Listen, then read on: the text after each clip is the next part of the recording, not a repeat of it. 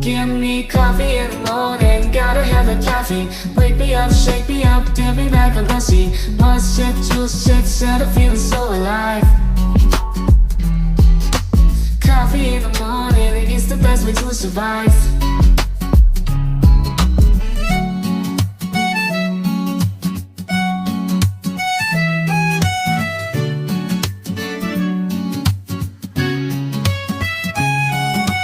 Woke up in the morning, sleepy eyes yawning. Jumped out of bed, started the day, opened the curtains. Felt the cool breeze, the sun shining on my face. But something was missing, I needed my job to chase. Give me coffee in the morning, give me coffee in the morning, gotta have the coffee. Wake me up, shake me up, dip me back on pussy. 1 sip, 2 sips, and I'm feeling so alive. Coffee in the morning, it's the best way to survive.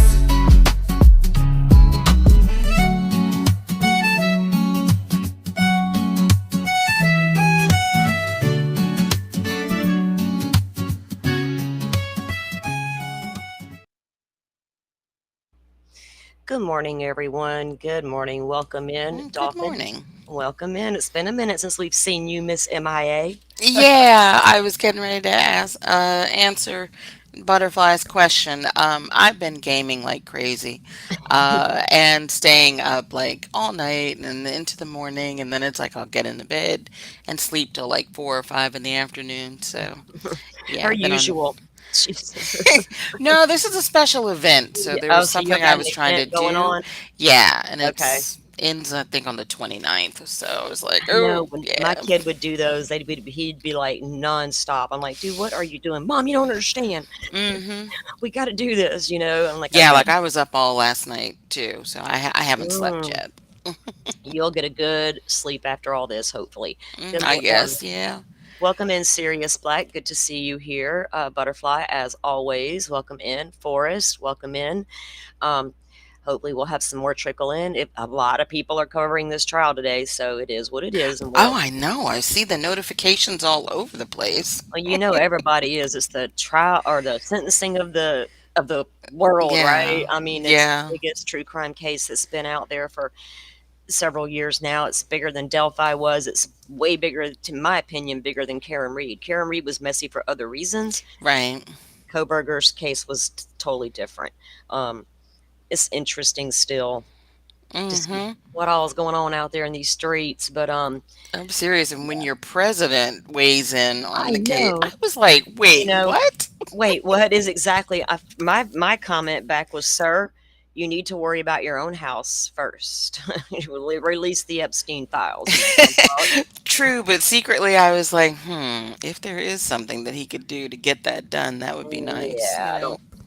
I think he believes he yields more power than he does. He's the president, but he don't run the courts.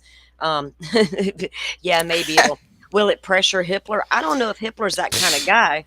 Hitler Uh, may start off his day, giving old Mr. Trump a a lesson in little, court etiquette. yeah, I'm a, I'm speech, gonna, I'm gonna rule by the law, sir. Get out of here. Um, motion to scream. Welcome in. Listening while you work. Joy. Good morning. Welcome in, everybody. But yeah, the president did weigh in, encouraging the judge to pressure or force Kohberger into making a statement, but you can't force them into it by law. It is what it is. So I don't know what, like, there was dead silence from this dude for 3 years on this case. Now all of a sudden you got something to say. I'm like, I'm over it, you know. Shit, I just saw 2 weeks ago where people were trying to get that chick Candace, whatever her last name is, the Olsen, or whatever her name is, that girl. oh, we're talking about Candace Owen. Yes, What about her? people were trying to get her to look into the Idaho 4 case and the travesty Oh, that's happening, and she bought right into it. what? Yes, Mm, I saw the statements that she was. I was like, for real, girl. I don't even care.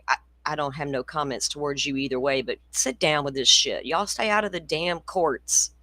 If y'all want change in the courts, then go make change. Don't come out with your little statements and stunts. I don't care for that at all, because it's statements and stunts is all it is. Wonder why he didn't weigh in on Stearns. Exactly, Joy. Ugh. That was a, he could have at least done that too. Don't give Stearns a deal. Come on. Make him, don't allow, he should have said, don't allow that freak to get up there and speak that child's name. That's what I he should have come just, out and yeah. done. Whew, Anyway, yeah. I don't, Nick, that man ain't got, he's no count in my head. He trying to change the name of my Gulf and shit. I can't with that guy.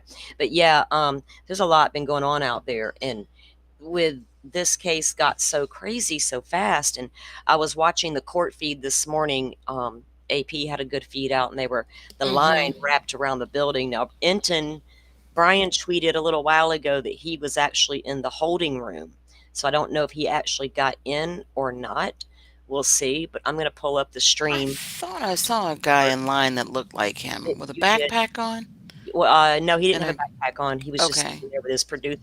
Producer was holding the line for him while he was out walking around. Then I saw Anjanette Levy up there interviewing two girls that had on Vandal sweatshirts. So I'm assuming they were students from um, Moscow, and Anjanette was interviewing those guys. And then they've all made their way into the courtroom. I'm pretty sure Twiz was already there. He wasn't gonna miss that shit for nothing. Um, Oh wait, you said Anjanette interviewed a couple of people Yes, already? there was, she walked up, there was a couple of girls in line had on Vandal sweatshirts, and, I saw her approach the 2 girls. They spoke with her, like, did a little interview or whatever, and she turned around and walked away, and it was definitely Anjanette. She got there yesterday. Okay. They all got to take a tour of the prison. We're gonna watch that later because we have been told that after sentencing, approximately 45 minutes after sentencing, there will be a press conference held by the city of Moscow. It will include the prosecution and investigators, and I think it's gonna be a Q&A style. I don't know for sure, but they did put out a press release about it. Looks like this is how I can hear. We don't need to hear. We can just see. Oh, Okay. thank you, because I could hardly hear Yeah, you. I know. They all made All their of a sudden, I was hearing air in my left ear, and I Yeah, was like, "What is that?" it was the noise from the courtroom out there. So Oh, okay. they did open the doors and they let everybody file in, like I said. And Bryan, he already tweeted that he was in the holding area there. Let me pull up this. Oh, wait. Yeah, I did not watch the prison tour yet, so that should be Butterfly, interesting. what are you doing out here? Butterfly just supported me on Buy Me a Coffee. Thank you, ma'am. I can't get enough coffee today. Oh, that's I was nice. telling Dolphin this morning I was feeling anxious. I was having anxiety, and it's all because of this. I think I'm just so. The 4 victims in this case, I felt I started growing really close to them because I was learning about them while the internet was ripping them to shreds. Not everybody, but a lot of people were. I dove into, wait a minute, this could be my kid. And how dare someone come out and try to destroy my child on the internet because they think this freak wasn't responsible? Simply because you thought the freak wasn't responsible, you got to go tear everybody down that lives there. That Yeah. was, and so I don't know. I think last night I had the most beautiful sunset I have seen in a while, and sunsets are my jam. I'm in Florida. I can't help it. I will sit outside every single night just to watch that sunset.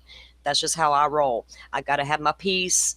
I went out there yesterday and it was so hot in Florida, guys. It's like on fire here, but whatever. I'm used to it. Yeah, it's the I couldn't same sit out. here. Yeah, I couldn't Jesus. sit out as long as I'd like to. So yesterday evening, though, I was cleaning up the kitchen after dinner, and I'm like, man, look at that sky. I could not wait to get back outside. I went outside and I sat there for probably 2 hours. My sky was gorgeous, and all the different colors, and all I could think about were the Idaho 4 victims. Did they finally have peace? Did Maddie finally find the peace? Danger, if you're listening, you know what I'm talking about. Hmm. Hopefully she's not stuck anymore, and hopefully she can find some peace now that this guy finally admitted, yeah, I did it. I mean, I think Xana always said the Elantra was key. I just can't wait for the documents to tell me how it was key. Oh, Brian Enton also was reporting that I think I've got it saved for us to review, but he was reporting that sources told him, and we'd already heard this bizarre stuff. Hmm. So sources were telling him that when Kohberger was in the parents' home when he got back from Moscow, every single time he left the house to go do anything, he was wearing gloves. And his Oh. sister, yeah, and the sister was like, "Dad, come on, he's wearing gloves. He's got the white car. He's already weird." Blah blah Mhm. blah. So that's just another, and that is why, and apparently the cops were following him to try to obtain DNA surreptitiously, or Mhm.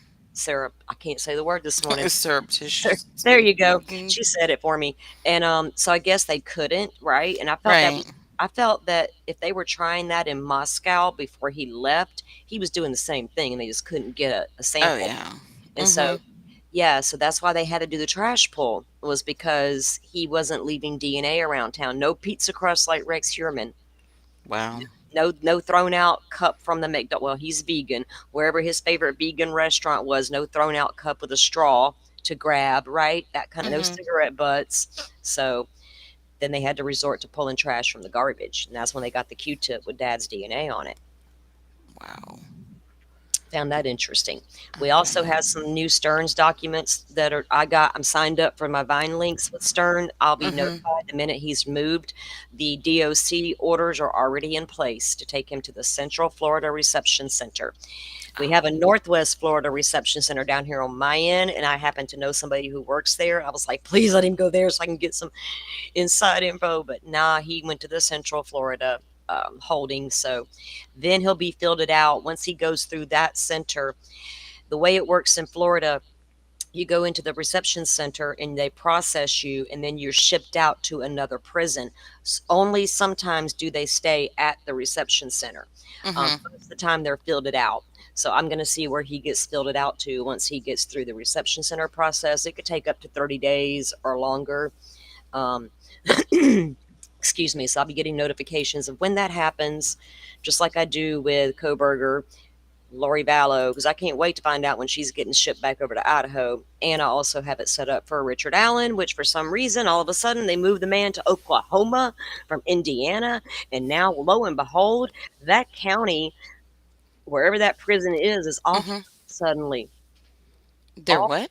offline, meaning Oh. they first I got you're supposed to Vine is supposed to alert people when an offender is moved. We got Mhm. the alert after he was moved in a oopsie from the Vine link.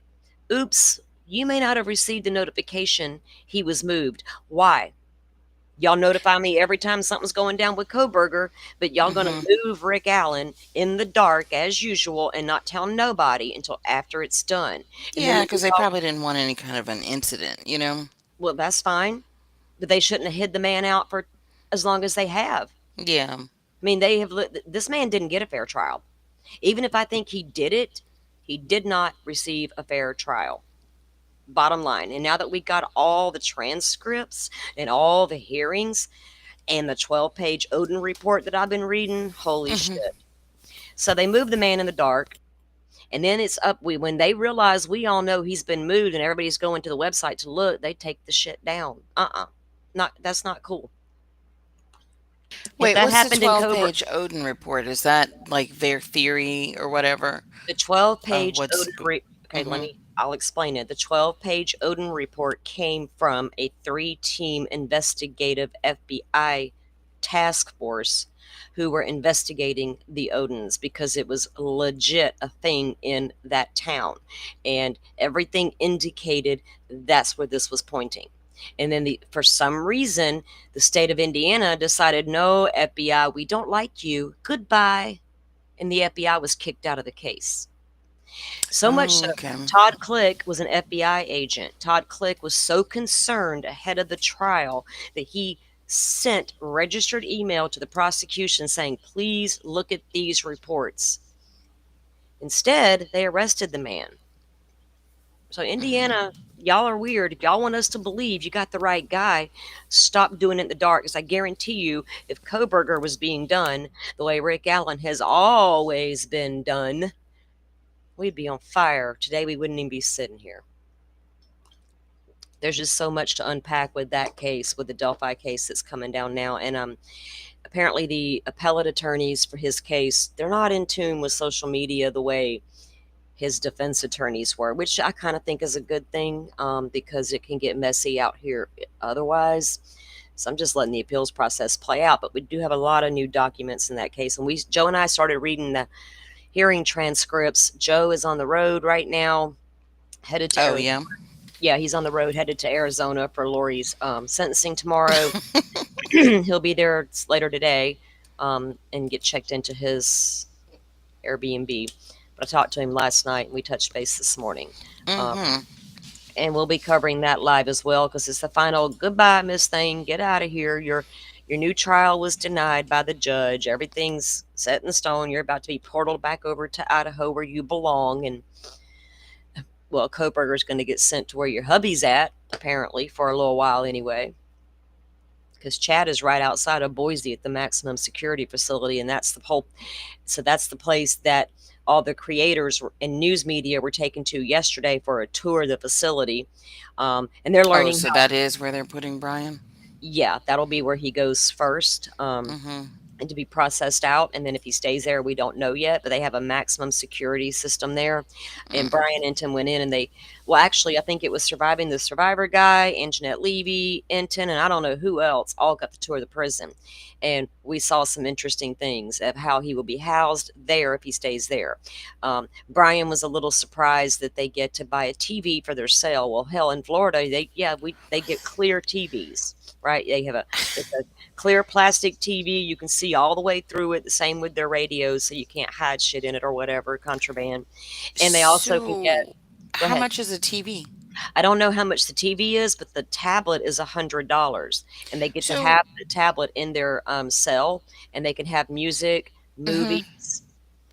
If they have a TV, then they can turn it on and watch TV anytime they get ready. Yes, and they have basic cable supplied. Jeez. Go sit there and watch yourself Wow. on TV. Okay. Mm. Is it Mm, going to be a no, smart TV? oh, I doubt He it. can get YouTube. No, it's gonna be a basic TV. Probably don't even have no damn remote. You got to get up and turn that channel if you want Oh it. God, now we gotta check that website Yeah, again we then. do. We do. Uh, try and find out what kind of TV it is. I know. Oh I my know. I know goodness. what the ones in Florida look like, and they're like a small 13-inch type TV, and they're clear plastic. The housing is all clear plastics that can be seen through. But it's a thing in Florida. They've always been able to have TVs here. And the tablet, they can keep the tablet too? They keep the tablet in their cell. That's Mm-hmm. what they're reporting, and they can have movies, music, and then you can also email your family. I know Florida's prison system has been set up for emailing for decades, right? Mm-hmm. Because I know somebody in the penitentiary, and I know for a fact they've always communicated with their family via email from their tablet. I wonder, do they have YouTube on the tablets? I don't think so. I don't know if they. That's a good question, Dolphin, because I don't know if it's linked up to. It has to be linked to Wi-Fi if they're going to be able to email and things like that. So I don't know what all they're allowed to get.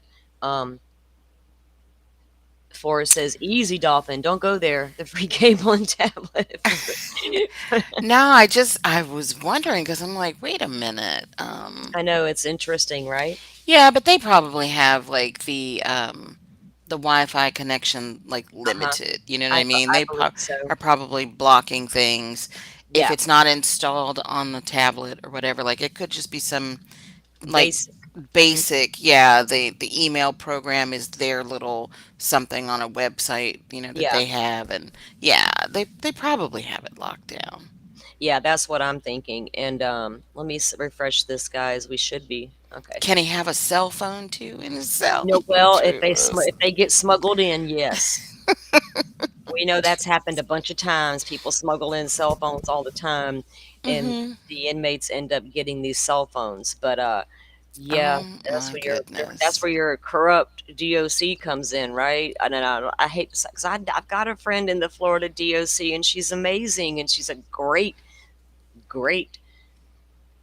She's really good at her job. Let me put it that way. And it's Hmm. like but yeah, people will smuggle that shit in, and they'll get their phones. Shit, we've heard. Um, what was it, that last prison break? I think they were using a smuggled in phone. Oh yeah. Yeah. but no, I don't think he's going to have access to the. He'll have. They do have a phone bank there in the. So they have the pod, and they're 23 hours a day in their pod, and they are allowed to come out. They got these little. Y'all remember the old school classroom seats with the Like the steel hard, pod? like, Yeah, yeah, yeah, yeah. desktop, Little and you desk. slide Yeah, in. Yeah. they have those there, but they have handcuffs attached, and they can go out there and sit, but they got to be chained to the chair. Is the And chair yeah, bolted down? I guess. And then they have these Mm. cages where they, in this same kind of cage they described that Alan had to visit his attorneys in, Hmm. but they have these cages there in the center of the room for the most violent criminals, and they put them in there to meet with their attorneys and shit because we don't want nobody lunging at their You people. said in the center of the room? Yeah, let's see if I can. Oh my goodness. You're making me want to look up one of those prison shows. You know how they're like, what is it, Life After Lockup or Life after whatever, lockup. where they show you inside of the prison, and and they Oh talk yeah, to the inmates, and they tell you what's going on, or you know oh yeah. I've all watched that. so many of those. Um, God, I've watched so many of those over the years. Let me find. I guess I need to watch one or two because I don't Oh know yeah. anything about prison. I'm Oh like, my God, they're what? super interesting. You people would be surprised at what all can go down in the prison, right? Um, and people are amazed that don't know. It's a whole different world there. Let me pull something up real quick. Let me make sure I got everything set though, so I don't I miss mean, it. I was aware of illegal things like contraband items and stuff like that, but the things that you're saying they're legitimately allowed to have, buy, whatever, and all that, that's crazy. That looks like Oh, I gotta keep an eye on my food. I ordered food. I forgot about that. you ordered food. Mm-hmm. Okay. Some breakfast. McDonald's. I've got the court feed up on the side, guys, so I can keep an eye on that. And here's the Brian's piece on the prison. From these families. What have you heard? Yeah, it's interesting what you say, Ashley, though, about being able to come out. I went in with Mo, our photographer, who you know, and that's the first thing I said to him. I'm like, ooh, my God, I'm glad that we get to walk out of this place. I would never want to have to stay in here. We'll talk about that in a second. But in terms of the sentencing, tomorrow it's going to start 9 a.m. local time here.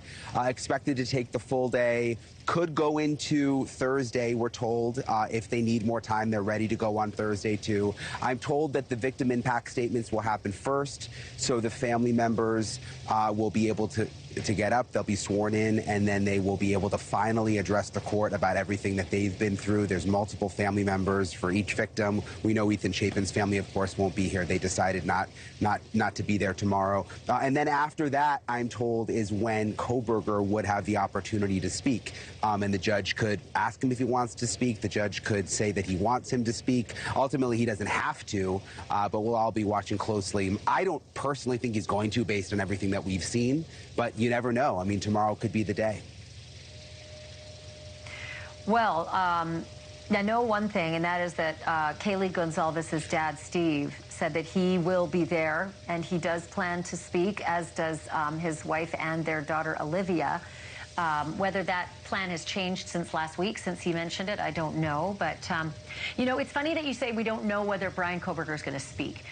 By all accounts, our work, yours and mine, and everybody watching, and everybody who's investigated and been invested in this story for the sake of the 4 victims, by all accounts, Bryan, he just seems like he is filled to the brim with ego. He just seems like he thinks he's better than all of us. And I would be shocked if he didn't want to do that last parting, statement before he literally disappears into atrophy land. And we saw, BTK, the BTK killer do that and talked and talked and talked and floored us all. How many people think that he just might decide to enthrall us all with what he thinks was his best work of his life?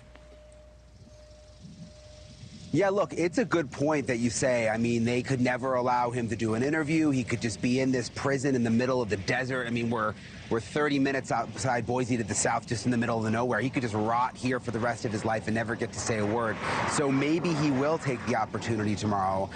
It's possible.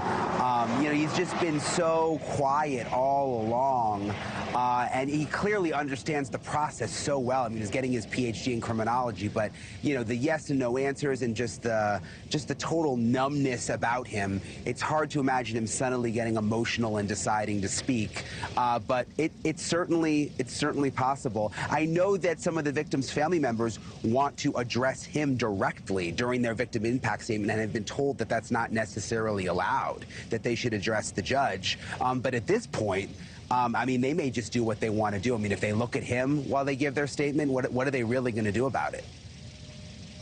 Well, I've been through a lot of these, and judges give a lot of latitude to these victims' family members because this is it. This is their only chance for true justice. They're not getting a trial. They're not getting satisfaction of at least knowing what happened to their kids. And so usually judges will go farther than you would imagine.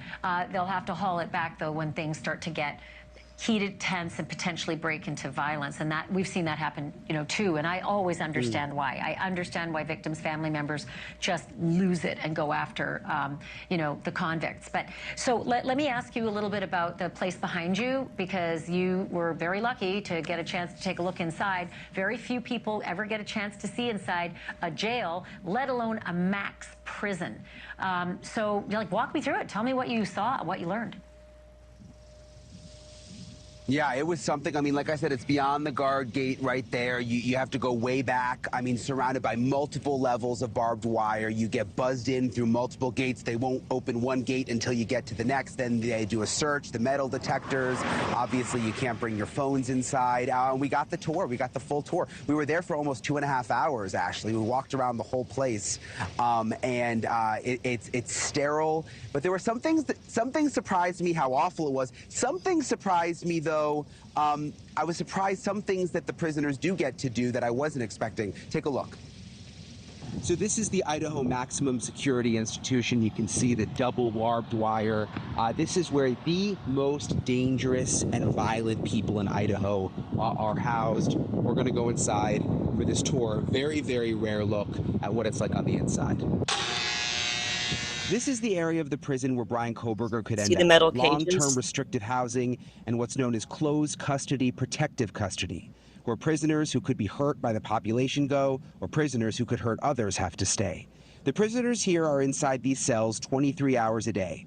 All food and water is sent into the cells through these little doors. They can sit at these tables, but are secured to the tables with shackles, or put into these cages where they can use tablets for visitation. While we were watching, we saw inmates doing something called fishing, when they use strings from blankets or a t-shirt to send notes under the door. That's why these bean bags are placed at the foot of the door to stop them from doing it. Almost every inmate can buy a tablet to have in their cell for $100. It has music, email, and movies. And they can also buy a TV to keep in their cell, which has basic cable. This is the outdoor area where the prisoners can go 1 hour a day. Some have to stay in these cages because they are so dangerous.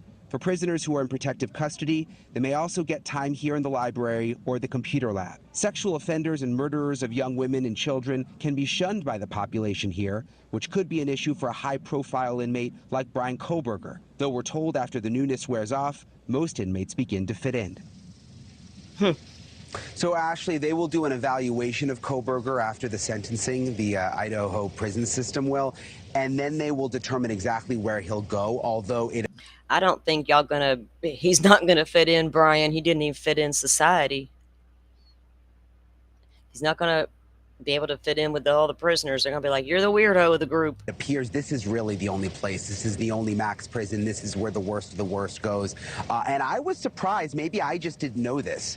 I was surprised that every prisoner can buy a tablet for $100, that they can have all the time in their cell to email, listen to music, watch movies, and they can buy a TV here, and they get the TV in their cell all the time with basic cable. I just always assumed they had to go out and they got like 30 minutes of TV time, but that's not the case here. That's in the county jail, dude. Yeah, every place is a little different, and I think a lot of people are upset about the fact that prisoners are given all that, you know, lounge time in their cells with entertainment. I've also Lounge time.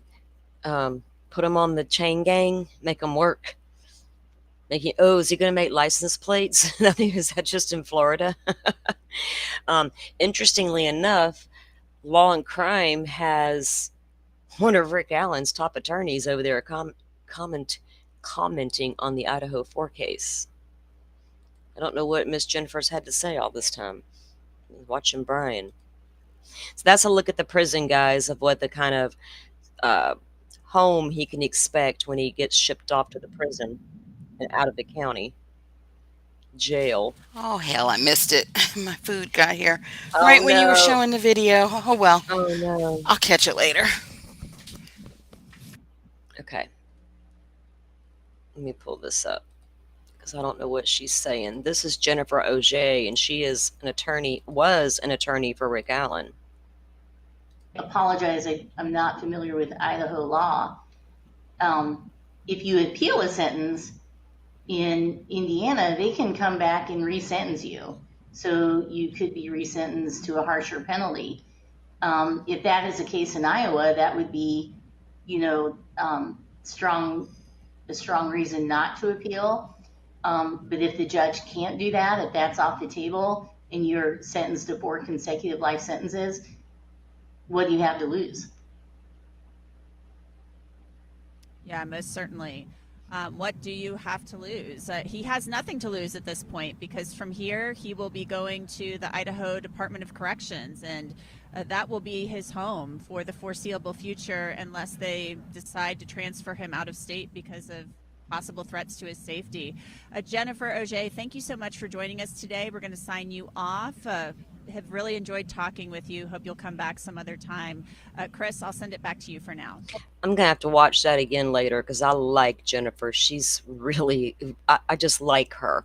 I got to know her throughout the Delphi case, and her interviews after that case ended were great. So I'm gonna have to go back and watch that again. Now, we were told by the Chapin family they weren't going to be there today. They're going to spend the day out on Priest Lake together. Good for them. Yeah, they said they weren't going to be there today, and I don't even know if they're actually giving statements for someone else to read, like a representative. Maybe, I'm not sure. I wouldn't doubt it. But they had already said on an interview on TV that they had planned to be on Priest Lake today as a family in the boat, doing what Ethan loved and celebrating Ethan in that way. They didn't need to be there. We were told Steve Goncalves wasn't going to go because he was so raging mad, but apparently he has changed his mind. And I think Olivia never was not going to go.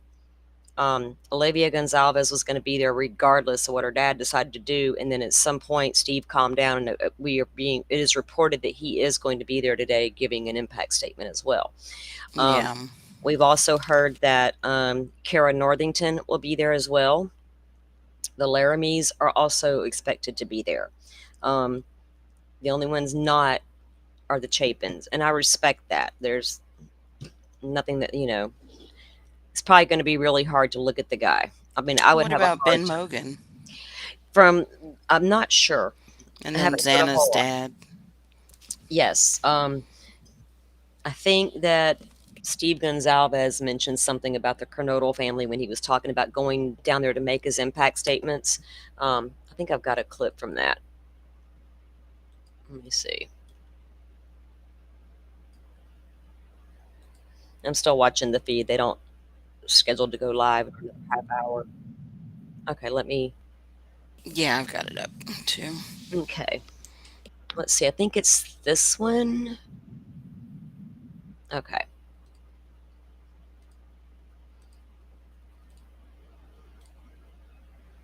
On his way to Idaho for the hearing tomorrow, where he will be making a statement as he faces the man who murdered his daughter. Joining me now is the father of Kaylee Goncalves, Steve Goncalves. Steve, I don't even know where to begin. You must have so many emotions going into tomorrow, but Let me get your reaction to what you heard there from President Trump, that he believes that Kohberger should have to explain himself and why all of this happened. What do you think of that? Well, the president is the art of the deal. He has a book on that, and I think that's exactly what our family felt like. Was we have one moment, one time to actually get this right, to set a statement and, get him to maybe show a little remorse, but beyond that, at least give us the facts of what happened. Pin yourself down, say some kind of evidence that makes it very obvious that you are part of this case and you can back that up. And then, do the right thing. You're making a plea deal, and you're making a deal. It's not like a plea demandment. You're doing a deal, so deal. Yeah. Is that what you think the other families, would they like to hear from him as well? And have you talked with any of them about how everyone's feeling going into tomorrow? I've talked with many of the family members. I'm actually with family members right now from Xana's family. So, yeah, we all have the curiosity. We all have our limits of what we want to hear. But I know that we all want this to go away. And the easiest way for it to go away is if this person during his plea gives out information that only he would know. And then we don't have to play these conspiracy games. I mean, it's a deal. You got to negotiate. And some people don't even understand the most simplest transactions. And I think that's become obvious. And that's why they don't want the media, exposing a poorly brokered deal. Wow. So it sounds like for you, this would be a moment of closure to confirm that indeed you know what happened to your daughter. And I imagine the other families probably feel that way. I understand, Steve, you are planning to speak tomorrow. Anything you can tell us about your statements tomorrow? It won't just be me. It'll be my daughter and my sons and my wife. We're really trying to sit this through, and what Trump's already done has made a difference because they came out and they told us some of the facts that they'd been hiding from us. So we got to rewrite some of those statements to make sure that our last statements are the most accurate as they possibly can be, and that's what we were really going for. So we're rewriting those up, and tomorrow, stay tuned. You're going to hear directly from our family on how we feel about this and what we think of him. I think a lot of people are expecting that Kohberger receives 4 life sentences. Steve, is that enough for you? Is that enough for the families to make up for this? No, you can't make up for my daughter with a loser's life, even if it's extended in adult care. She was a shining star, and he's not even close. He's not even in the ballpark of possibilities for us. So we can live with it. We want to move on. We can live with this. But again, we've always wanted what was best for our daughter. And we don't want to keep living this for the next 10, 15 years with conspiracies. So get it right. Hopefully he'll man up and he'll give some explanations and doesn't just give one-word answers to just get us out of that courtroom. We've waited for 2.5 years. We dragged it to the other side of the state. We did everything for this case to be fair, and then they bailed out at the last minute. Nobody even wants to hold him accountable at all. Real quickly, Steve, before we go, maybe you can tell us a little bit just what you want the world to know about your daughter, Kaylee. What I want the world to know is my daughter was just like any other guy's daughter. She's beautiful, loved, and fathers, we got to protect our girls. We got to go to bat for our girls and our sons, and we got to put our foot down. We can't crawl up in a ball and cry. I mean, that's something we can do for privately, but eventually we got to be the fathers and the mothers, and we got to stand forward and say enough. We got to protect our kids, and we're not going to take it anymore. We're not going to take this weak-minded, pathetic delivery of half justice in backroom plea deals. We got to do better than that. Well, she's so lucky that she's got you still fighting for her, Steve. So, Steve Goncalves, good luck tomorrow to you and all the families, and we appreciate you spending time with us today. Thank you for your audience. I appreciate it. Hey, Sean. Oh.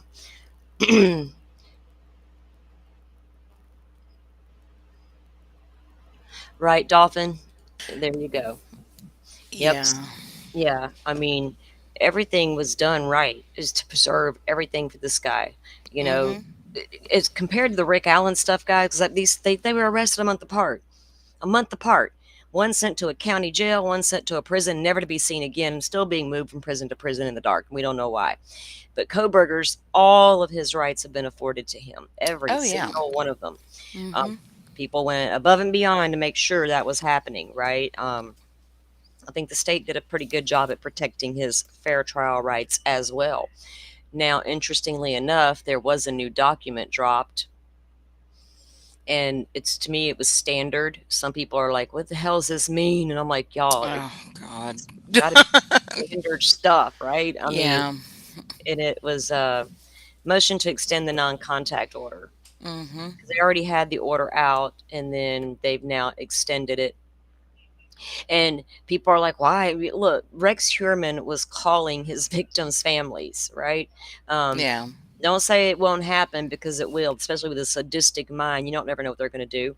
But comes now the state of Idaho by and through Latah County prosecuting attorney and moves this court for an extension of the no contact order previously entered herein, preventing defendant from having any contact with the victims pursuant to Idaho Code 18-920. This motion is based on the fact that the defendant has now entered a guilty plea to all offenses charged in the indictment and will be sentenced on July 23rd, 2025. The current no contact order expires January 5th, 2027, and the state respectfully requests that they extend it for an additional 99 days.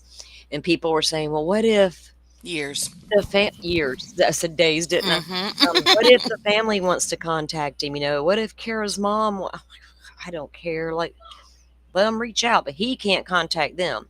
But I don't know if it applies to them reaching out to him. What would you say to the heifer, right? Um,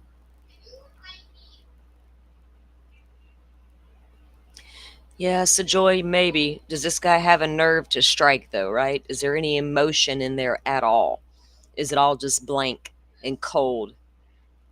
I think it is. I don't know if he can be moved in any kind of way, and Yeah, he can. I think he Like, maybe a tiny bit. if you challenge his intelligence or whatever and Well, in say, that oh, he way. couldn't have been that smart because he did X, Y, and Z wrong or whatever, that'll totally, like, get to him. You know what I Oh, mean? yeah, but I mean, he won't feel remorse for what he did to Oh, the yeah, no. victims. That's what I'm talking about. But he may be offended if Olivia gets up there and says, "Look, you stupid ass." Mm-hmm. He might jump up and say, "Excuse me, ma'am, don't talk to me like that. I got something for you." Yeah, but if what she's saying is about if they filled the statements with his failures, Mhm, yeah, that might strike as mhm. a nerve with him. Yeah, I agree, said Joy. Absolutely. I agree too, because he seems to be triggered by that sort of thing, right? Especially coming from a woman. So if Olivia gets up there and slams his ass with a really good and powerful statement, and hey, And she knows that. yes, she does. Mm-hmm. She's like she said, she's been on top of this. She's the one that got the grub truck video before the Yeah. police did. They got 1112 camera footage before the police did. They've always known about a white Elantra out there. There's a lot they and Steve kind of let it rip a few days ago over the weekend, I believe it was. I was watching an interview and he was going off about the leaks and the investigation, and apparently the investigation is still ongoing. But he was all like, "Nobody's come to me and asked me where I got the information from." Oh, it was on Anjanette Levy, I believe, or no, Banfield, and he said was talking about the early leaks in the case. And he said, the thing is, nobody's come to him yet and asked him where he got the information. She said, "Oh, tell me." He said, "Oh, no, I'm not doing that." And I thought, well, you're not going to tell the investigators who told you the information to start with. So give it up, dude. You can't have it both ways. Y'all come talk to me if y'all are really investigating.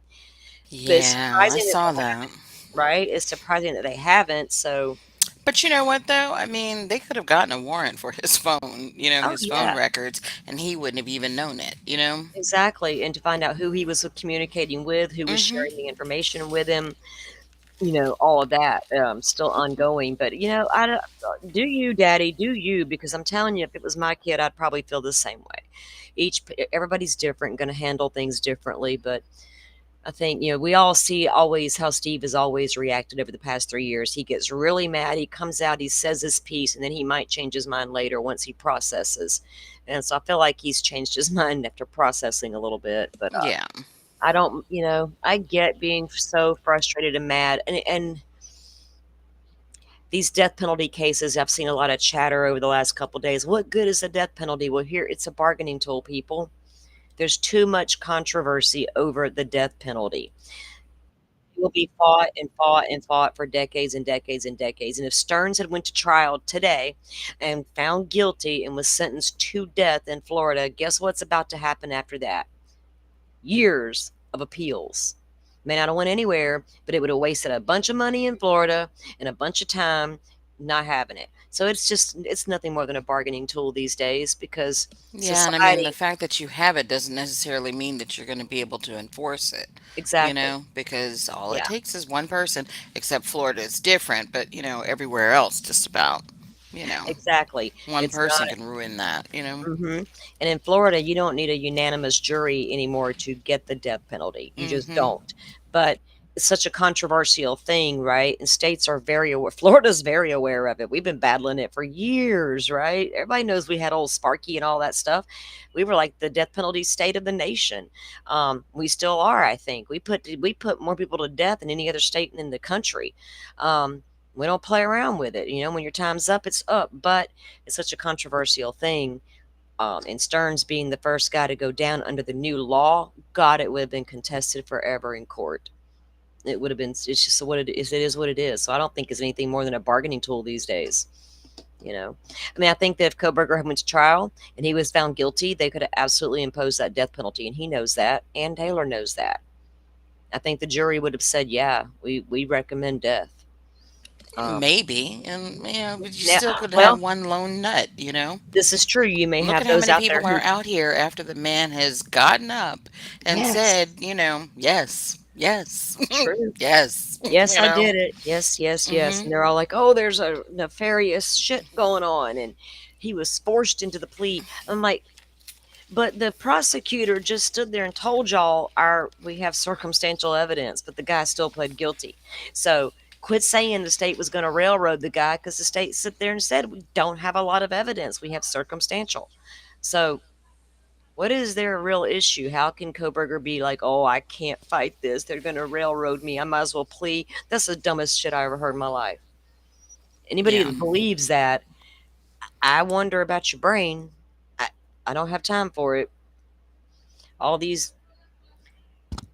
I, you know what? It's a little offending, though, that all the 3 years this case was going on, and so many of us were shunned from other communities and chats because we spoke and said, "Well, what if he's the guy?"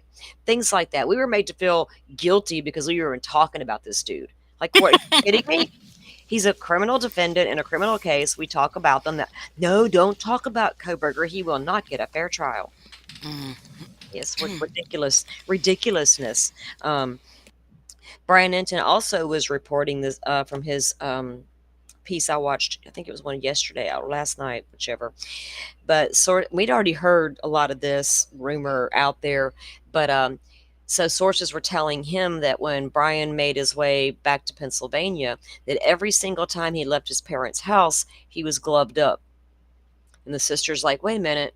Why are you wearing gloves every time you leave the house? You've never done that before, right? And you drive this white car and you're already a weirdo." So, and then that was the reason they had to the trash pull to try to get DNA, because I guess they were following Kohberger around town and they couldn't grab Yeah, DNA. So, they um, were, because they were talking about how they saw him. What mhm. was it like? Oh Didn't yeah, he do something with the car, like the yes, tires again, or something, or whatever? yeah. Oil change, something. It He was was something in the always. document, yeah. Hmm.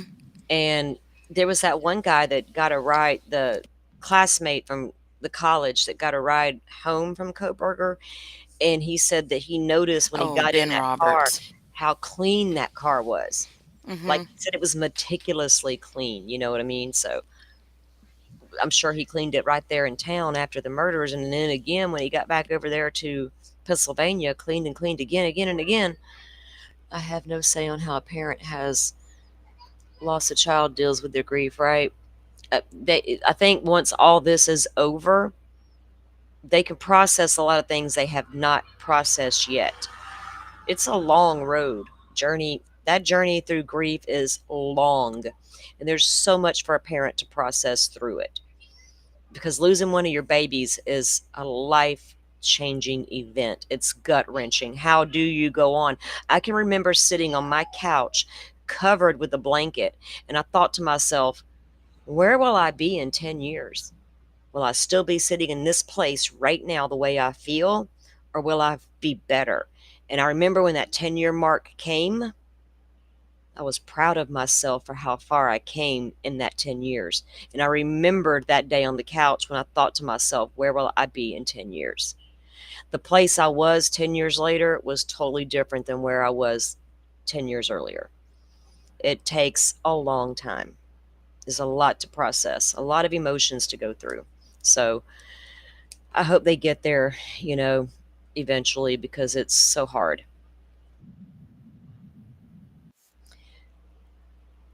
I also saw reports where Steve thought that this is back when he was still mad right after sentencing, where he's like, oh, well, Idaho has a plan for Kohberger. They're going to send him in Oh, prison. yeah. He's going to be like this covert guy and can do.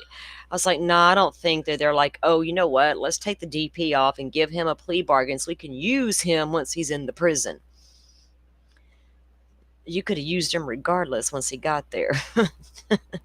Because this guy's thinking he's got that genius mind. He's like going to be like Hannibal Lecter. Y'all come to the prison and interview me. And like that one show I was watching for a while there on Peacock, where the guy that, like, he kidnapped this lady and her friend, well, two little girls at different times, and he held them captive for years, and then somehow they escaped, and she ends up kidnapping him, but she puts him in her basement in this big, she built this thing in the basement and locked his ass up in there, and nobody knows she has him. But she would go down to the basement and What's the show name of him that? the God, it's on Peacock. It's called I gotta look it up. But so when God, I can't remember it now. I hadn't watched it in a while. So when she goes to the basement, so she's a private investigator now, and she would work on cases. And so she would go down to her basement where she had this guy locked up, and she would show him the case file, and he would give her insight on the crimes and how to find everything out. It was great. I mean, I have It not been, does I sound good. haven't watched it in a while, but I'll link it to you. I'll look it up Okay. after a while. I told Butterfly about that show a long time ago, but it's really intriguing, and I just haven't watched it in a while. I feel like when I go to bed, I'm like, I'm gonna watch TV, and like next thing I know, I'm asleep. Except for last night, I couldn't sleep that For a good. minute there, I thought you were gonna describe this show that starred Michael Sheen. It was called The Prodigal Son. Oh yeah. That was really good. Where the guy, um, he was a serial killer. He was a doctor who was a serial killer, and oh, he had a girl in the house. It took place in New York. He had a girl in the house, I think in the basement or something. His son, who was about maybe 7 years old at the time, Hmm. the son found the girl, and then like I think called the police, and then the father went to answer the door, and oh, I remember the cop was played by Lou Diamond Phillips, and he came to the door, and and the father was, aka the killer, was like, no, nobody here called the police or whatever. I think he invited him in for coffee or something. And Hmm. then the little boy, he came in, but then the little boy whispered to him, my father is going to kill you now, or something. So then Oh the cop wow. pulled out his gun, and then they arrested him, and they set him up in a situation kind of like a Hannibal Lecter type situation. They Yeah. had him in a mental, like an insane asylum, and they had him like in the center of the room in a cage or something or whatever. And I think there Uh-huh. was like a library around it, or the room was all locked or something. It was really good. And so his son grew up to be an FBI agent, I Oh wow. think, and a slash profiler or whatever. Hmm. The daughter was a news reporter. And so then the son, so they're estranged from the guy, right, the father, but then he ends up having to come back to the father to get advice for these cases, to solve, and catch killers or whatever. Yeah. And so it was really good. I guess they canceled it or whatever. I Hmm, think it was on for at least 2 seasons or really? whatever. Yeah, I'd have to look that up. I didn't see that. Yeah, it was really good. Yeah, there's some interesting stuff out there as far as shows like that goes. I know when I go to bed, I'm always binge watching something to do with true crime. Hmm. I've seen some crazy cases lately too that just make you go, "What? How did he get there?" And the things that people are willing to do to other people for Oh the yeah. smallest thing in life, right? Hmm.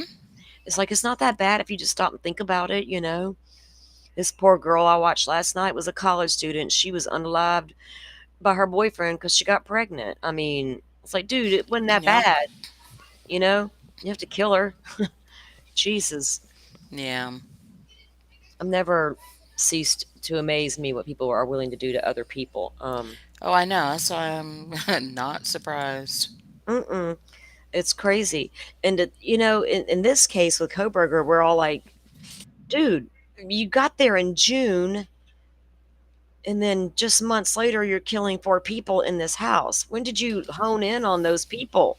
When did you when did it all start? That's what I want to know. When did it all start? Like it matters, but it does I to mean, me. his plan obviously started before he even moved out Mhm. there, you know? And like you and I have I always think wondered. this was years in the making.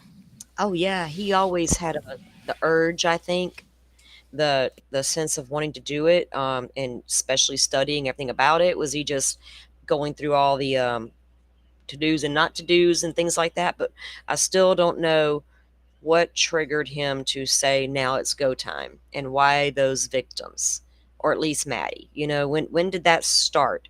And I always wondered, like I've told you before, was he in Pennsylvania looking up shit on the web and where to go, what to do, and stumbled across something he liked? I don't know. um the I parent honestly think that he was probably going to try to be, a serial, Oh yeah, killer, I agree too. And I think Uh-oh.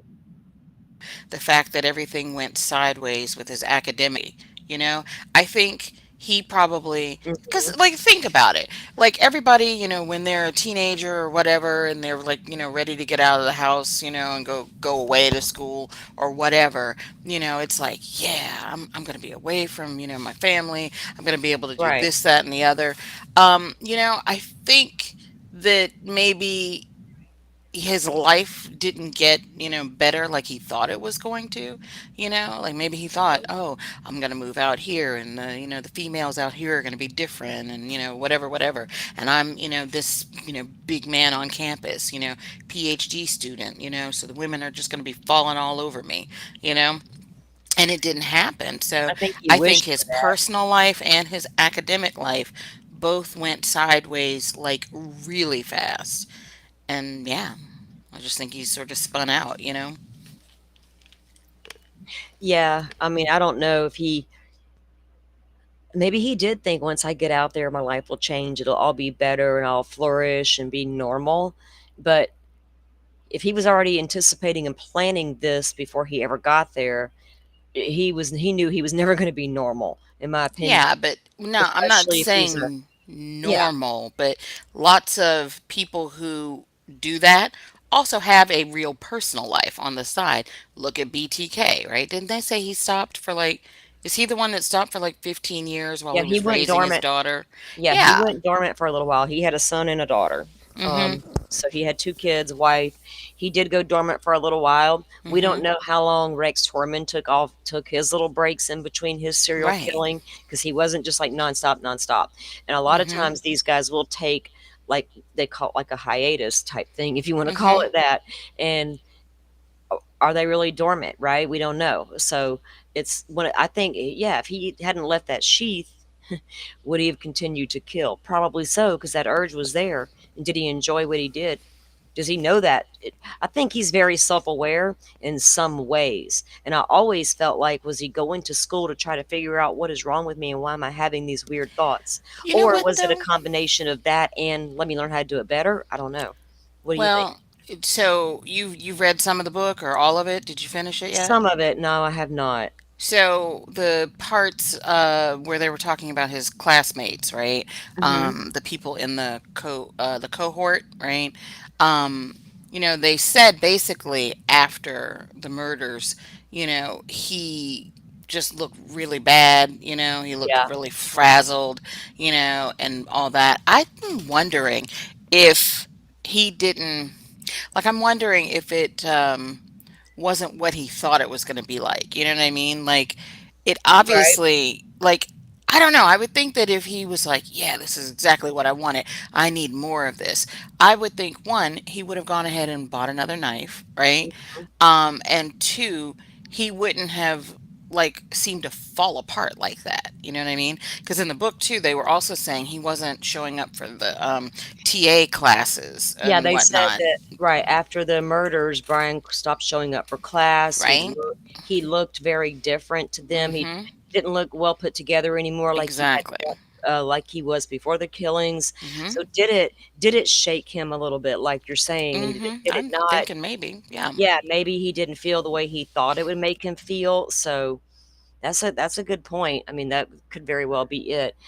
Figuring out that mind of Kohberger is crazy. And it, like, Catherine Ramsland's going to get in there and interview that guy as soon as he lets her. Oh yeah. She's probably already put money on his books, or getting ready to. Oh shoot, What? I don't know. I just got a notification on an email I've been waiting on, and I got to check something. Oh, okay. Court hasn't started yet. It's just they've got a Oh no, little sign up. That's it.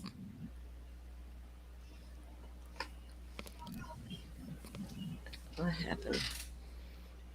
Okay, sorry guys, I had to check this email really quick. It's important stuff. I have to tell people off. Where did it go? What am I doing here? Okay.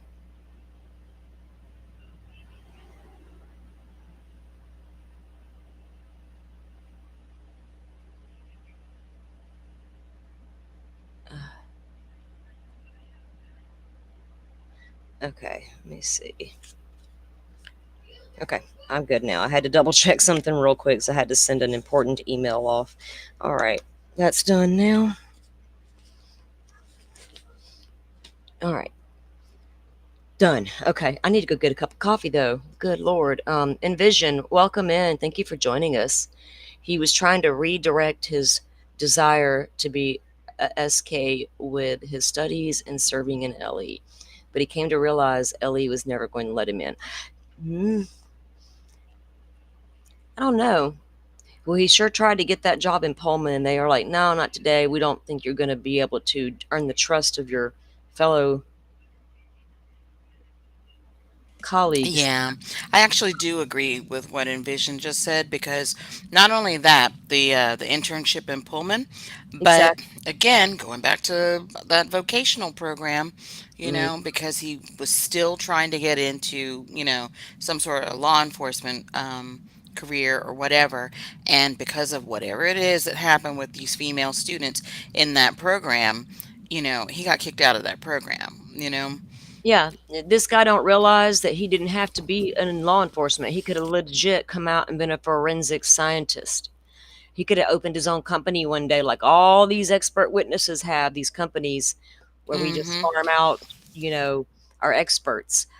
He could have went in a lot of different with the two studies he took. Criminology and criminal justice are two very different things. He had a world of opportunity for different jobs, even outside of law enforcement, as actual cop. Right? He didn't have to be an actual cop, but if that was his end game and goal, yeah, he was never going to cut it at that because people weren't going to trust him. And And with the psychology degree, like what if he wanted to try and be a profiler or whatever, but well, he that would, couldn't because of yeah, what was on his record? and that would have went hand in hand with the criminology studies. Hmm. That's what criminology studies, and criminal justice is like they're they're two separate things. But yeah, he could have been a profiler. He could have come and done a lot of things. But would that on his record be a red flag? Was Oh, that the red court flag starting. for it starting? Hmm. It just popped up on their feed. I'm on the court's YouTube page. Okay. They're just getting seated. He is in prison orange. Good.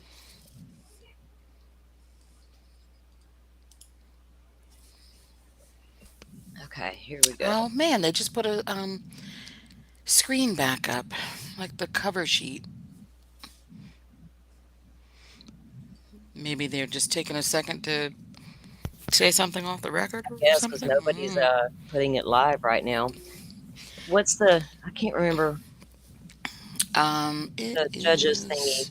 I used to. Hold on, I Let's can see. share it. I'll just send you the link.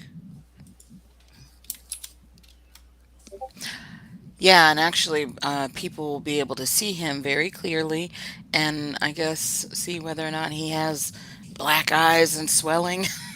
Isn't that what people were saying the other day in that from that Zoom Yeah. hearing? All right, let me get it Who up was here. that? Was Let me that? see that. I forgot which creator said that. Like, oh, he's having problems swallowing and he's got Jesus black eyes. And Christ. I was just like, oh my goodness. Y'all could make up some more stuff about your golden boy. Somebody really worked him over in jail. I was I like, guess. oh my goodness. Wow. Poor guy. It's like, could it have been the camera angle and lighting, you know? Right. Oh no, they're gonna make something out of nothing if they can. Okay, this is the actual feed from the courthouse or the courtroom. I'm gonna have to go grab a cup of coffee, guys. Let's see. Let me move that where I can see. Okay. I'll be right back. Oh, okay. You can unmute it too. So Oh, did it? if it just, Like yeah, she's it's like, "Do your muted. just have to get your shit together." Okay, it's unmuted. All right, I'll be right back. Okay. Let's see. Are we ready? Oh, here we go. All right, Started. thank you. All right, this is CR 0124316665, State of Idaho versus Bryan Kohberger. Defendant is present in custody with counsel, Ms. Taylor, Ms. Massoth, Ms. Barlow. The state is represented by Mr. Thompson, Ms. Jennings, Mr. Hurwitz, Mr. Nye, and Ms. Allen. This is the time set for sentencing in this case. The defendant previously entered a plea of guilty to 4 counts of first-degree murder and 1 count of felony burglary. In exchange, the parties stipulated to recommend a sentence consisting of, on burglary, 10 years fixed, on each of the 4 counts of first-degree murder, life fixed. The parties waived pre-sentence investigation. To my understanding, neither party submitted a sentencing memorandum or other materials for the court. Court is familiar with the file and the evidence submitted previously Okay, cool. by the parties as it has reviewed them throughout the case and in anticipation of trial. Is there any legal cause why sentence should not be imposed at this time? No, Your Honor. Look at him look around. Does the state, before impact statements and arguments, wish to present evidence today? Your Honor, the state does not intend to present evidence in a documentary sense. We have provided the court through the clerk with photographs that we would like to use during the course of our sentencing argument. Sure. All right. Thank you. But no testimony other than impact statements? That's correct, Your Honor. All right, so with that, let's start with then impact statements. Ms. Jennings will be introducing the And my understanding, just so I'm clear, I indicated through the trial court administrator that we needed to see if any of the victims wish to have the camera not running and audio only. And my understanding is all of them indicated they are fine with the video. Is that correct? Yes, Your Honor, that's correct. All right, very well. Go ahead. Your Honor, the first, and we're taking these in the order, victim impact statements in the order that the charges were listed in the indictment. The first charge being burglary. So we will have Bethany Funka's statement, and she has asked that her friend Emily Allant read that statement. All right, any objection to that? All right, very well. Bethany's statement.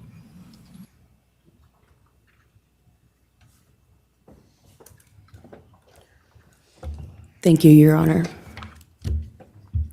I'll be speaking on behalf of Bethany, and so, yeah, here it reads.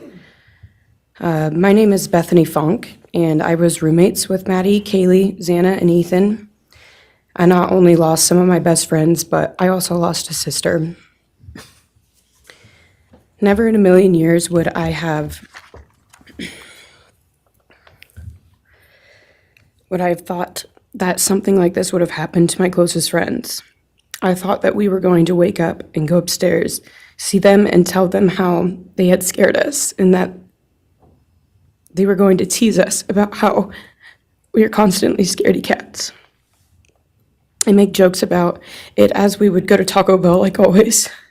But sadly, that is not what happened and what turned out to be my worst nightmare. When I first woke up that morning, I had no idea what happened. I woke up around 7 with a terrible toothache. So I called my dad, who is a dentist, and he asked what I should do.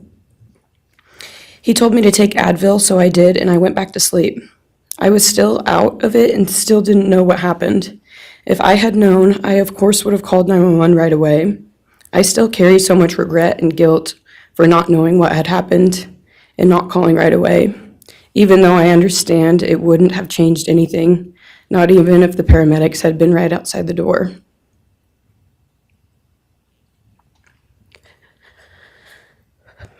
I was so frantic that morning and scared to death, not knowing what had happened. And when I made the 911 call, I couldn't even get out the words. And from then on, I don't remember a thing. It was like my brain wiped that whole memory. That was the worst day of my life. And I know it always will be.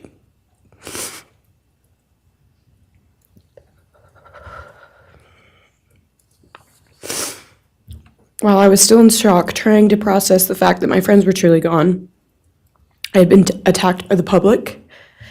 I was grieving, numb, and unsure of what had happened was even real. And at the same time, I was getting flooded with death threats and hateful messages from people who did not know me at all or know the dynamic of our friendship. Social media made it so much worse, and strangers made up stories to entertain themselves. The media harassed not just me, but also my family. People showed up at our house. They called my phone, my parents' phones, other family members' phones, and we were chased while I was still trying to survive emotionally and grieve the loss of my friends. I hated and still hate that they are gone, but for some reason, I am still here and I got to live. I still think about this every day. Why me? Why did I get to live and not them? For the longest time, I could not even look at their families without feeling sick with guilt. I did not know what to say or what to do. I was terrified that my presence just made their pain worse, and I was still here when their kid, their siblings, and their friends, their loved ones should have been here instead. After everything happened, I was afraid to go into my own backyard or alone in my house. I was scared that the person who did this would come for me next.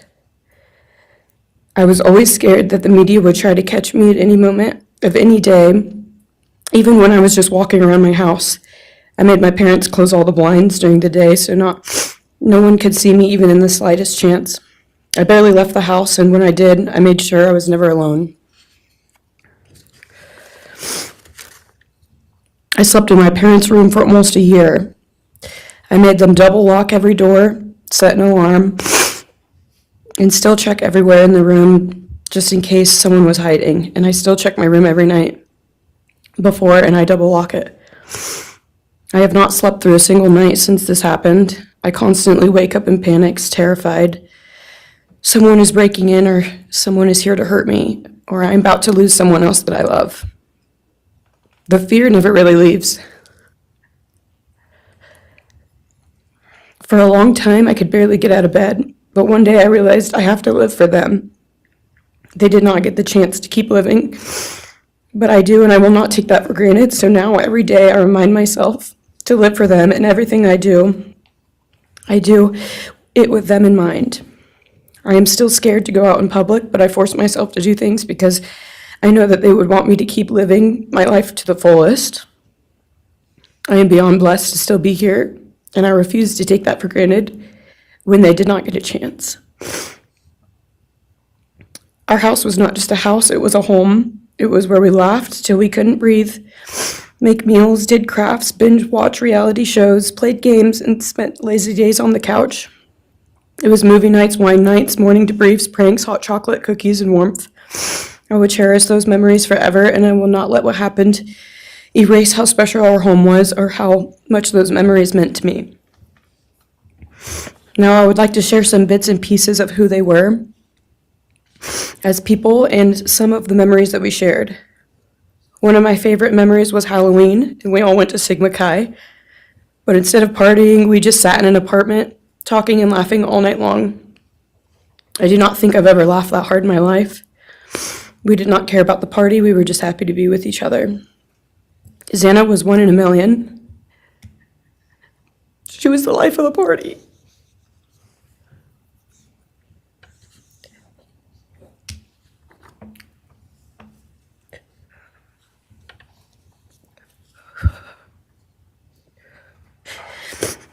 But she was also the kindest and funniest person I knew.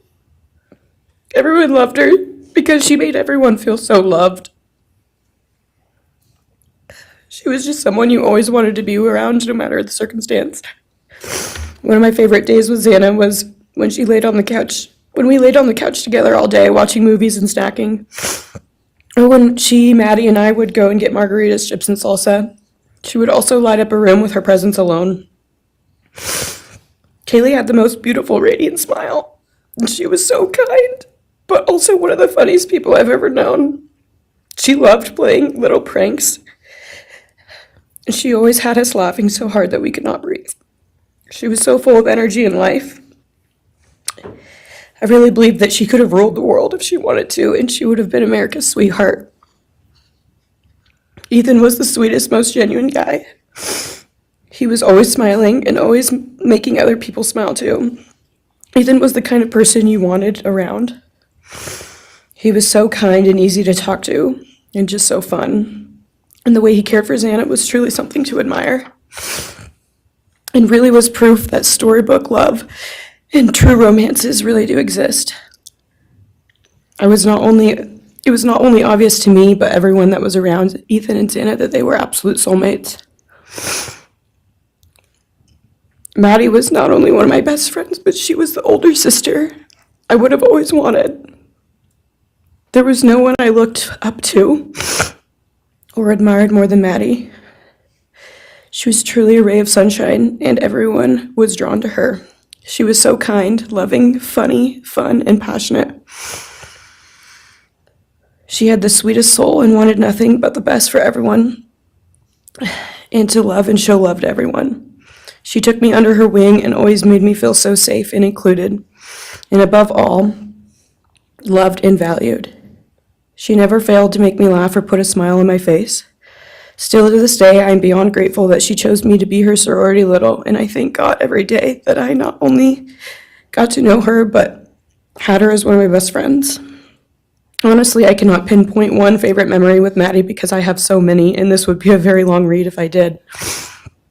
But if some little memories with her that I cherish is when the two of us made a nice dinner and split some wine, or when we would binge watch Jersey Shore or Summer House. When we came up with a whole dance routine on Halloween and danced and sang all night, like no one was watching. All the late night walks home from going out, and just little shopping trips and so much more. I am beyond blessed that I had the chance to know each and every one of them. They changed my life in ways I would have never put into words. I hope that they are remembered for who they are, not what happened to them, because who they are were so beautiful, and they deserve to be remembered in the highest way. My heart breaks every time I go to text one of them or how badly I wish I could see and hang out with them. And then I remember I cannot. I will never be able to again. But I still talk to them in my prayers every single night, and I always will. I wish more than anything I could hug them one last time And I wish I could tell them how much I love them. And even though I cannot, I still tell them every night. I will keep living for them as long as I am lucky enough to still be here. And they were all truly one of a kind. And they will be in our hearts forever and always. Thank you. And please convey to Bethany my appreciation for her courage, and I hope that she heals. Next is Dylan Mortensen. We're asking for some accommodations for Ms. Mortensen and that she be allowed to sit in my seat. Sure. Dylan's in person. Holy shit. Are you looking at the piece of paper in front of him? It's a heart with starburst or something Dylan, just take your behind time, it. all right? Oh, Kohberger's thing? Oh, she asked Bill to block her. She didn't want to look at him. Okay.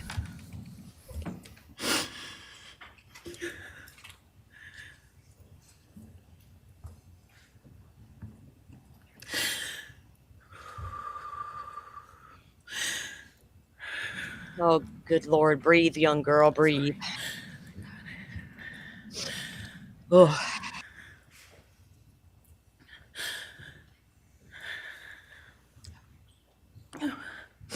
Thank you, Your Honor. What happened that night changed everything.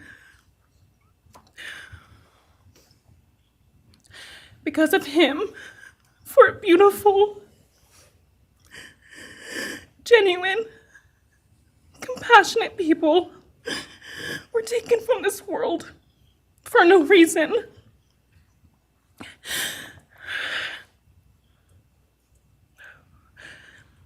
He didn't just take their lives.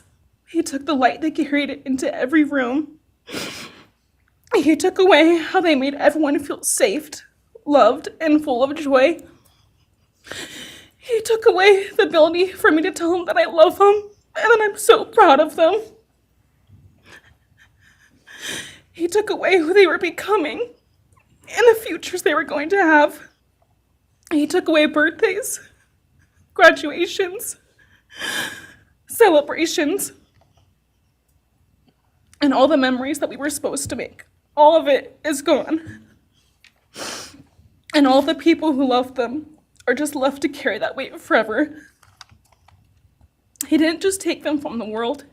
He took them from me, my friends, my people who felt like my home, the people I looked up to and adored more than anyone. He took away my ability to trust the world around me. What he did shattered me in places I didn't know could break. I was barely 19 when he did this. We had just celebrated my birthday at the end of September. I should have been figuring out who I was. I should have been having the college experience and starting to establish my future. Instead, I was forced to learn how to survive the unimaginable. I couldn't be alone. I had to sleep in my mom's bed because I was too terrified to close my eyes. Terrified that if I blinked, someone might be there. I made escape plans everywhere I went. If something happens, how do I get out? What can I use to defend myself? Who can help? And then there are the panic attacks. The kind that slam into me like a tsunami out of nowhere. I can't breathe. I can't think. I can't stop shaking.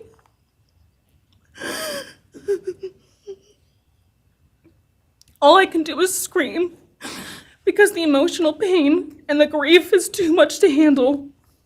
My chest feels like it's caving in. Sometimes I drop to the floor with my heart racing, convinced something is very wrong. It's far beyond anxiety. It's my body reliving everything over and over again. My nervous system never got the message that it is over, and it won't let me forget what he did to them. People call me strong. They say I'm a survivor, but they don't see what my new reality looks like. They don't see the panic attacks, the hypervigilance, the exhaustion, the way I scan every room I enter, the way I flinch at sudden sounds. They don't know how heavy it is to carry so much pain and still be expected to keep going, and that's because of him. He stole parts of me I may never get back. He took the version of me who didn't constantly ask, what if it happens again? What if next time I don't survive?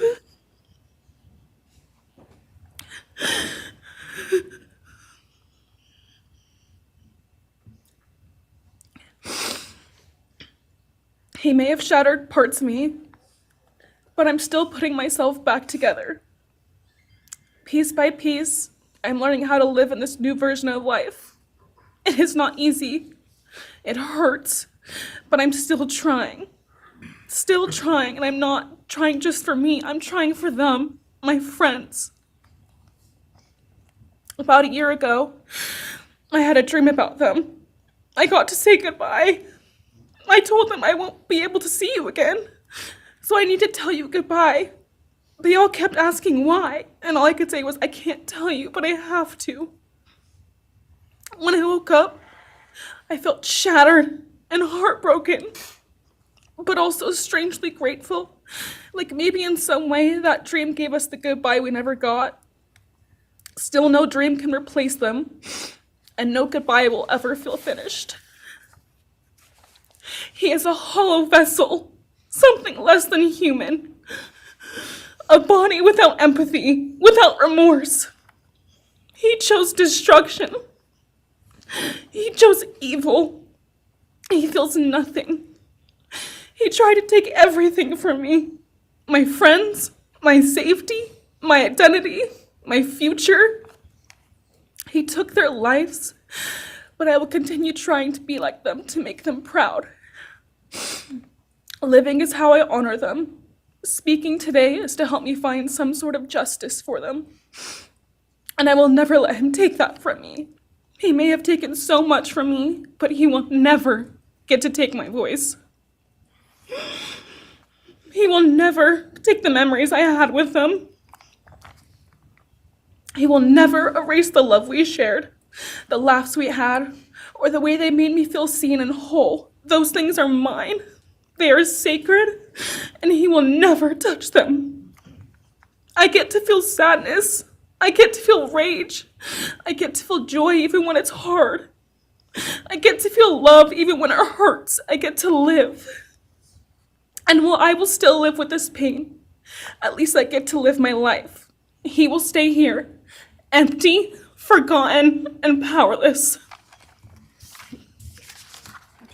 Dylan, thank you so much for your courage. I appreciate it.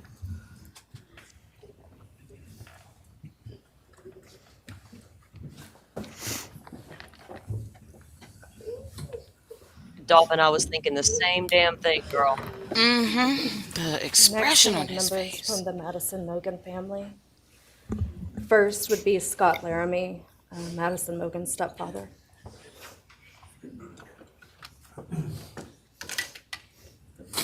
Oh,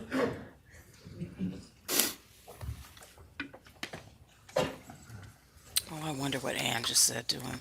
Standing by him is Karen Laramie, Madison's mother. Thank you, Your Honor. My name is Scott Laramie. I'm Maddie Mogen's stepfather and the husband of Maddie's mother, Karen Laramie. I will read this victim impact statement on behalf of Karen and myself. Maddie was our gift of life, our purpose, and our hope. Maddie quickly became Karen's joy, identity, and purpose in life. I joined Maddie's life when she was 2.5 years old. The experience transformed me into a life of joy, love, and family. Maddie was bright, beautiful, kind, empathic. She listened carefully to others and was observant, seeing and caring about the hearts and the minds of all she encountered. She loved music and music festivals. She had a wonderful sense of humor. She excelled in school. She was an easy child to raise, almost never requiring discipline, and almost always giving us parental joy. One time Karen remembers disciplining Maddie as a little girl. Maddie responded, "You broke my heart," which of course melted ours. She had a keen wit, even at that young age. As she transitioned into teenage years, she prioritized us and extended family over many of the distractions that capture teenagers. She showered us with her presence and love at family events, barbecues, picnics, birthdays, holidays, and others. She spent countless hours with her papa, her Uncle David, Aunt Nadine, and her other close family and friends.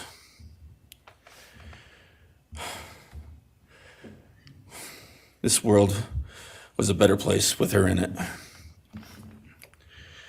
As she reached adulthood, Maddie applied her studies to be a marketing professional, entering into an internship at Payne West, and started planning her professional future. As with all things, she involved Karen and myself in the joy of her journey. As she transitioned into womanhood, Karen and I continued to be astounded at this wonderful and accomplished person we had created. All parents dream of their children accomplishing more than them. We realized this dream. All we had not become, she was becoming. Karen and I are ordinary people, but we lived extraordinary lives because we had Maddie. Maddie was taken senselessly and brutally in a sudden act of evil. She was taken along with the young, promising, and bright lives of Kaylee, Xana, and Ethan. First, we felt disbelief.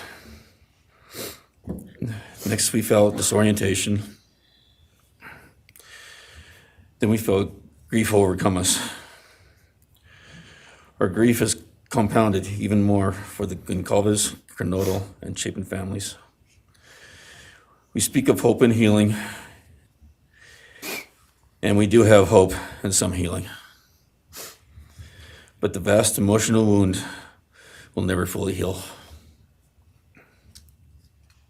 Since Maddie's loss, there's emptiness in our hearts, home, and family, an endless void.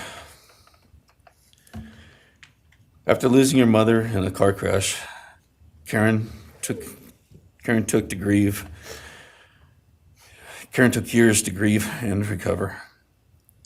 The feeling that her life with Maddie and A was perfect helped her to start to heal. Now, this is no longer perfect. After Maddie's loss, Karen felt like she was spinning out, emotionally collapsing into anxiety and depression. She sometimes asks, "How am I supposed to go on when I've lost my favorite person in the world?" I felt the same, and we continue to struggle. The loss of Maddie has impacted so many beyond our family. Her second family is her sorority sisters who grieve alongside us. She has so many close friends who suffer from her loss. We will continue to be.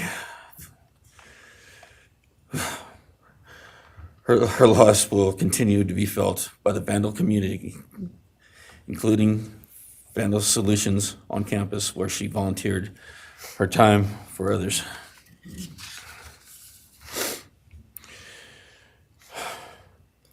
It helps us to know Maddie is in heaven now, freed from the trials of this earth. We, however, continue to live on without the grace and support of her presence.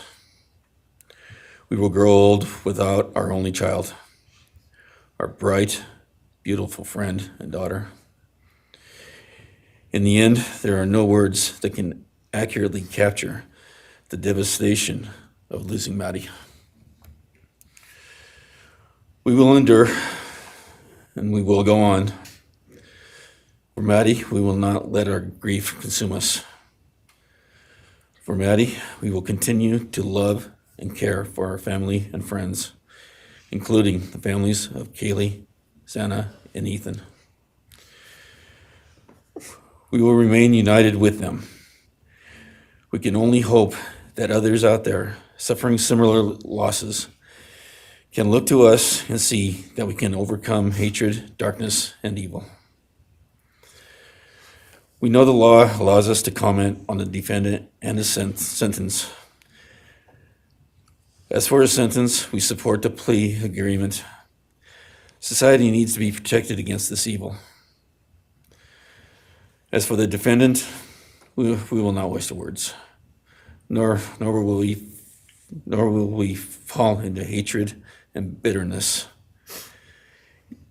Evil has many faces, and we now know this, but evil does not deserve our time and attention. We are done being victims. We are taking back our lives. We will turn our time, talents, and attention to hope, healing, and helping others, and to the future. We invite all those who have suffered with us on this to join us in our journey. We can make this world a better place. We can move on from tragedy. Adversity will visit us, evil will visit us, but we will overcome. We can and will endure. Karen and I express our gratitude to Your Honor and to the prosecution team for allowing us the opportunity to make this statement. Thank you. Thank you so much for your courage, and I am so sorry for your loss. God bless you. Your Honor.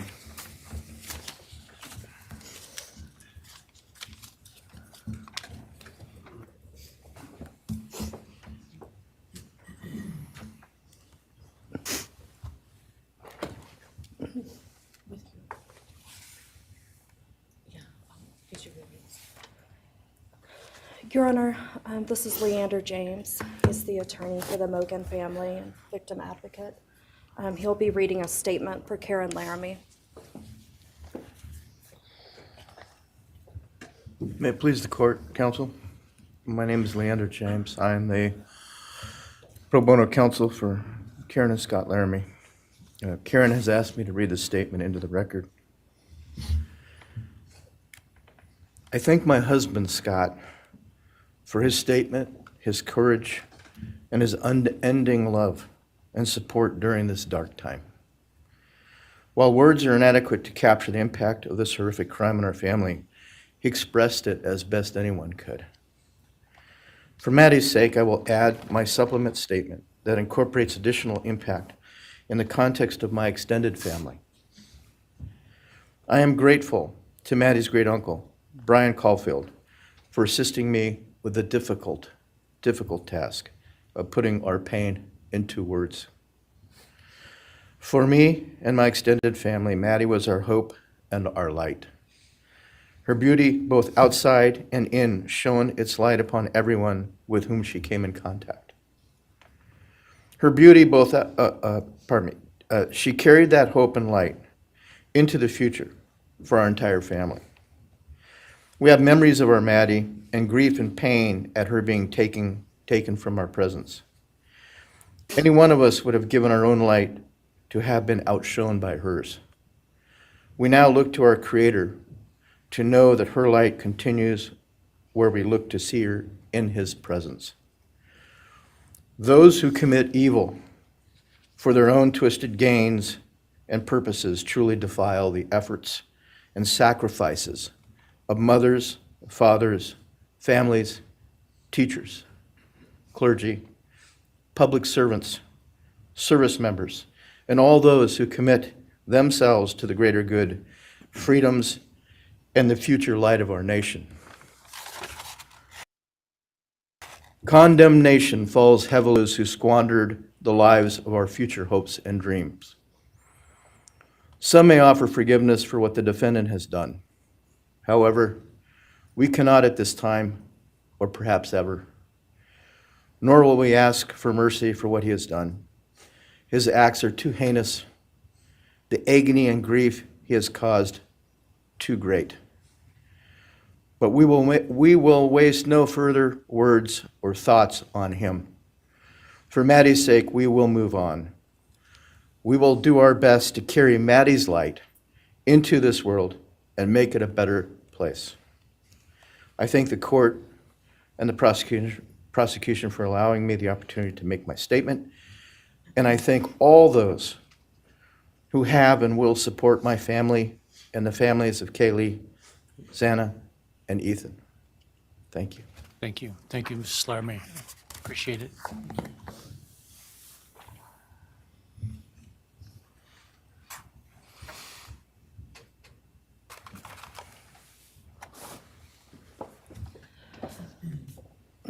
Next is Ben Mogen, the father of Maddie Mogen. Yes, of course. Actually, Your Honor, it'll be Kim Cheeley, the grandmother of Maddie Mogen.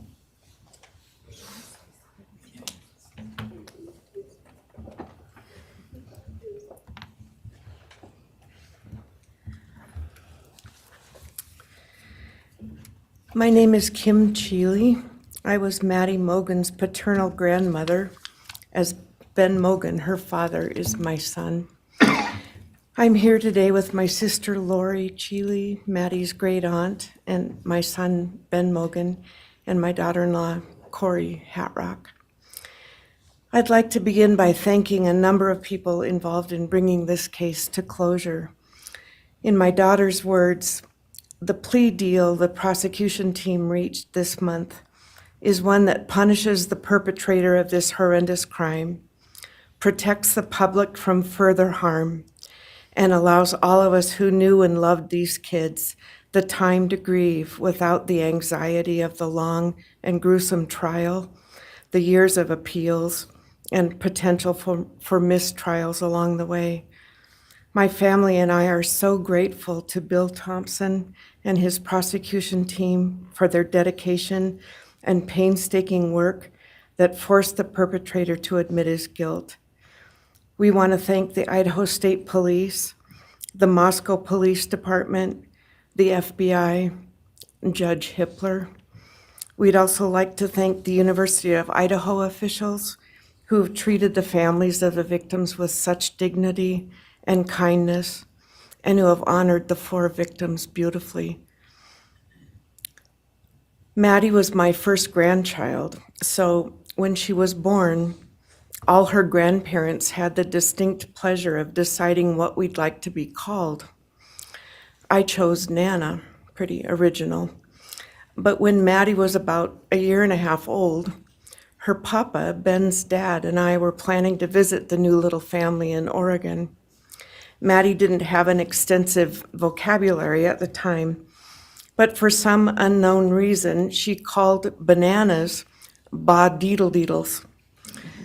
When Karen and Ben told her Nana was coming to visit, she figured, I say deedle-deedle for that word. So I became deedle-deedle, shortened to Deedle when she was about 6 or 7, and I was Deedle all her life. I don't think her stepdad, Scotty, ever knew my given name was Kim.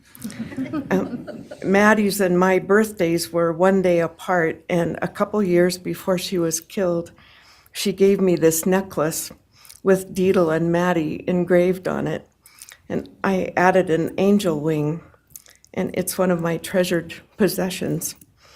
I also got an angel wing tattoo, never thought I'd see the day, but along with many members of our family, replicating the one that Maddie and her sorority sisters had. I wanted mine where I could see and touch it often. From preschool through grade school, I stopped teaching piano lessons early on Wednesdays and picked Maddie up for bubble baths, brownies, and books.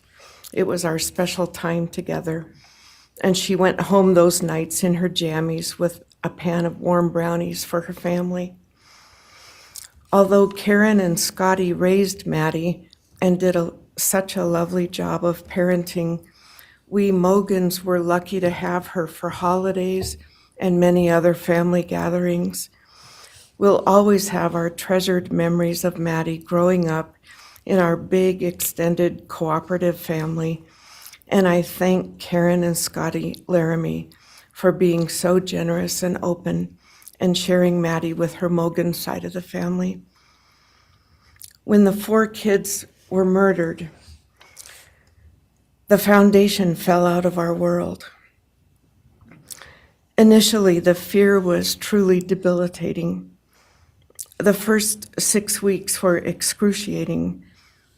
Despite the vigils, memorials, candlelight gatherings of students, friends, family, community members.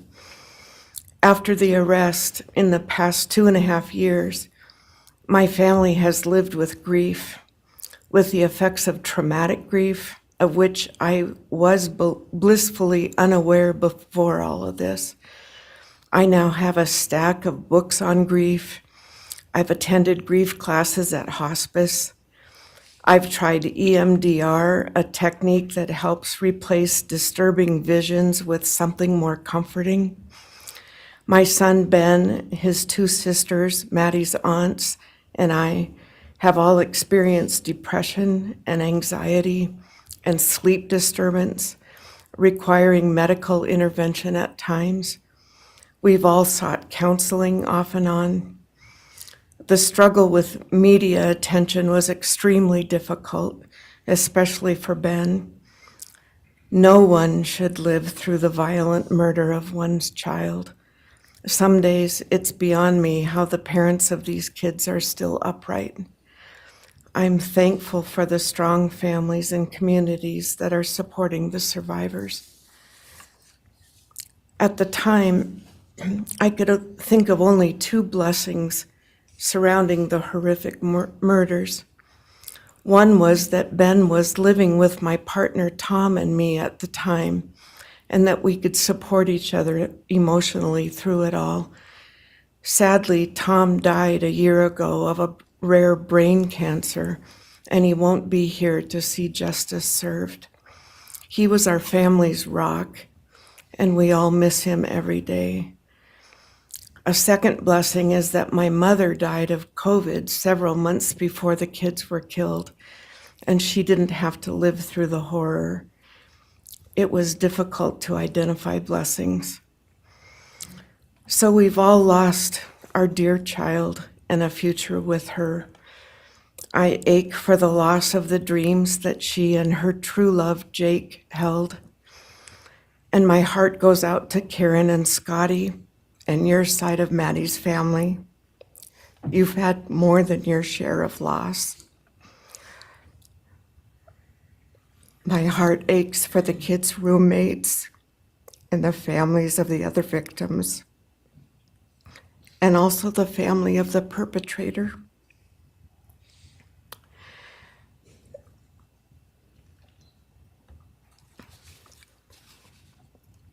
Going forward, we Mogens are choosing to put our energy and focus into honoring Maddie's too short life and sweet spirit by celebrating Maddie May Day, which my 2 daughters established. On May 25th each year, Maddie's birthday, we encourage folks to do random acts of kindness in Maddie's name. In my daughter Katie's words, may we all protect our peace in whatever way possible, unite in community, and focus on joy.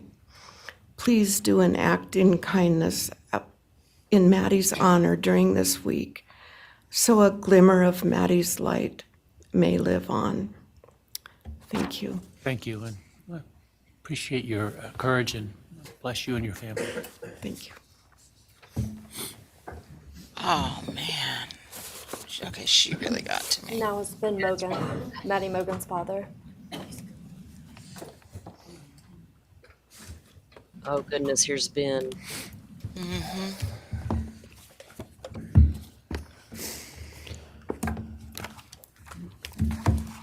I'm Benjamin Mogen. I'm Maddie's dad. And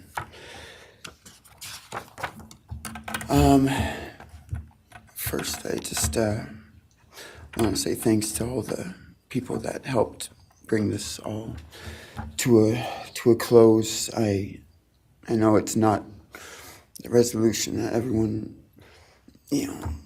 wanted, but I think that that everyone worked so hard, and we really appreciate all their efforts. It was such a hard thing to go through for everybody.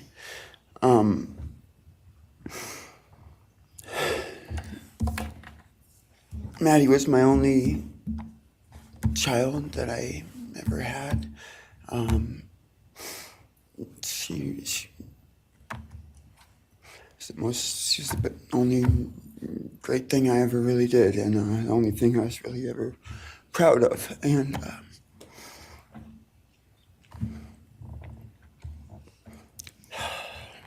I thought we would have the rest of our lives together to be together and to know each other, and I took for granted the times, she was in college, and I thought, oh, well, we'll have the rest of our lives to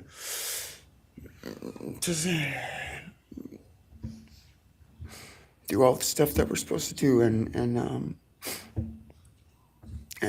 she was just about done. She actually earned all of her credits for her college degree, and Karen and Scotty and I got to go and get her diploma that she actually earned, and she deserved every bit of that. And but I thought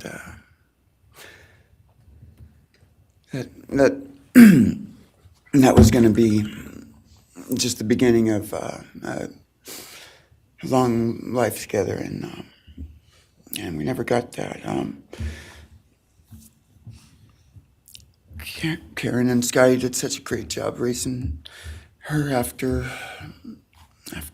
Karen and I split up, and I'm so thankful for Scotty and the role that he played in her life when I wasn't able to. But we got to spend a lot of great times together, Maddie and I. She was my favorite person to go to a concert with. We got to see some fun shows together, and I told her, if there's ever a show that you want to go to, let me know, and I'll get you tickets for you and your friend, or if we want to go together, we'll make it happen. And my favorite memory with her was when the Mac Miller show sold out here in Spokane, and everyone wanted tickets, no one could get them, and on the last day before the show, they did a radio thing, and I got 4 meet and greet tickets for Maddie and her friends and me to go and see the show, and that was her favorite artist at the time, was Mac Miller, and he's gone now too, and my little cousin Zach drove us all there that night, and he's gone too, tragically, and anyway, the last thing that she ever wrote to me was this Father's Day card, and I'm so glad I still have it. I'm just going to read what she said. It says, "Happy Father's Day. I hope you have the best day. I can't wait till we can hang out again soon. I'll be in Coeur d'Alene, 624 to 74. Hopefully we can find a time then. I loved your birthday card that you sent me, by the way. Maybe we can see a concert sometime soon. I'd love to see the gorge when it's not so smoky out. I hope you're doing well. I'm proud of how far you've come. Thank you for always encouraging me to do my best. Love you lots and lots. love Maddie May. She did encourage me to not just to do my best, but to live on. I went through a lot of issues with addiction and with substance abuse, and when I wasn't wanting to live anymore, she was what would keep me from just not caring anymore, and knowing that she was out there and that she was just such a beautiful person kept me alive a lot of rough moments, and I'm so glad that she was able to meet Jake. He was the only one that actually ever got to take her to the gorge. They went and saw Watershed together, and yeah, they had a heck of a time. I'm glad she got to. That's a really special place for me, and she always wanted to work out there with me in the summer sometime. And she never got to, but at least she got to see it once with Jake. He was such a great guy. He is such a great guy. And I really wanted to see what a future with them would have looked like. I'll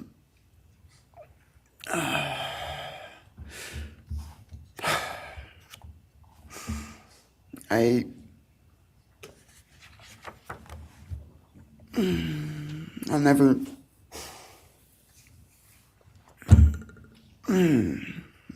be able to replace her. I wrote a bunch of stuff. I just don't know what to say right now. I just miss her so much, and I just love her more than anything. And it shouldn't have happened. And a death sentence is one thing. You know when it's going to happen, and it's going to be all gentle and stuff. But life without parole, with a building full of people that all just want you to not be around anymore, and winking at every morning, not knowing if that's the day they're going to pull your card. I mean, it's not a very nice sentence either. So, I don't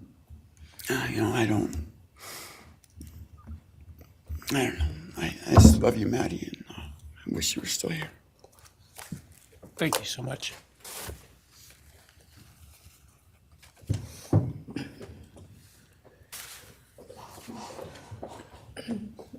Your Honor, next would be members from the Kaylee Goncalves family. First will be her father, Steve Goncalves.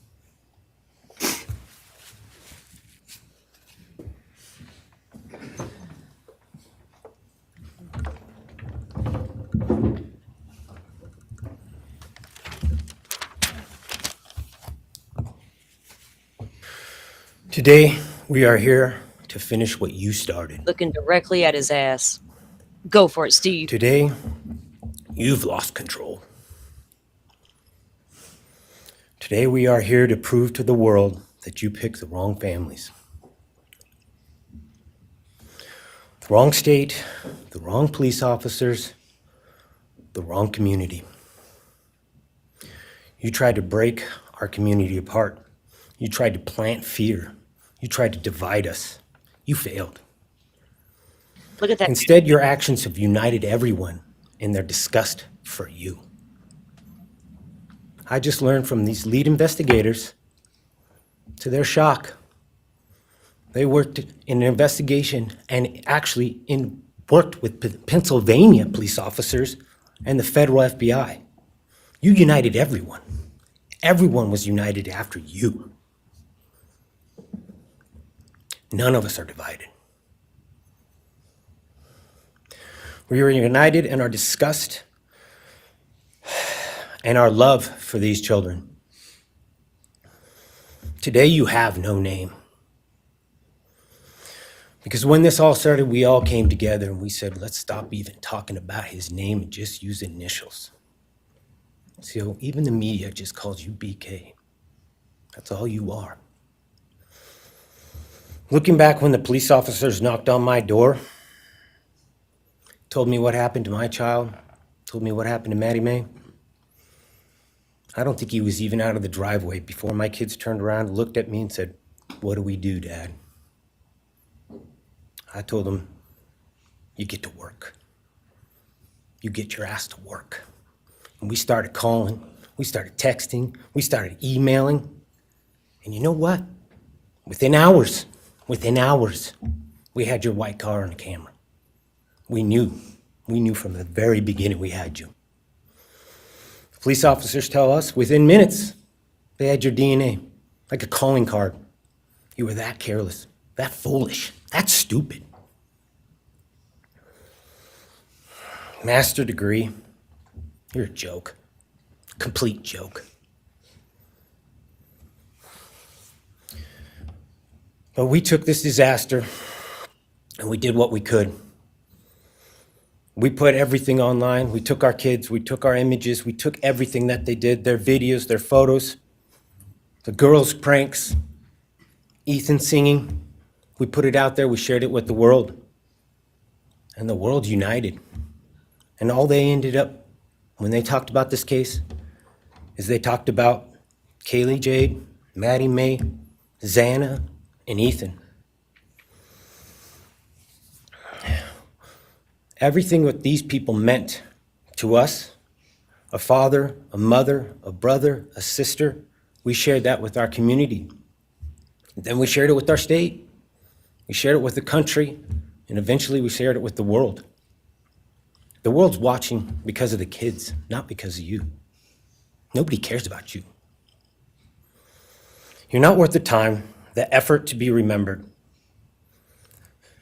In time, you will be nothing but two initials forgotten to the wind. No visitors, nothing more than initials on an otherwise unmarked tombstone. From this moment, we've all started.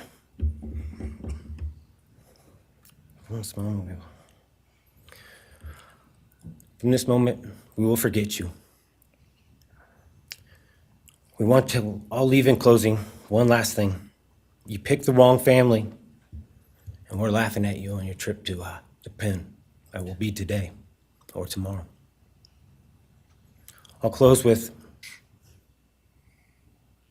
God bless all the men and women that worked on this case and all the hard work that you guys did. You guys allowed us to grieve and allowed us to get through this. The amount of work that you guys put together and the way that you guys put it together was beautiful. There was hard times to be expected, but thank you all, and God bless.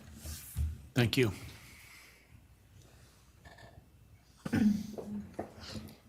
Your Honor, next is Stephen Goncalves, Kaylee's brother.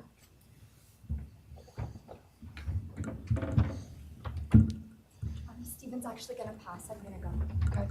Olivia Goncalves, Kaylee's sister. Hello, I'd like to start by thanking the court for allowing me the time and opportunity to speak today. My name is Olivia, and I'm the big sister of Kaylee Goncalves, and I was blessed to love Madison Mogen as a sister too. I'm not here today to speak in grief, I'm here to speak in truth. Because the truth is, my sister Kaylee and her best friend Maddie were not yours to take. They were not yours to study, to stalk, or to silence. They were two pieces of a whole, the perfect yin and yang. They are everything that you could never be. Loved, accepted, vibrant, accomplished, brave, and powerful. Because the truth about Kaylee and Maddie is they would have been kind to you. If you had approached them in their everyday lives, they would have given you directions, thanked you for the compliment, or awkwardly giggled to make your own words less uncomfortable for you. In a world that rejected you, they would have shown mercy. Because the truth is, I'm angry. Every day I'm angry. I'm left shouting at the inside of my own head everything I wish I could say to you. The truth about me is when I heard the news, I didn't cry. I listened for them. I promised them I would. That I would fight for them, that I would show up, no matter what it cost me. I swore I'd never let them feel alone. Because you see, I've always been their heavyweight. I've always been the one to fight the battles they didn't feel ready to fight themselves. All it ever took was a call, and they knew I would handle it for them, no matter the time, no matter the cost. They could wave their white flag because they knew I would never back down, not for them, and not even death could change that. Somewhere along the line, I started to think about what I would say to them if I was given just one last chance. If I could gather enough heartbreak or love or sacrifice or whatever it took to get just one message across, what would I say? Throughout this entire process, I've written my feelings down at every moment, my wishes, my love, my denial, my anger. And as one final act of love, I'd planned to read these thoughts, even jarring and discombobulating and not even making sense. Because for me, that was true love. As bare and as naked as it could be, not laced in pretty words or dressed for the occasion, but written through bleary eyes at 2 a.m. with clenched fists, angry at this reality. My true final act of love was to continue on without them, for them. That dream to read aloud my love to them, to bring meaning through pain, was the latest blow in realizing you don't deserve it. And Kaylee and Maddie don't need it.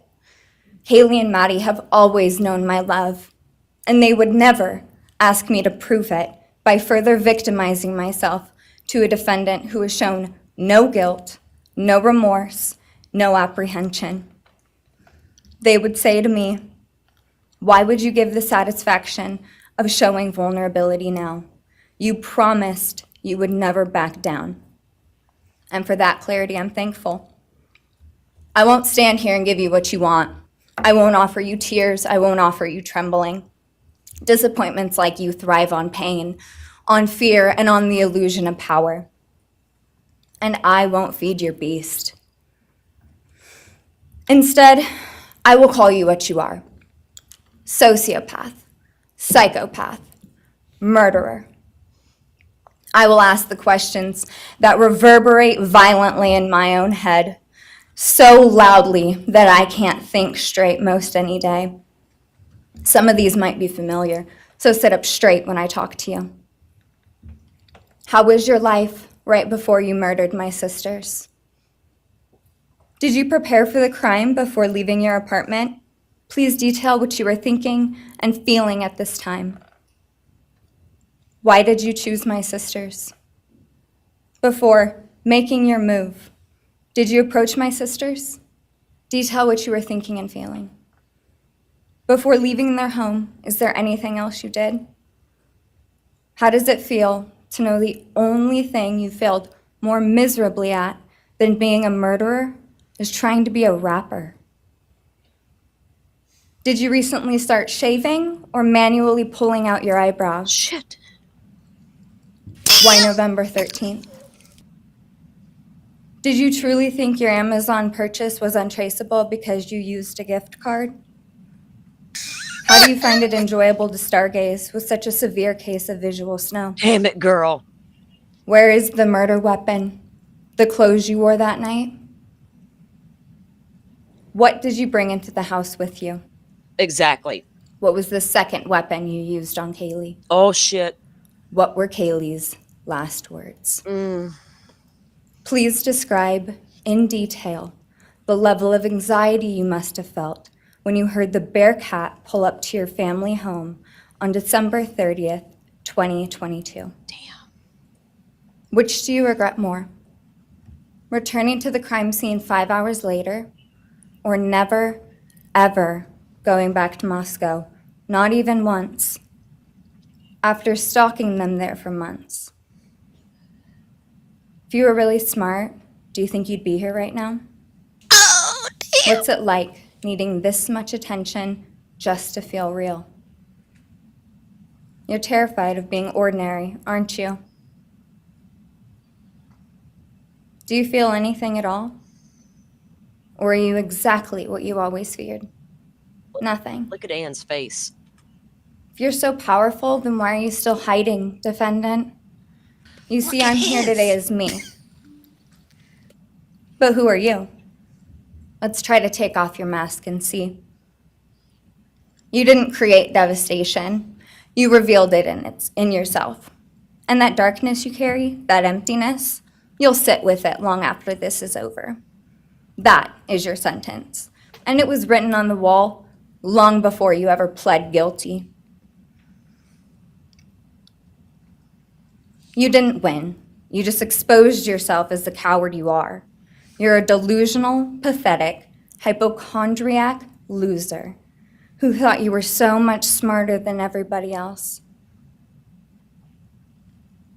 Constantly scolding, turning your nose up to grammar mistakes, nitpicking and criticizing others.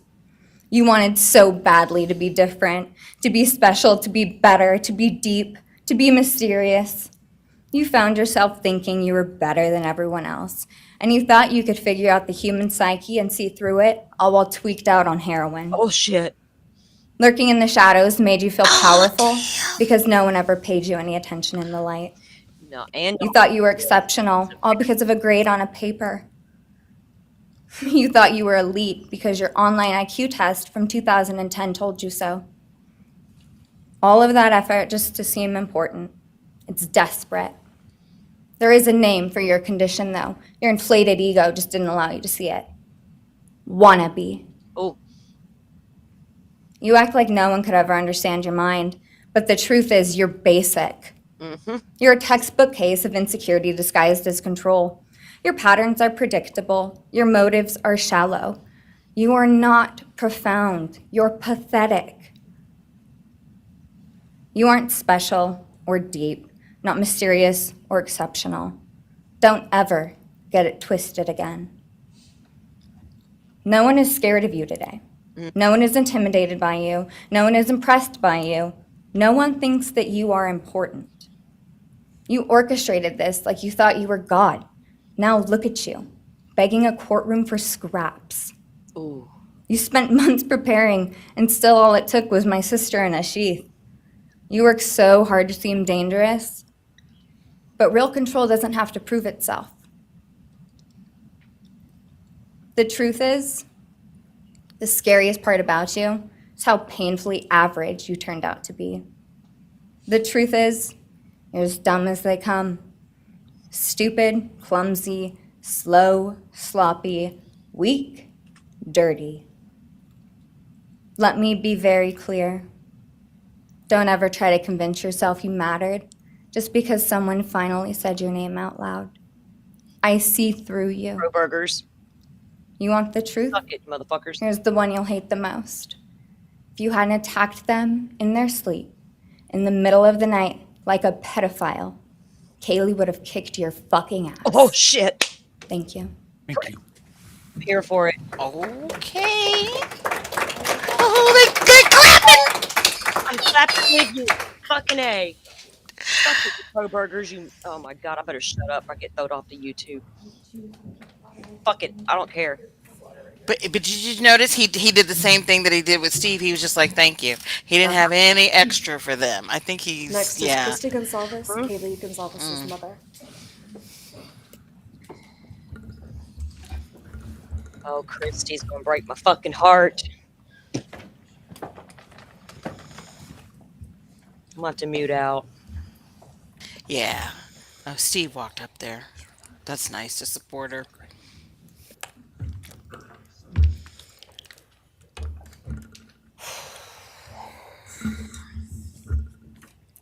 Xana's brother tweeted Thank you, Your Honor. their names and not his.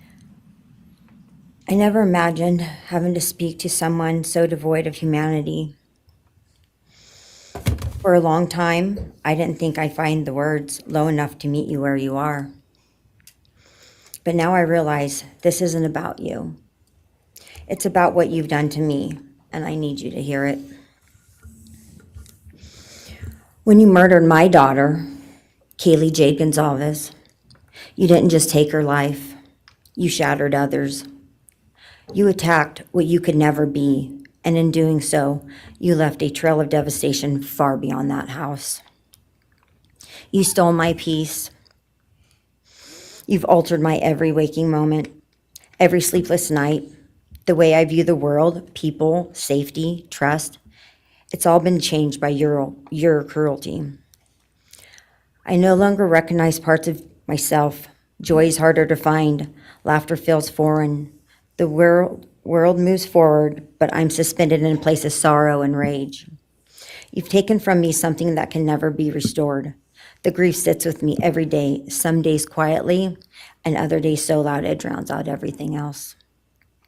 The emotional toll you've inflicted on me is immeasurable. I live with a constant ache, with birthdays that are now memorials, with holidays that feel hollow, with empty chairs that scream louder than words ever could. I am forever changed. But for you, as a person working on a PhD in criminal justice, you really didn't think this one through. You're not that good. In fact, you're not that good at anything. You couldn't secure a job. You couldn't get along with others. You couldn't even get a female to look in your direction. All because you are pathetic. Now you're a joke in this courtroom. I wish I could crown you with a jester hat to complete your orange jumpsuit clown look. A dead killer doesn't kill again. So while I'm disappointed the firing squad won't get to take their shots at you, I'm confident that the men in prison will have their way with you in more ways than one. You will finally get what you wanted, physical touch. Just probably not how you were expecting it. See, you haven't beat the system. You've simply entered a new one, where the rules are cruel and the consequences will never end.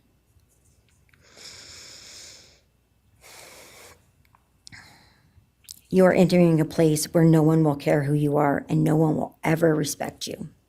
You will be forgotten, discarded, used, and erased. You will always be remembered as a loser, an absolute failure. And when those prison doors slam shut behind you, I hope that sound echoes in your heart for the rest of your meaningless days. I hope it reminds you of what we all already know. You're nothing. May you continue to live your life in misery.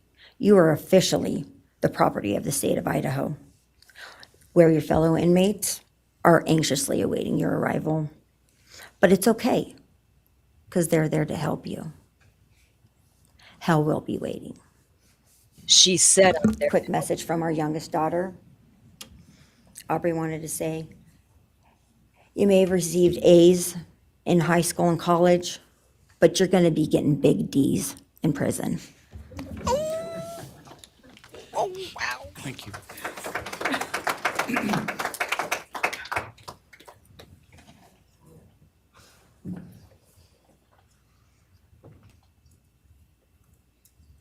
Oh, Do we have more from the Gonzalez family, or are you? Yes.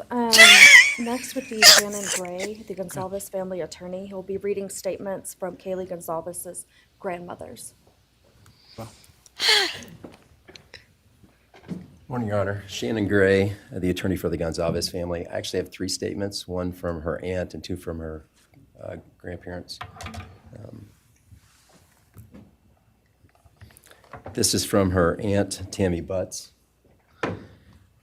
You, in the cloak of darkness, made a decision to turn our whole family's world upside down forever.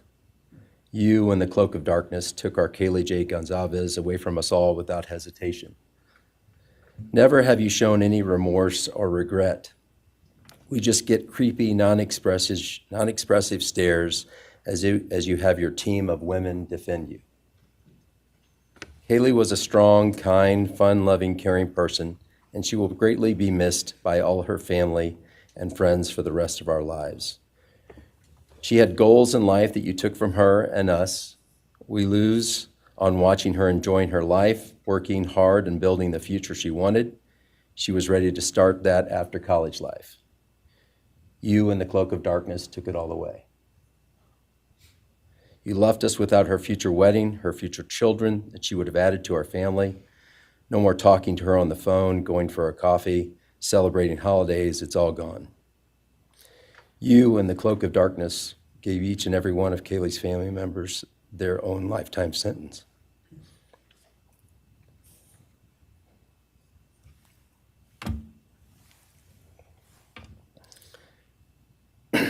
You and the cloak of darkness also took our Maddie Mae from all of us.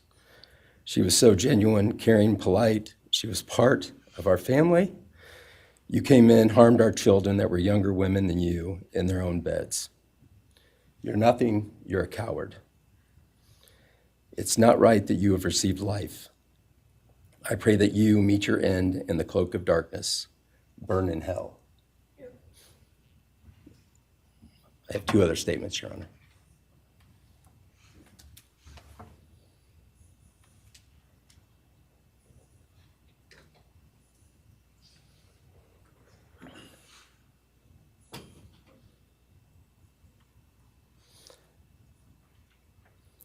This is Linda Lucan's statement. This is Kaylee's grandmother. I really don't know how to address something so inhumane, but I will try. Nothing in the past 2.5 years has made any sense. All I get is you cowardly went into a home at night, filled with what I'm sure you thought was all sleeping girls, and went on a vicious killing spree for no other reason but to appease your demonic urges. You took my granddaughter Kaylee from us, plus 3 other beautiful lives. You took my granddaughter Kaylee, beautiful, sweet-souled, doll-faced Kaylee, who was getting ready to start her amazing life, who had such a bright future, who was loved by so many, who you were so envious of. She had a life you could never have. You are so beyond human. You're definitely a demon from hell. I truly wish your punishment would be the same death you inflicted on our kids. But I think you will meet some new friends in prison who will be there just to help you. Thumbs up.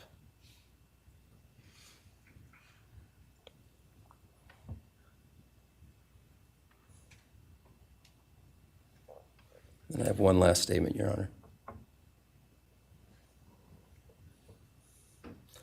This is from Cheryl Goncalves, Kaylee's other grandmother. John 1:5 says, light shines in the darkness, and the darkness overcomes it not. Somewhere in your life, some jealousy, envy, ego, something went dark. It pushed out all light until you became dark and evil.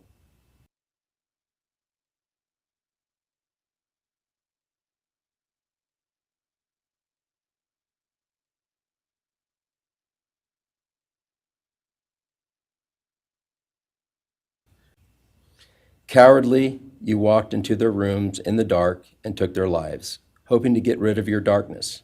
But you didn't. You failed. Because you know what was once a light shown only to their friends, families, and loved ones is now all over the world. Everyone sees it. Their smile, their beauty, their plans, everything they were and had.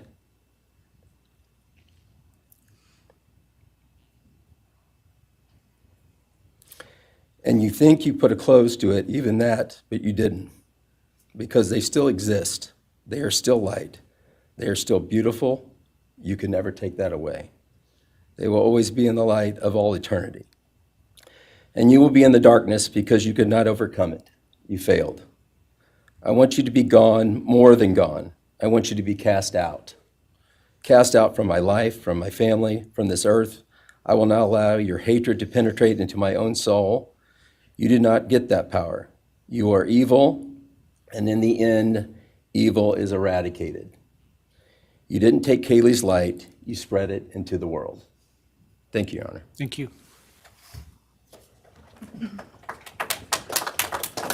All right, if the are you moving to a different family now? All right, why don't we take a 10-minute recess? All right.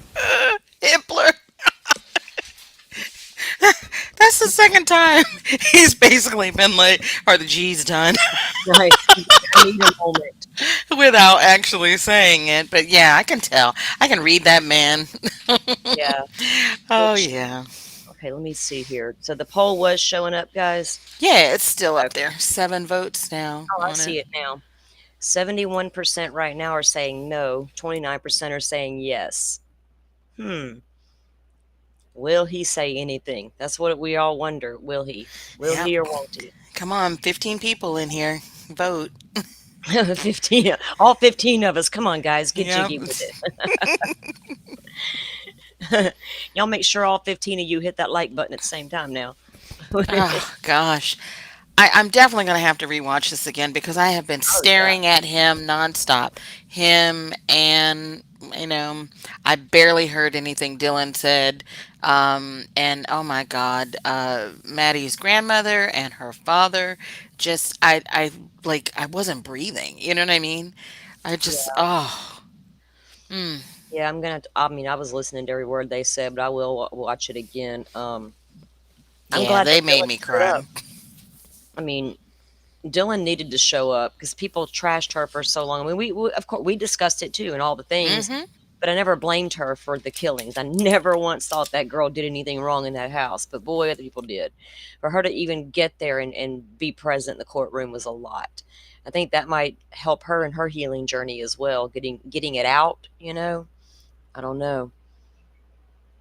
Sometimes I like it on my laptop. Oh, I see what you guys are saying. Um, Yeah, so the judge needed a moment. Xana's brother did tweet something out earlier. Let me see. I shared it to my page.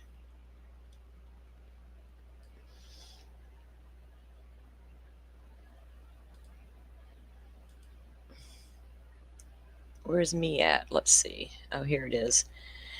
Well, 2 hours ago, let me share the screen.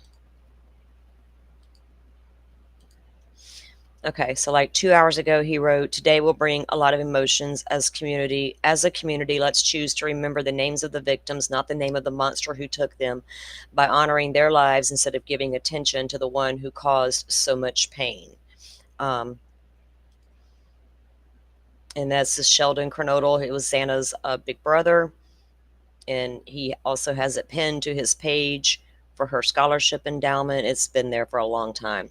Then he tweeted it also. "Never forget their names: Xana Kernodle, Ethan Chapin, Madison Mogen, Kaylee Goncalves. Remember them and forget him." Um, he's known as BK to the world, right? Like Olivia said. Mm, yeah, Steve. Yeah. Oh man. Okay. Let me I pull the mean, that's nice, and wishful thinking, but people are never going to quote unquote forget him, you Oh know? no, no, not at Yeah. all. Never. And people are never going to stop saying his name, so No. yeah. I don't like saying Stearns or his name, but sometimes you have to. I just call him BK generally. I don't. This dude disgusts me. I don't really see his like somebody like when I posted those damn fingerprints from Stearns. Okay, I'm in true crime, so I completely understand how fingerprints are done, and they roll the finger. Duh, crime 101. People are like, oh, and I made a post about look, he had deformed fingers because his fingerprints are like crazy.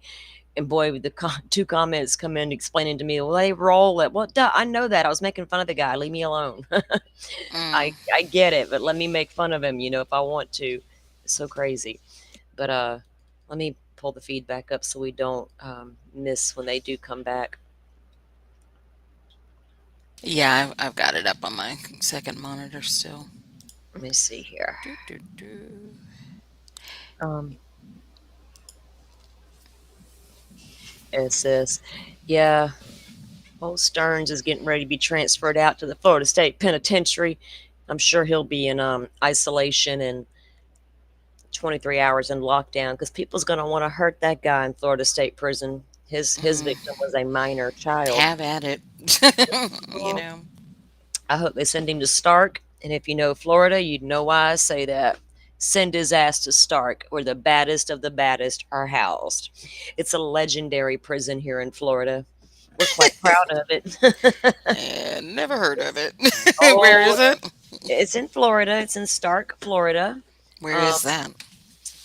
probably about 4 hours from me, down towards not in the central or southern Florida, but up here on the panhandle in not closer to me, but on the peninsula, I should say. You got to know Oh, Florida. okay. Yeah, he's on the Mm. peninsula, but it's a legendary prison around here in these parts. People know all about it if you know somebody incarcerated in Florida. It Mm. is not, it's got a bad reputation. So I hope that he gets sent to Stark, where that's where the baddest of the bad go. And Yeah. maybe on when them hours he gets out for, some exercise, something will happen. I don't know. Mm. prison justice. I'm not there to control it. Mm. Did y'all see? Yeah. So Forrest says the look on the defense lawyers' faces say it all. Every one of them looks ashamed. I think Oh the same. yeah. Mm-hmm. I don't think that Anne looked mad. I don't know what she's got to be mad about, No. but Mm-mm. she looks very embarrassed. Yep. Because she knows how She can hard. barely even look at anybody who's giving an impact statement, you know? Exactly. I was watching for her to see that, and Mm-hmm. she knows what she did, standing there. Your Honor, my client is innocent. You didn't have to say that, lady. You could have said, "I'm here to defend my client." Duh, that's your job. But you flat out said he was innocent. But now here he sits in orange, taking somewhat accountability for what he fucking did. You damn right. You look embarrassed. You don't want them families coming down on you. Okay, so did you look at the piece of paper in front of him at all, or? I tried. I tried to zoom in and I couldn't see it. It's a heart. Like I put it up on my screen, you know, my bigger one or Mhm. whatever, and it's like there's like a big black heart on the bottom half of the paper. And, you know, it looked like something yellow or pink or red or something like, you know, coming out around from underneath the edges of it or Hmm. whatever. And I'm like, clearly I would say that that's his because it's, you know, almost sitting in front of him, you know, Yeah. and Eliza has her stuff over to the side, you know, Yeah. and I don't know, her glasses or something, you know, right there by her stuff. So, you know, I'm like, I think he's gonna say something. Maybe he will. Well, what will he Why say? else would he be sitting there with a piece of paper that has a black heart on it? You know what I mean? In He his knows he's got a sentencing black hearing, heart. you He's know? part of him absolutely owns who he is and what he's done. Hmm. Part of him will always, because you can't escape yourself. You can't escape that mental head of yours, dude. He's got that black heart drawn because he knows he's got the black heart. Maybe. I wonder, did he write another rap? Oh my God, she called him out on his stupid ass rap song. She did. I was like, Uh, oh God. she was like, I was here for her statement, and the way I like the way she turned and looked directly at him and Steve as well. I mean, I get them not wanting the other ones not wanting to look at him, but I certainly would have. Hmm. I know me well enough to know I'd have looked dead off and I'd have got as close as I could. I probably would have left the podium and walked right up to his fucking face. My mama would have come out 100,000%. And if you knew my mama, you'd know she'd be all up in that dude's face. Yeah, they wouldn't let you get that close to him. Well, they would have had to physically restrain me because I probably would have tried. Yeah. I probably would have. I'm gonna own it. I know me well enough to know. And Mama Bear comes out full force when you fuck with one of my babies. Oh, It's coming. Butterfly said his nose kept flaring. Yeah, that's why I want to go back and look at it. Nose kept Probably flaring. a Look at his few stupid more eyes, times. his damn bobbly eyeballs, and his weirdness. Yeah, and he's been nodding his head. You know what Mm. I mean? Um, 'Cause what He was absolutely. it? I think the guy absolutely knows all the devastation he did, but he doesn't have the capacity that it takes to really care. That's Yeah. just he does not have the capacity to really care, although he's very self-aware of all the damage he's caused. And it's you can see it all over his fucking face. He knows. I don't I just see don't know if what he I wrote. cares. Yeah, no, I don't think he cares. And Definitely. I don't know if this guy still thinks he's better than everybody else. I think he's been humbled a little bit. I don't think he's been humbled. No, It's not not that like simple with no. I mean, somebody like. Mhm. I get it, but I'm saying this guy knows all the shit he's done. He's just Mhm. not going to be able to own it. He knows he's got a fucked up head. He's known since he was 14 years old, and I think he's been trying to figure out all this time what the fuck's wrong with me. Yeah, that's what the psychology degree was Mhm. probably about. Yeah, he knows. This guy, the part of Kohberger is extremely fucking bright. This man is well aware of all the devastation he's caused, but he just don't has he doesn't have the capacity to give a shit. Yeah, Yeah, Brian. I mean, honestly, with him and his Asperger's and whatever else is going on with him, like everything that they said to him probably honestly went right over his head. You know what I mean? Like, it probably didn't even really register too much, except probably like little jabs like Kaylee would have beat his fucking ass and Mm-hmm. whatever things like that, or calling out like his mistakes in the crime and like how he got caught. But oh, I loved how she Olivia used his survey the questionnaire style back at him, I did. Yep. because Enjoyed he that. picked up on that as soon as she, started. I was just like, oh, He wow. knows and knew. You could see it Mhm. on her face that she knew. Mhm. BTK absolutely loved to talk about what he did, but Mhm. BTK also was completely self-aware and knew he was a fucking psychopath. Mhm. Bryan Kohberger knows all there is to know about BTK. Yeah. He does understand the psychological side of it. That's the problem.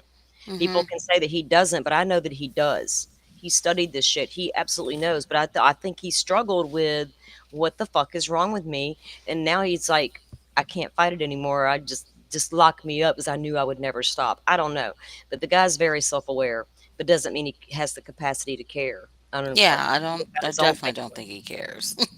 No, I mean it's not. 'Cause he looked like he got bored during Scott Laramie's statement. Yeah, I mean, he's never had the capacity to care. I mean, when you're writing Tappa Talks at 15 years old about you see your parents and you feel nothing.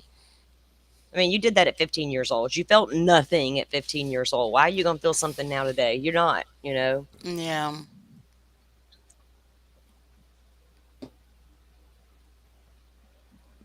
Well, yeah, BTK and Lisk are different breed of serial killer. They were able to blend into normal society. BK Oh was not. yeah. BK didn't have the capacity to do it. Um, to fit in. That was his downfall, right? He just Mhm. was never going to fit in, and he could never be like Bundy and just walk up to a girl and smile and have a conversation, and the next thing you know, she's climbing in the car with you. BK didn't. That's the one thing he lacked that Bundy had, and he knew it. He Yeah, yeah. Bundy absolutely was knew charming it. too, and he had a personality. And I think maybe studying some of that with Bundy was Brian's way of trying to develop that, but he was never going to cut it. He just Mm-mm. wasn't born with it, the way Bundy was. Um, he's I going to mean, be an that and his interesting case inability to study. read social cues. Yeah, exactly. So when Didn't you help. factor in the other things like that with his medical issues and the spectrum disorder and all that, um, affects his ability to have the feelings, right, that most people would. Now, BTK and Lisk, they didn't have no damn ADD, ADHD, and autism and Asperger's and all that. They didn't give a fuck about their victims either. But because they didn't have all that, they, was different for their cases.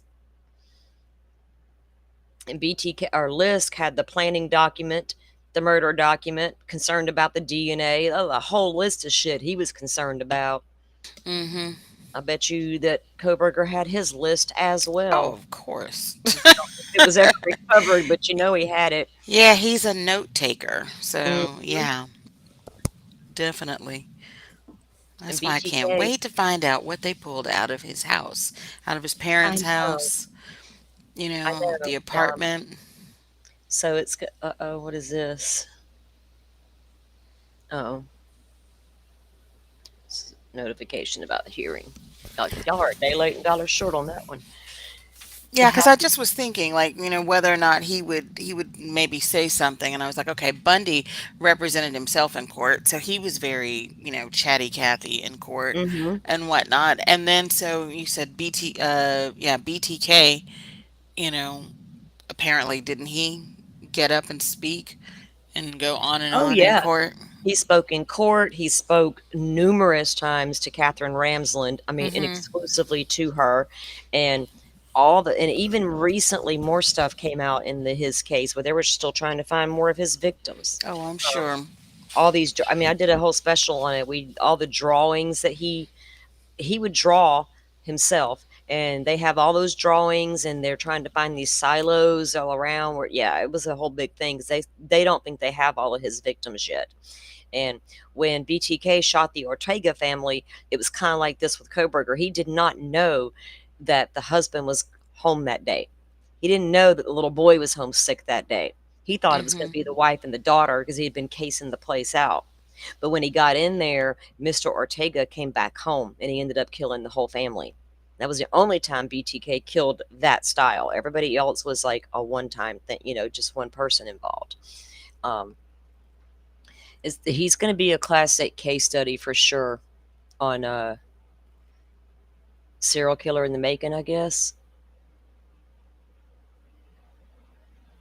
Rachel thinks there's something online somewhere that he wrote. I don't know if he'd posted online, maybe in one of those forums, but Rex Heuermann's planning document was found on his computer. Oh yeah, you'd be surprised how many murders are unsolved in this country. There's far too many. Far too many. Just like there's far too many missing people that will never be recovered. To this day, it's crazy. I think that this is going to wrap up today because the G's were really like probably the largest family, that we were expecting statements from or whatever. Yeah. So now it's like Xana's family and then, the Chapins, unless they sent a statement or something. I mean, they're not there. So I don't know Donnie who else says, they have that would want to speak, Yeah, this is not going to take much longer. Donnie says, am I the only one who never watched the docs or read the books on the Idaho 4 case? Because some of the grifters are now taking them as facts. Well, you can't take none of that as facts. It's all speculation. And anybody that's got to have that explained to them, I can't. I'm not going to come out here and host a show and be like, everybody, it's speculation. Because I think I think people should realize it's speculation, right? And some of the sources are probably absolutely true. I haven't watched all. Here we go. Are they back? They're coming back. They're sitting down. Yep. Everybody's sitting down. Oh, he pulled up on his chain at his How waist. come it's not? Hold on. Let me get this back up because it's still showing the thing. What are they saying? Jasmine's coming up. Jasmine Kernodle. Okay. Well, hang on because the court feed is still showing me a blank page. I'm not seeing. There we go. Okay, now I can share. Oh, Jasmine and Jeff Kernodle. Yeah.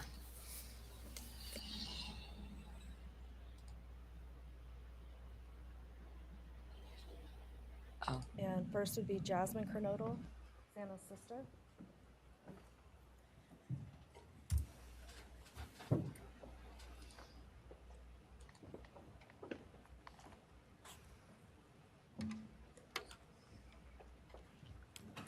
Rachel, Carrie might want to step down for a little while. It gets to her far too much. There's nothing she can do.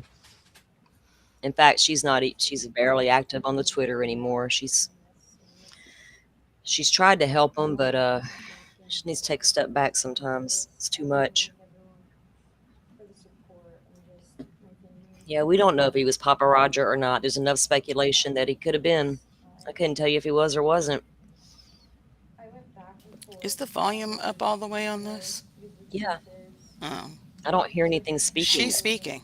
Yeah. Yep. It's up. Okay, she's just really low. In the end, I realized this moment isn't about you. It's about justice for Xana, Ethan, Kaylee, and Maddie. It's about honoring the beautiful people they were and still are in God's eyes.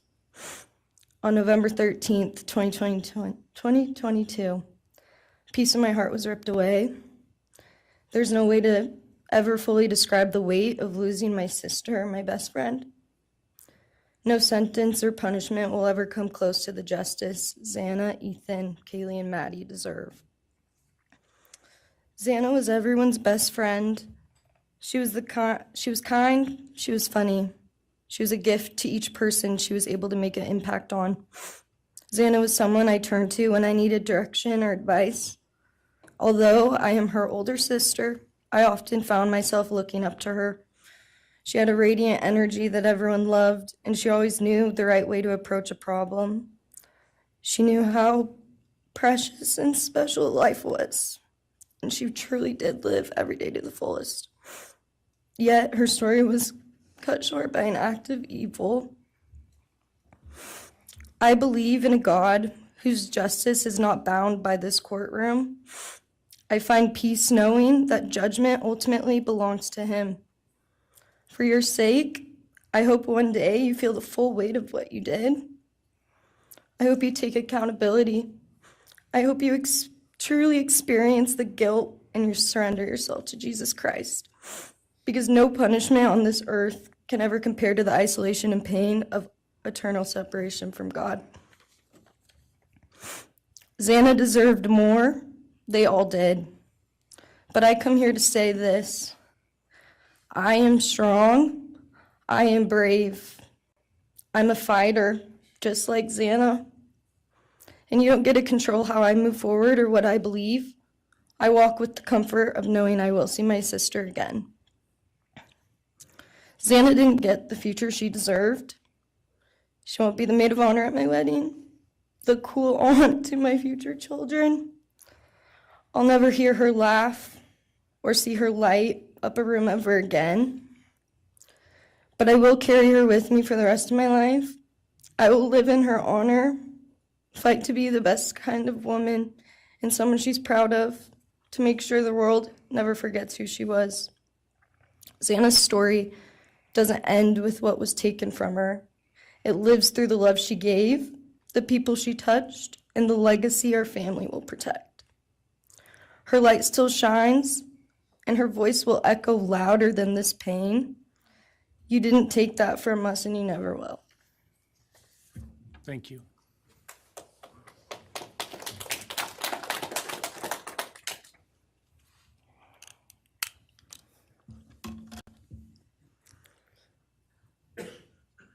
I just want to say before I start, I'm Xana's dad, Jeff Kernodle. It's been a hard road down, you know, because she's gone. And I want to thank everybody, other their families that speaking so far, spoke about things. I agree with everything they have to say. It all comes back to a lot of the same things that I've had to deal with and we as a family have had to deal with. And that brings me, you know, basis of what I'm talking about a little bit is on my way up here, flying up here in the plane, and about halfway through the flight, this little girl is calling out for her dad. Hey, dad, and then in my mind, I was kind of half asleep. It's dark on the plane. I heard Xana calling out for me like she did, you know, back when she was little, 5 years old, and those times were hard. It was chaotic, but we always had something to work toward that was in a positive direction, compared to right now, which is necessarily not as positive as that for sure. And I know I miss Xana a lot. My life's been changed, and Xana had a great impact on me, and the impact was when she was gone. I realized how important she was, and what she really did for me, influenced me, was way beyond what I ever thought. She'd call me up on the weekends, check on me, see who's with me. She's like accountability to your youngest daughter. And that really made a big difference. It made me really think about things and what it's all about, you know? That's the things that I miss the most, is those calls on the weekends, the calls at 11 at night. What's going on? You want to meet my friend? You know, whoever she's with, a couple of her friends, I can meet them, talk to them. And she always did that. And it's pretty cool. Pretty cool. I really miss that. And she made a big impact on me, on other people, her family. But the impact that she made is so extensive on what happened here.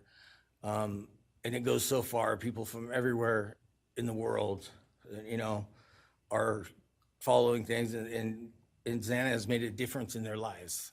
So, you know, countless people told me that. They might not even know her. They never knew anything about her. It's what they see, and they just love her and say how they wish she could have been their friend. You know, could have been their friend, could hung out, and it's like, this is a blessing, you know. This is who the little kid was, and definitely was a big blessing in my life, and so is Jasmine, and basically, you know, we worked hard to do the things we did, you know, through the times they were growing up, and through those times, I realized that I wanted both of them to graduate college, and that'd be the ultimate thing for them to do to prepare for the world. Then it came back to me, Xana didn't get to finish college. He had it all figured out. And this all just came back to me when I was there, and that little girl was on the plane doing that. It's like where I was going, what I was going here for. And then I just realized and thought to myself about the wonderful life that she had and we had together. And I still get to have with Jasmine, but that's the part that really counted. It's the part that really counted, is those memories. And those are what I have left, the memories with her and the ones I can make with her, and the life that I can go on with now, which is what she wants. And I say that in present tense because that's what she wants, because I've been told that, you know. I've had countless ways that she's out there and has a way to communicate, which I'm very grateful for.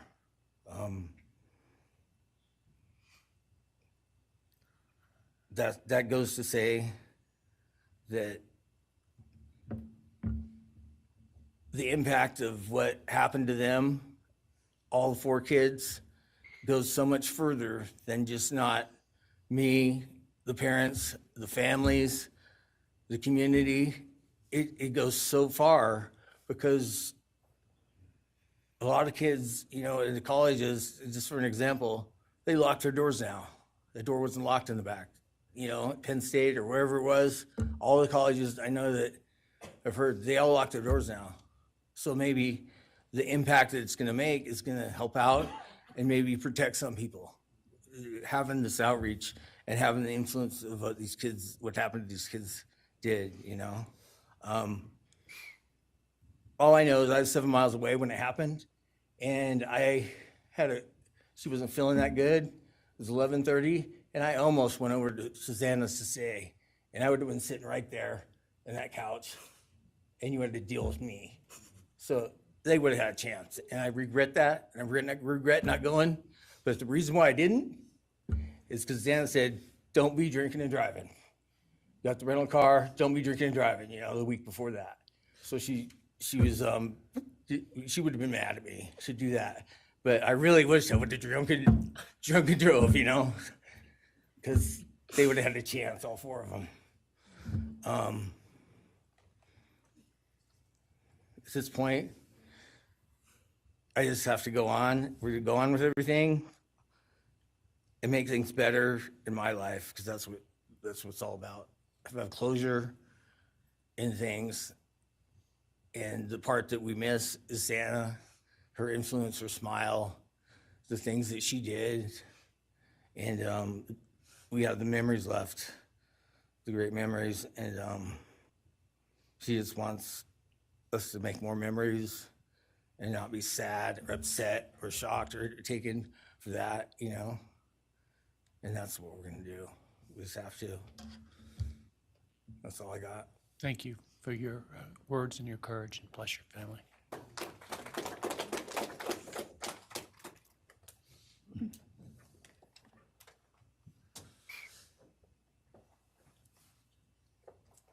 Next, Kim Kernodle would like to address the court.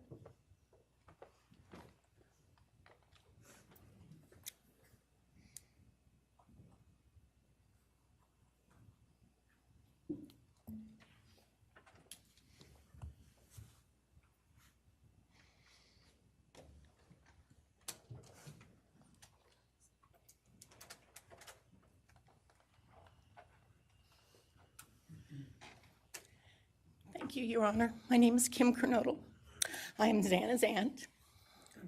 I was very blessed to have her in my life, in our family. And I thought I had everything in my head, what I wanted to say, but it kind of went out.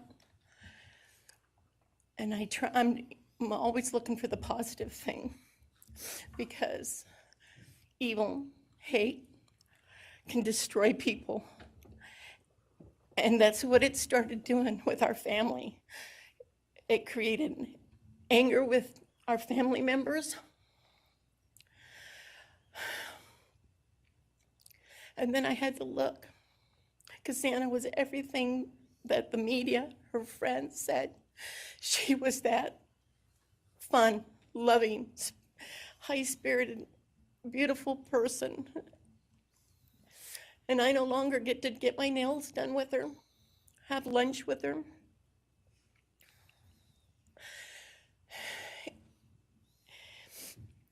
Sorry.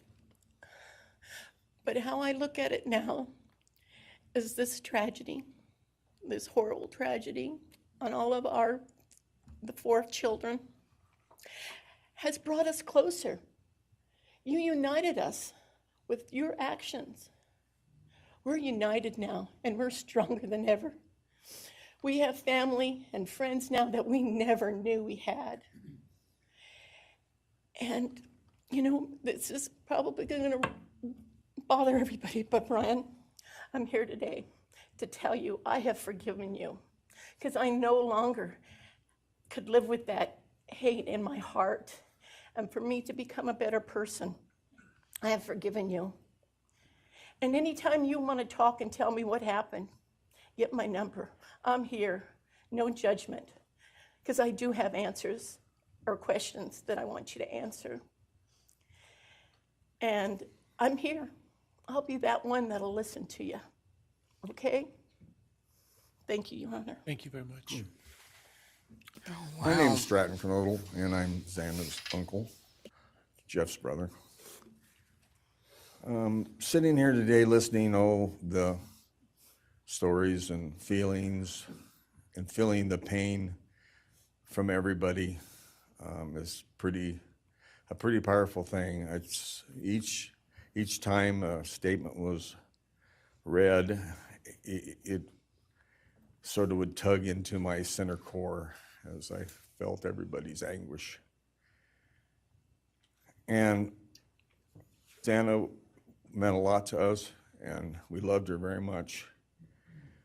But I started thinking about, instead of rehashing everything that everybody else has talked about, I wanted to direct it another direction toward Bryan and what he's done to his family, his parents, his siblings, his friends, his universe.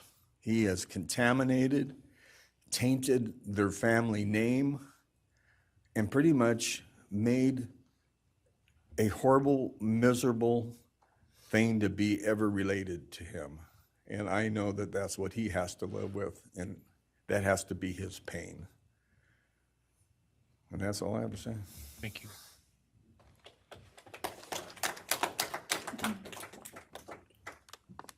Next, Your Honor, I believe Randy Davis, stepfather to Xana Kernodle, would like to address the court.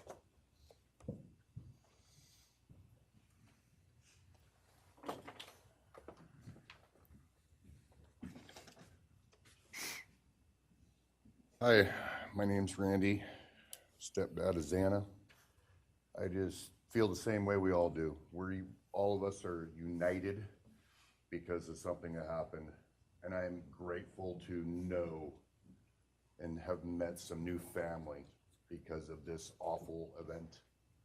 But this is probably the last time we're all going to be in the same room together, let's be real. So I can say, I love you all, and I feel your pain, and just God bless us all, you know? Just get through it. I had stuff wrote up. It was probably best I didn't read it out. Probably get kicked out of here, so. you know, I'll share one thing to you guys, not to you, with Xana. So I was working in North Dakota and came home, and Jazzy and Xana had taken our son Elijah and put him in a dress, makeup, and it was awful, you know. I was like, I don't know. She was funny. I told her she'd be in the movies and be somebody great one day like that. And now she is just above us as an angel with all the other beautiful kids. So let's hold that to our hearts, because this evil thing is not going to take nothing from us. You, man, I don't know what my limits are here, but I'm really struggling, dude. I am struggling. So I want to just be out in the woods with you, just so I can teach you about loss and pain. I love God. I wouldn't take your life. That's up to him. But I guarantee you, you are weak. God, I would just give a moment, man, 5 minutes out in the woods. Oh, man. Ooh. You're going to go to hell. I know people believe in other stuff. You're evil. There's no place for you in heaven. You took our children. You are gonna suffer, man. I'm shaking because I want to reach out to you, but I hope you feel my energy, okay? Go to hell. Preach it, sir. Yeah, it's often I notice that. When he said, I don't know what my limits are, I half expected Hitler to just say, go ahead and say whatever you want. Right? The judge ain't gonna stop nobody, I don't think. No, I don't think They so. deserve to get to say whatever the fuck they want. Say it, oh, there's Xana's mama. Oh, there's Kara, yeah.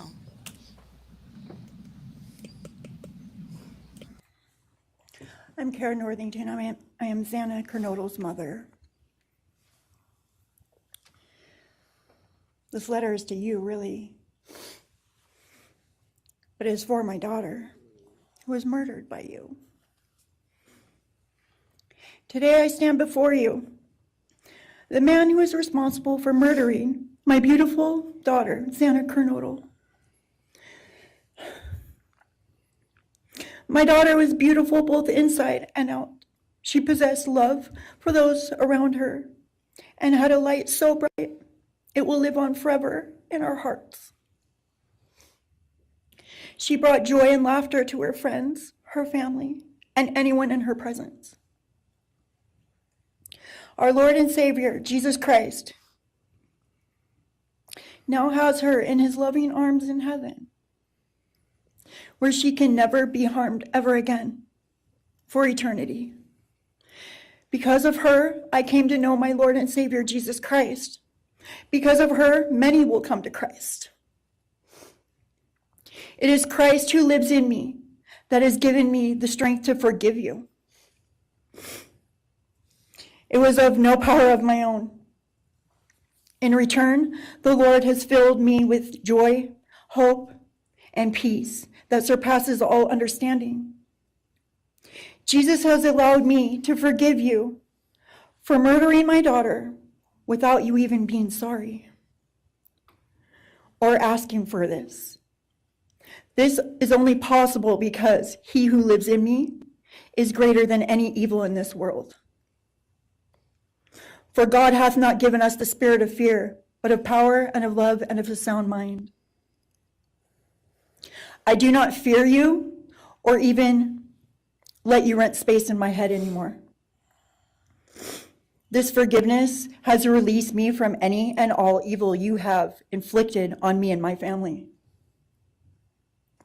It has allowed me to let our Lord deal with you.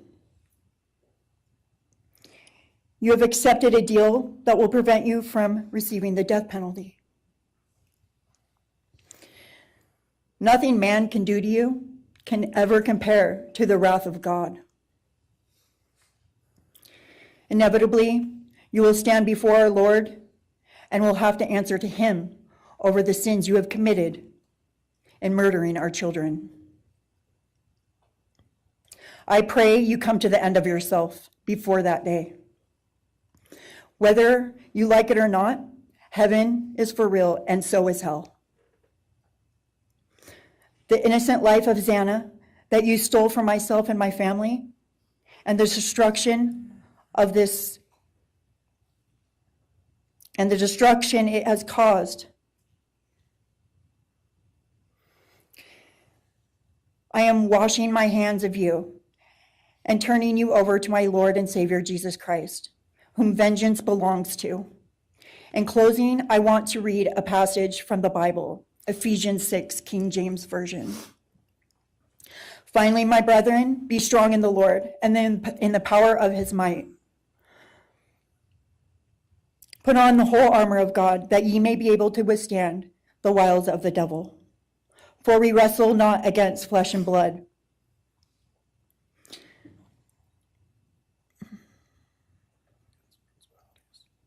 but against principalities, against powers, against the rulers of the darkness of this world, against spiritual wickedness in high places.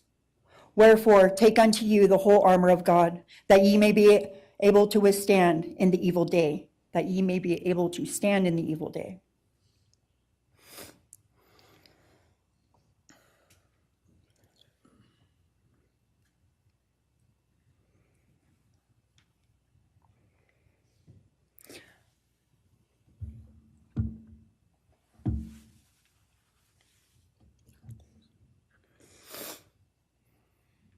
I'm not going to share memories of Xana or any more of the goodness of her with you, because I do not want that to be in your head. I don't want it to be in your head. You don't deserve that. You don't deserve our good memories that we have. I do pray for you. I pray that you come to the end of yourself. I pray that before this life is over, that you ask our Lord and Savior in your heart and to forgive you. I do pray for that. But after today, I wash my hands of you, and you are no longer a thing. Thank you. Thank you.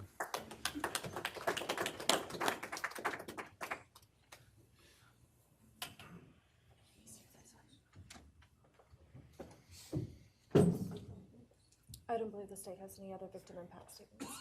Okay.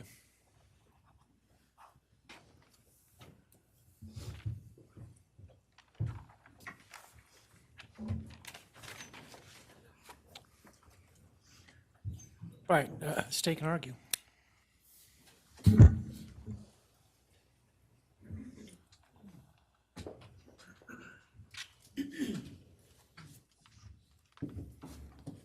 Thank you, Your Honor.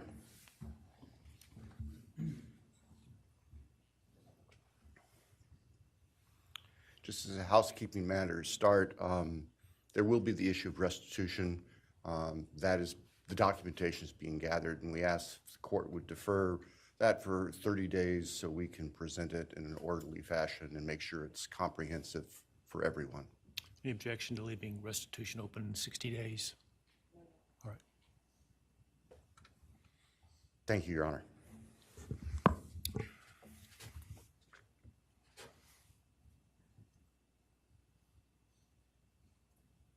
I think it's necessary and appropriate to share for everyone here, including the court, the background that brings us in front of Your Honor today for these proceedings.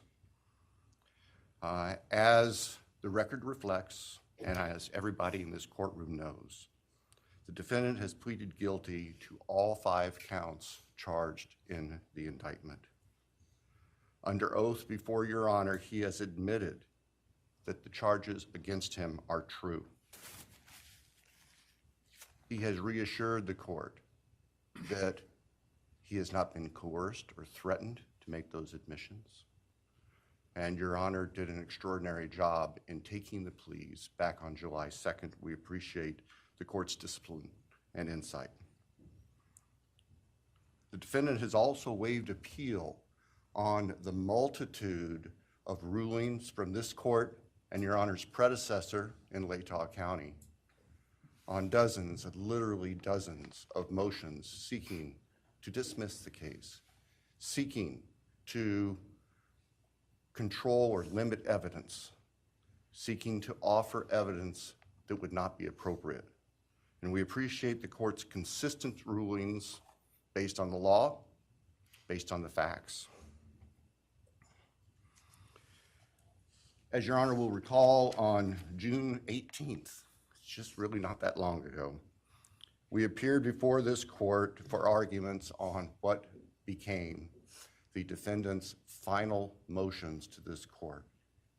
Motion where they wanted to offer evidence suggesting that other people were responsible for the defendant's actions, and the motion seeking essentially an indefinite continuance of the trial. It was readily apparent to all of us in the courtroom from Your Honor's comments that those motions were not going to be granted. So we returned to Moscow and continued with what we had been working on for months in preparation for trial. We had no qualms about going to trial if trial was what was necessary and appropriate. The following week, after we were in court, we were approached by the defense with an inquiry about a possible plea. And I can tell the court this is the first suggestion ever that there was any consideration, because indeed, the defense had maintained from the beginning that Mr. Kohberger, the defendant, was factually innocent. It's clear that the reality of the evidence and the case that had been investigated and prepared and that we were ready to present in court became a reality. Our reaction, among other things, was to reach out to all the families. And in fact, later that week, on Thursday and Friday of that last week of June, we met with representatives by teams, virtual meetings, with representatives of all the families. And we talked about the status of the case and the upcoming trial and things that related to the trial. And we also let them know that there had been an inquiry about whether there might be an offer for a plea. And we asked the family members for their thoughts and feelings. And they were candid. And they have been candid since, and we respect that. And we understand, recognize, and acknowledge that there was a difference of opinion among representatives of the different families. We understand that. One of the challenges of this case, one of the unique things about this case is we have multiple victims, each unique unto themselves, their families and friends unique unto themselves, and all of them entitled to their opinions, all of them entitled to their thoughts. Over the following weekend, our prosecution team, very skilled attorneys who were personally as well as professionally deeply invested in this case, met. And we talked, and the decision was reached. Well, to start with, were there to be any sort of plea offer or discussion, there's only one possibility. And that would be for the defendant to plead guilty straight up to all charges. There would be no bargaining about counts. There would be no bargaining about reduced sentences. And so we made the proposal to the defense that if the defendant was willing to plead guilty up front to all 5 counts as charged and waive appeal of the court's myriad decisions during the past 2.5+ years on all these motions that would have consumed years, if not decades, of time in the future. By the end of the weekend, we were notified the defendant was prepared to plead guilty as charged and factually acknowledge his responsibility in court for these horrible crimes. Obviously, those discussions and negotiations were confidential. And as Your Honor noted, I believe, that was necessarily so, because if the defendant had decided not to plead guilty, it would have been devastating to our jury pool for there to be public information that there had been even consideration by either party to a plea resolution. And protecting the prospective integrity of a trial after so many years was paramount. So, the end of the weekend came. We notified the victims' families of what had occurred. I recognize and acknowledge personally, and I respect the fact that of these fine, suffering people here, not everybody agreed with the decision we make. I accept that. It's my responsibility in the end. I recognize that that's the duty of the office that I hold.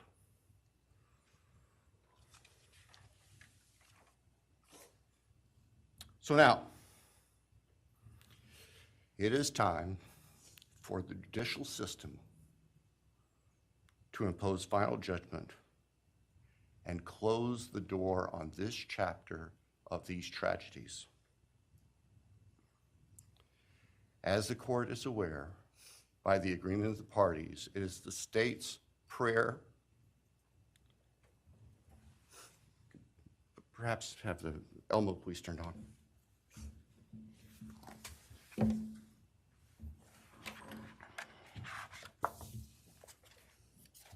Thank you. That on count one, the felony burglary, that the court sentenced the defendant to the maximum period of 10 years fixed in the custody of the Idaho Department of Correction. Then on count two,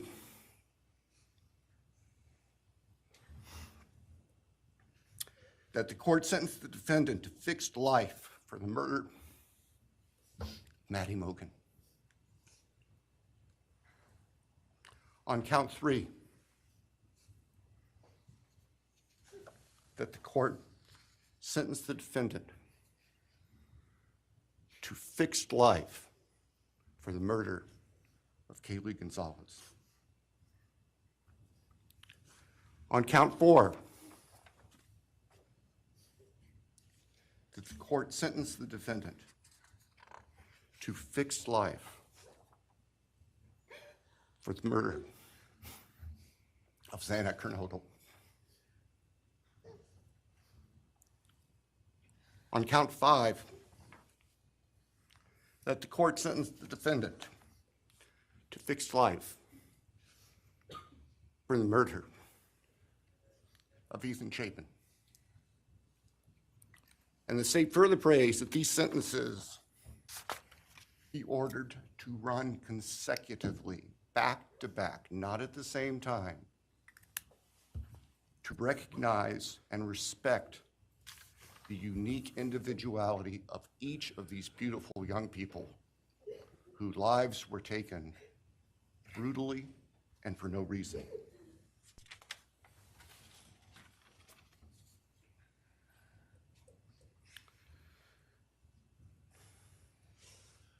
And hopefully now, as we have heard earlier this morning, it is time to afford the families and the friends and the community and the state of Idaho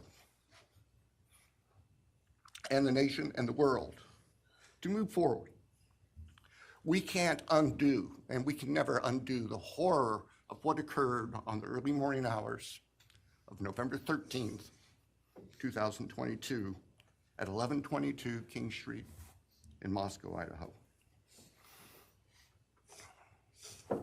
For a long time, the presiding district judge in Latah County was John Stegner, who eventually became a member and a justice of the Idaho Supreme Court. And Justice Stegner often observed that even God cannot change the past. But everyone in this room has the ability to take themselves forward. And we want the judicial system to afford them the opportunity today to do that. From today forward, our memories should be focused on these innocent victims whose lives were taken, on their families, on their friends, on the community.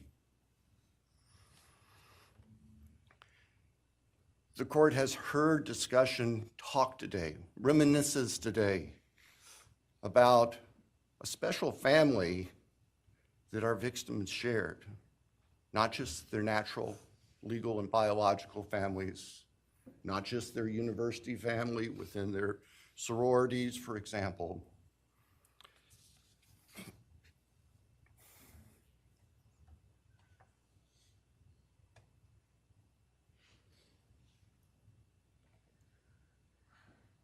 But this family.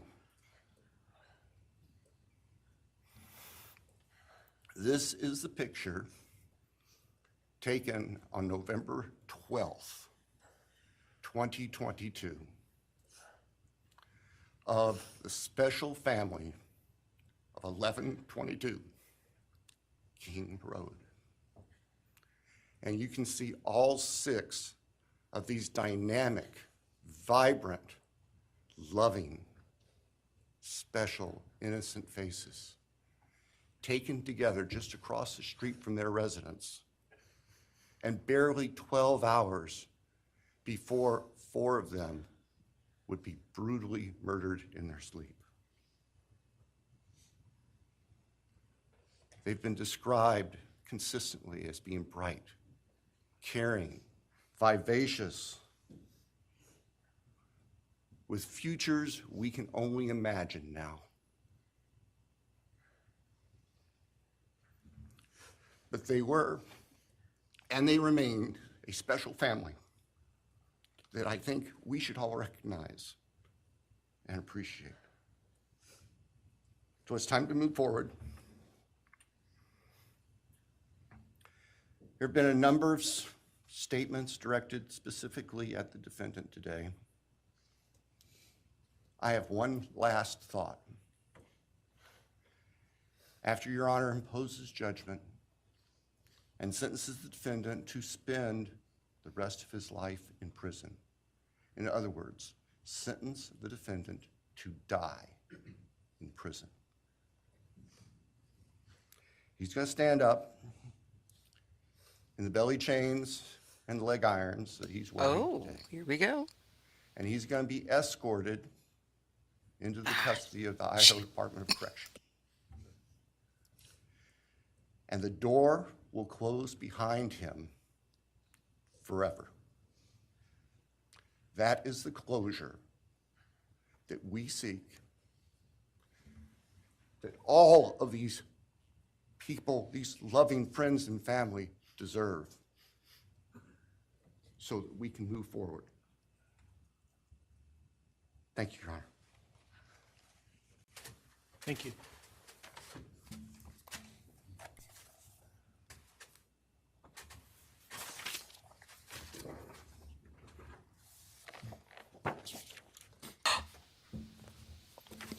All right, does the defense have evidence to present today? All right. Does defense wish to make argument today?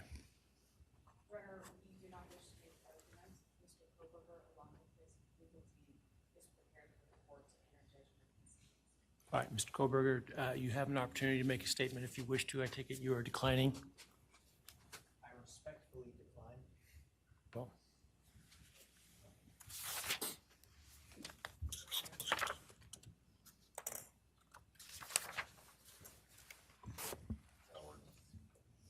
please.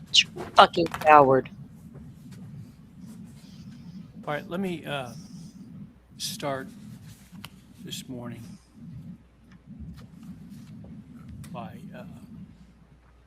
acknowledging and thanking those that have come here today in support of their loved ones. And I appreciate your courage and your strength. And I hope that you are able to move on as best as possible. thank counsel for the professionalism that they've exhibited throughout this case. It's been my great honor to preside in this case and to help bring, to the extent possible, some resolution and hopefully justice to this case.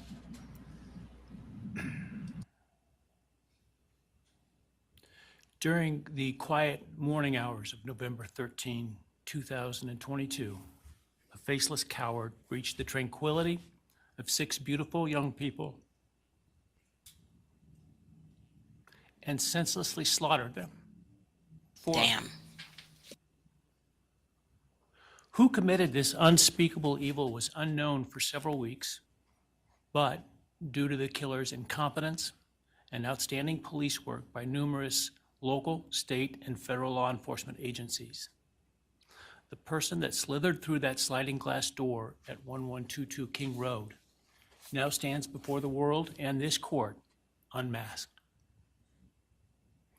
This unfathomable and senseless act of evil has caused immeasurable pain and loss.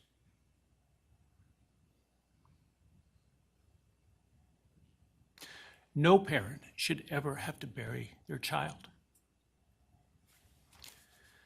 This is the greatest tragedy that can be inflicted upon a person. Parents who took their children to college in a truck filled with moving boxes had to bring them home in hearses lined with coffins. The loss this killer inflicted was not just the death of these people's children, siblings, grandchildren, as we've heard today. It has ripped a hole in their soul, destroying a special part of their very essence. Any person who is a parent defines themselves foremost as such.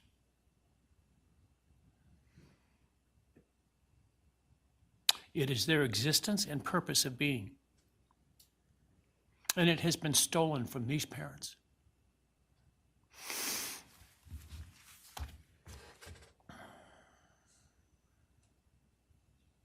None of us have experienced the loss these victims have in the unspeakable way that they have.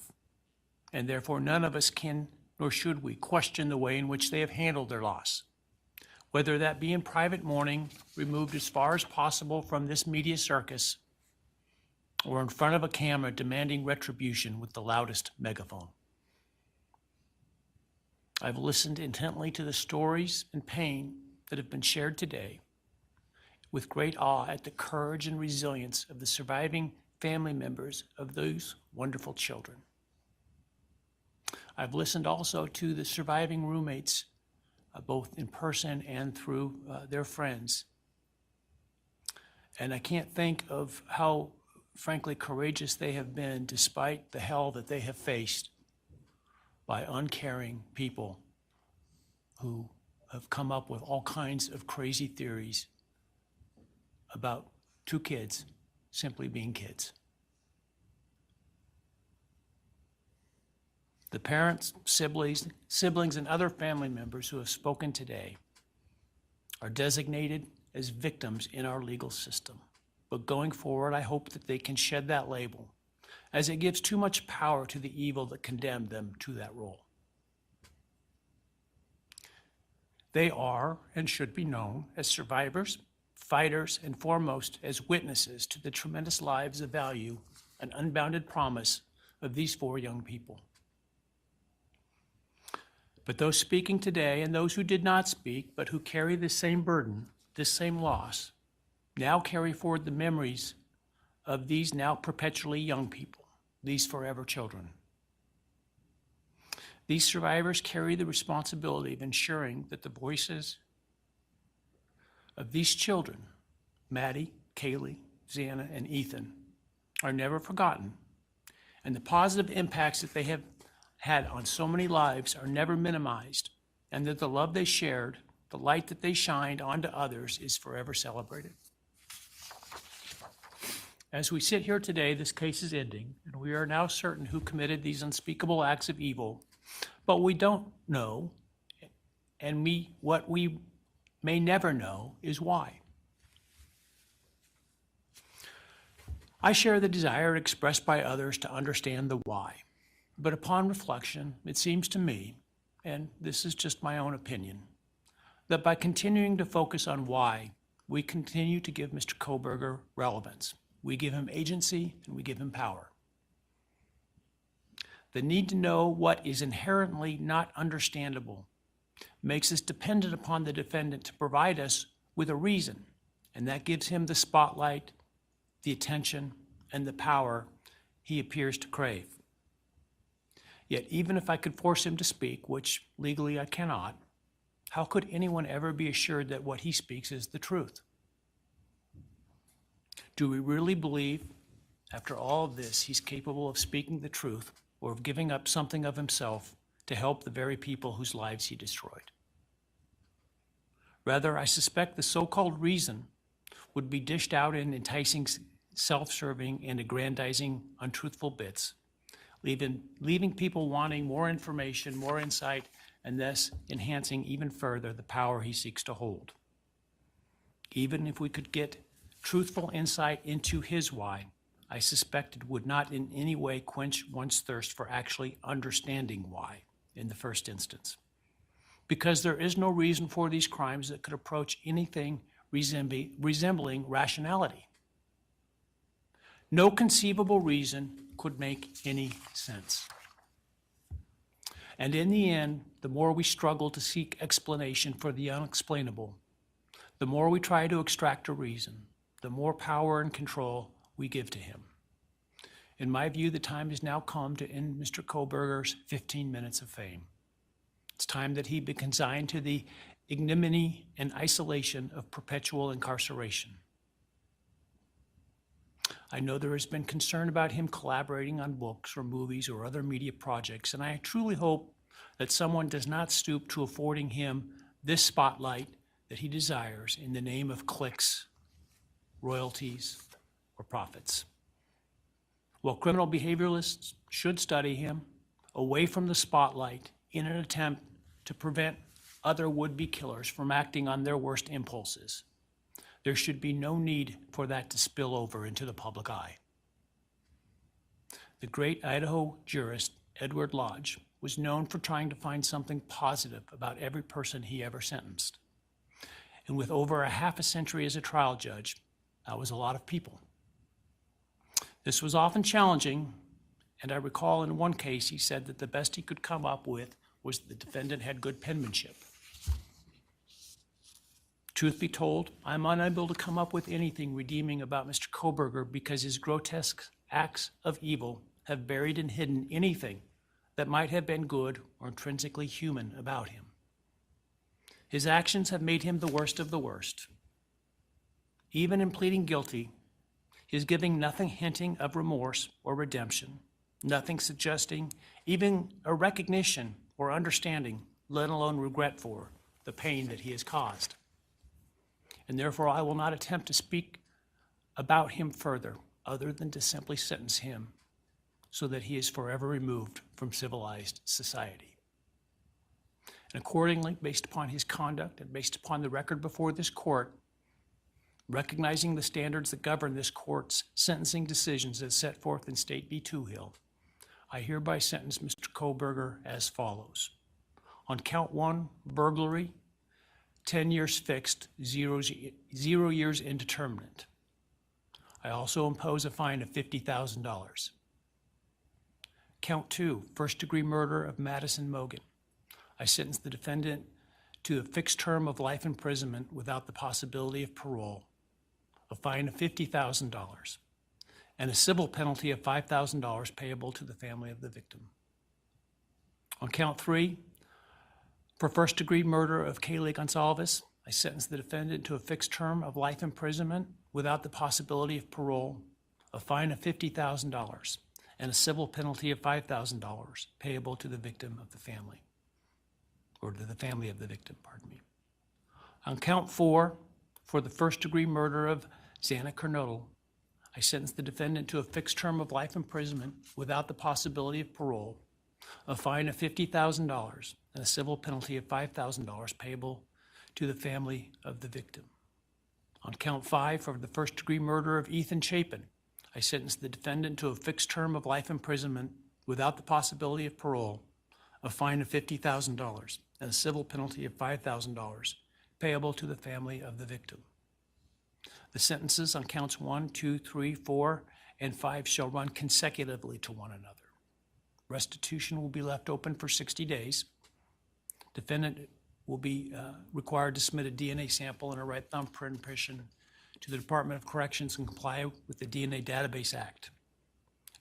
I remand the defendant to the custody of the Idaho State Board of Corrections for to be imprisoned in an appropriate facility and execution of the sentence where he will remain until he dies. Though you have waived your right to appeal, you do have a right to file a notice of appeal, and any such appeal must be filed within 42 days of the date of the written judgment, which will be entered shortly hereafter.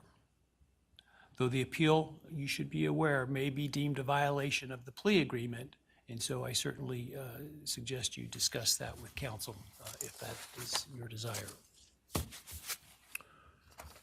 I ask the media and public present to allow the families to be escorted out first before they leave. Again, thank you to everyone for your stories today. I am strengthened by them, and I am encouraged by your humanity and strength, and God bless you. We're adjourned.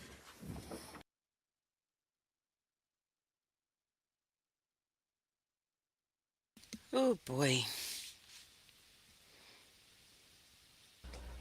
Wow. Let me do something here.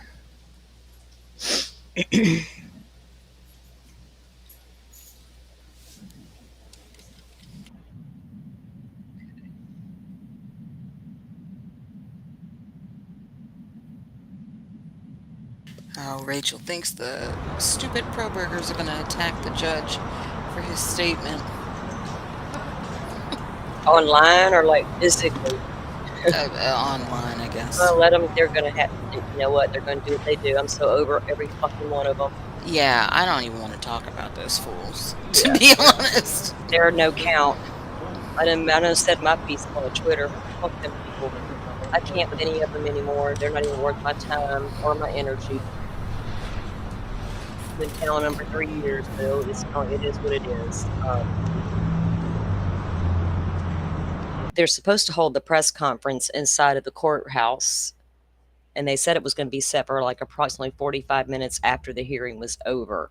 So I'm going to be watching for that as well. What? I missed something here. No, I don't think his family would be responsible for his judgments. Now, Stearns just got a whole shitload dumped down on him. He ain't gonna be able to pay because he's gonna be in prison, right? So I don't know where the money's gonna come from. If he was to get a book deal, would they take it from there? There's so much still left to figure out. But yeah, the judgment's gonna be there. Can't hear you? Can't hear me? I'm confused. What was loud? The courthouse. You had the volume up or whatever their background noise. Yeah, was playing. Yeah, because they're outside, and so we were hearing all their loud noise, and I turned it off. Y'all got to give me a moment. I'm not mainstream media over here with a team of producers behind me. It is what it is. It's YouTube and it's messy. Now all the mainstream media folks are rushing to YouTube because guess why? We get to talk a lot longer and uninterrupted and say what we feel. Okay. Brought you a big team of producers with you though, didn't you? That's okay. I don't care. It was the feed, guys. It's not, I'm sitting inside of my room at my desk. It's nice and quiet in here. What you were hearing was definitely from the outside of the courtroom. I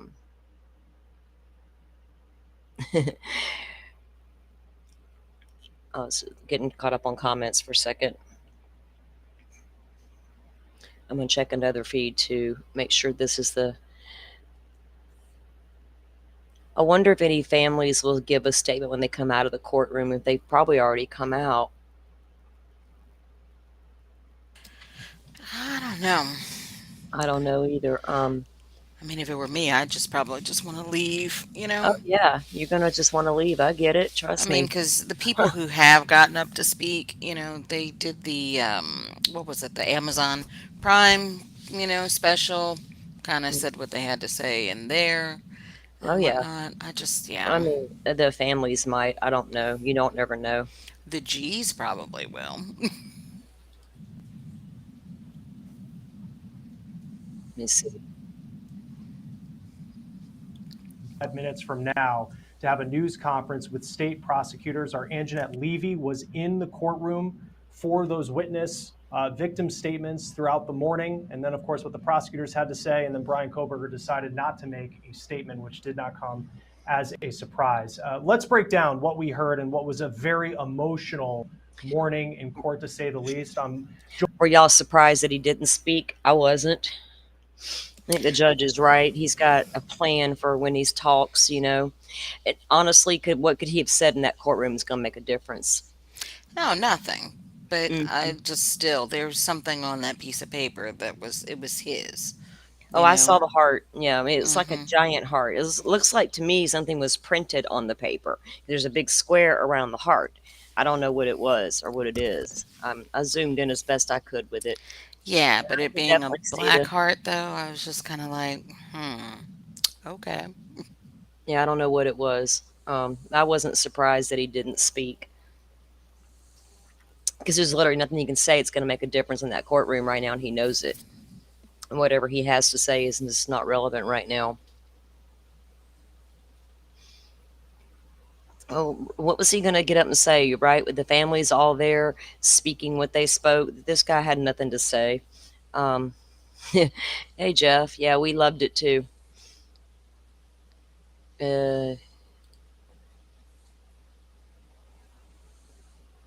they've come through a lot and they've come a long way, right? And it's just damn. I think he's a coward too. He ain't got nothing to say right, constructive.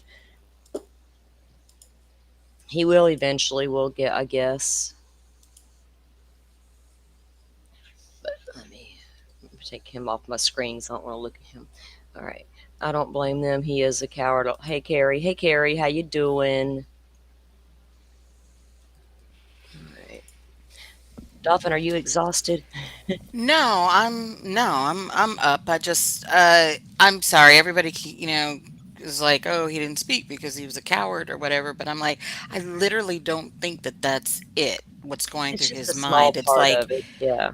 no, it's just like you gotta like think about the fact that this is a person who just doesn't give a shit. You know what I mean?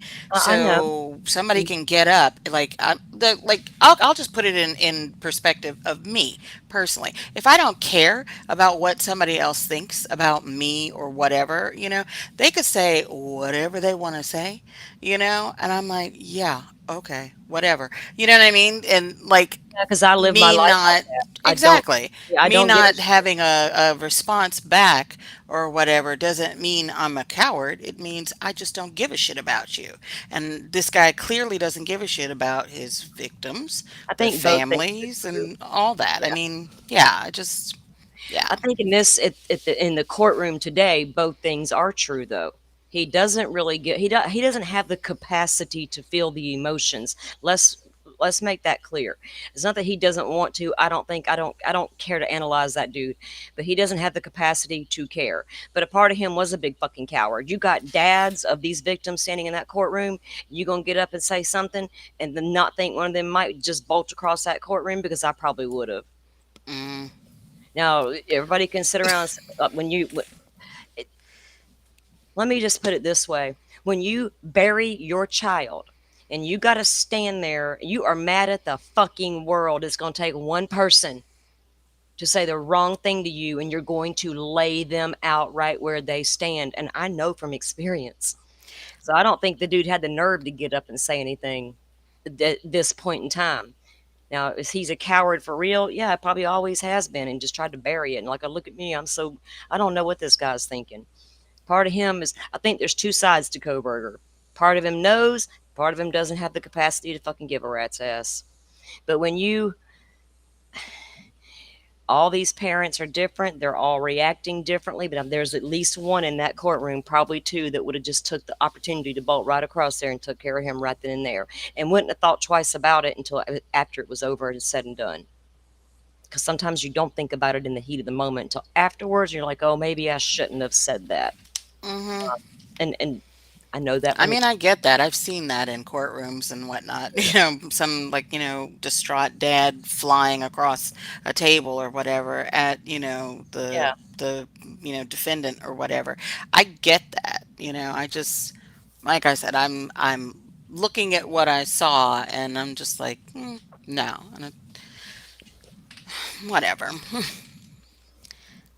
Yeah, I mean, When is you this you press you have the conference going to right to be? feel that way. I mean, if you feel like he doesn't really give a rat's ass about, I don't think he does either. I don't think the guy cares. But I'm just saying, I just don't feel like he thought that standing up, and probably advised him, don't say a word, dude, because they might come at you. Who knows? Yeah. It would be hard to contain yourself. It was hard enough for those parents to stand there and contain themselves as it was, a couple of Yeah. them. So it probably would have been risky for the guy to try to even say anything, unless he was going to come up there and say, this is what I did, how I did it, and my reason why. Other than that, he's got nothing else to say. Nobody wants to hear it. I think Bryan wants to continue. Yeah, but the judge also said a long time ago that there was a lot of police presence in that court, and even ones that you Oh, didn't yeah. see. So somebody could have tried to jump for him, but they probably wouldn't have gotten much done, I don't think they would have gotten far either. Yeah. So I got a notification, guys. Stearns has been moved from the Osceola County Corrections to the Florida Department of Corrections. And I just got to figure out which one. Well, he's at the central booking thingy, but I don't know how long he'll be there. So Stefan Stearns was moved into the prison now versus the county. And in fact, let me pull up a document I wanted to show you guys out of his case while we're waiting on the. I'm going to wait around the press conference here today. Let's see. Let me pull my side feed up.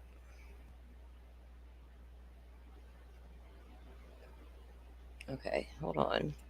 Playlist. There we go. Okay.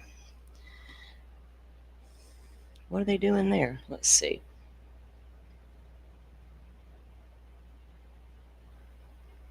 Okay. Alrighty. Now let me pull up.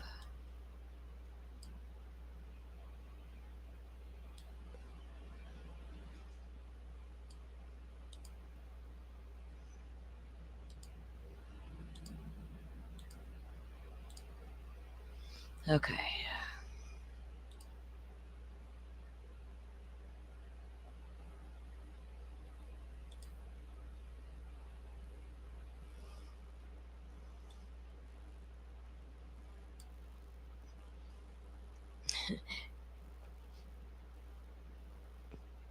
Carrie says he got intimidated by every dad that killed his body language changed. Yeah, Stearns, that dude, Kohberger. Okay, let me, well, if I gotta make this smaller so I can see. Okay. All right, now we go.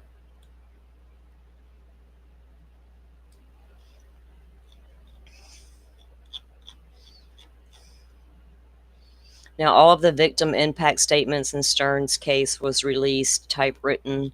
I think I posted those. I can't remember. Okay, so they had the docket packet ready. Not the docket packet, the DOC packet. I don't know why that screen does that. Good Lord. Okay, here we go. Why is it showing two? Okay, so whoa, there's a camera going crazy outside the courtroom. I caught my eye out of the corner of my eye. My phone was like moving all around. And I looked, and it's a cameraman. Hold on. We got. Shit.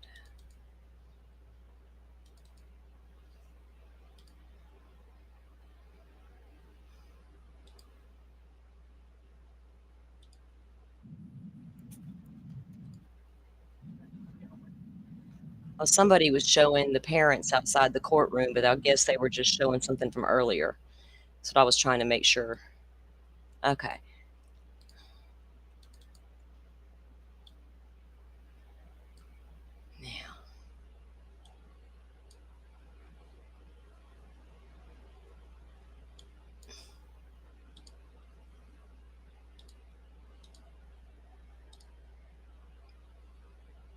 Search.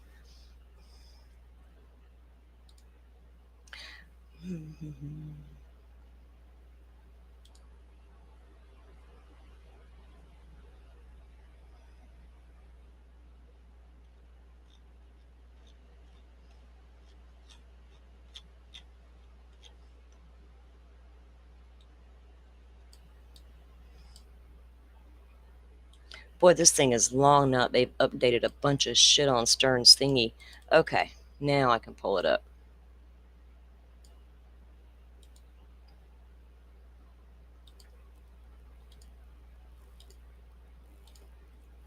Okay. Like I said, I just got the notification he was moved, and this was the information about that. Commitment packet accepted, and they give the case number, Florida versus Stearns. The Goncalveses are up on Reuters. I just tried to pull it up, and then it went away. Okay, because they had it up, I thought, when I went to look, it was gone again. Yeah, the Stephen is up at the mic right now. He was supposed to speak, but I guess he didn't. The brother. All right, so let me find out which one you're looking at, because the ones I was looking at weren't showing anything. Let me see if this one's got Reuters. Their live feed.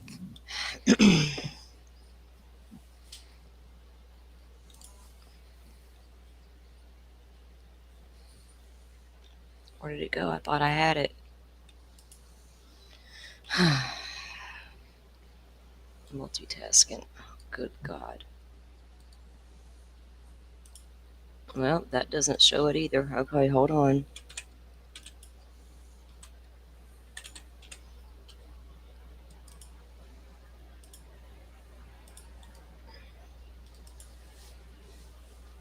Okay, got it.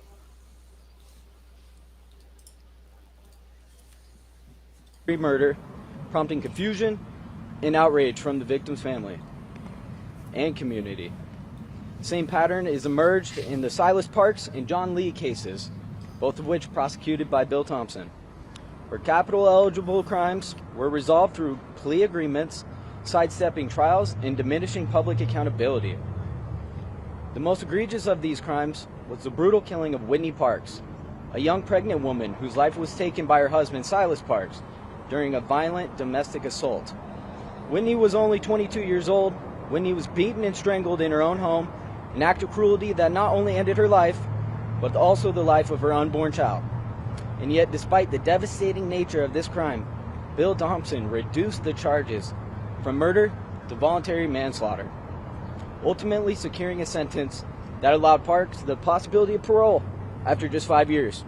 There was no trial, no full accounting of what Whitney endured, no acknowledgement in the legal outcomes of the child she was carrying. For Whitney's family, and for anyone who believes that justice systems should speak forcefully for victims, this wasn't justice. It was a deal, and it was like so many others under Thompson's watch. It prioritized expedience over accountability. Now, almost predictably, we find ourselves reliving that pattern in the current case. Despite the magnitude and brutality of the crime, the prosecution chose to accept a plea deal behind closed doors, without trial, without ever consulting our family in any meaningful way. In fact, we learned from the plea deal that had been finalized from an email from the prosecution team. Not in person, not with warning, not with respect.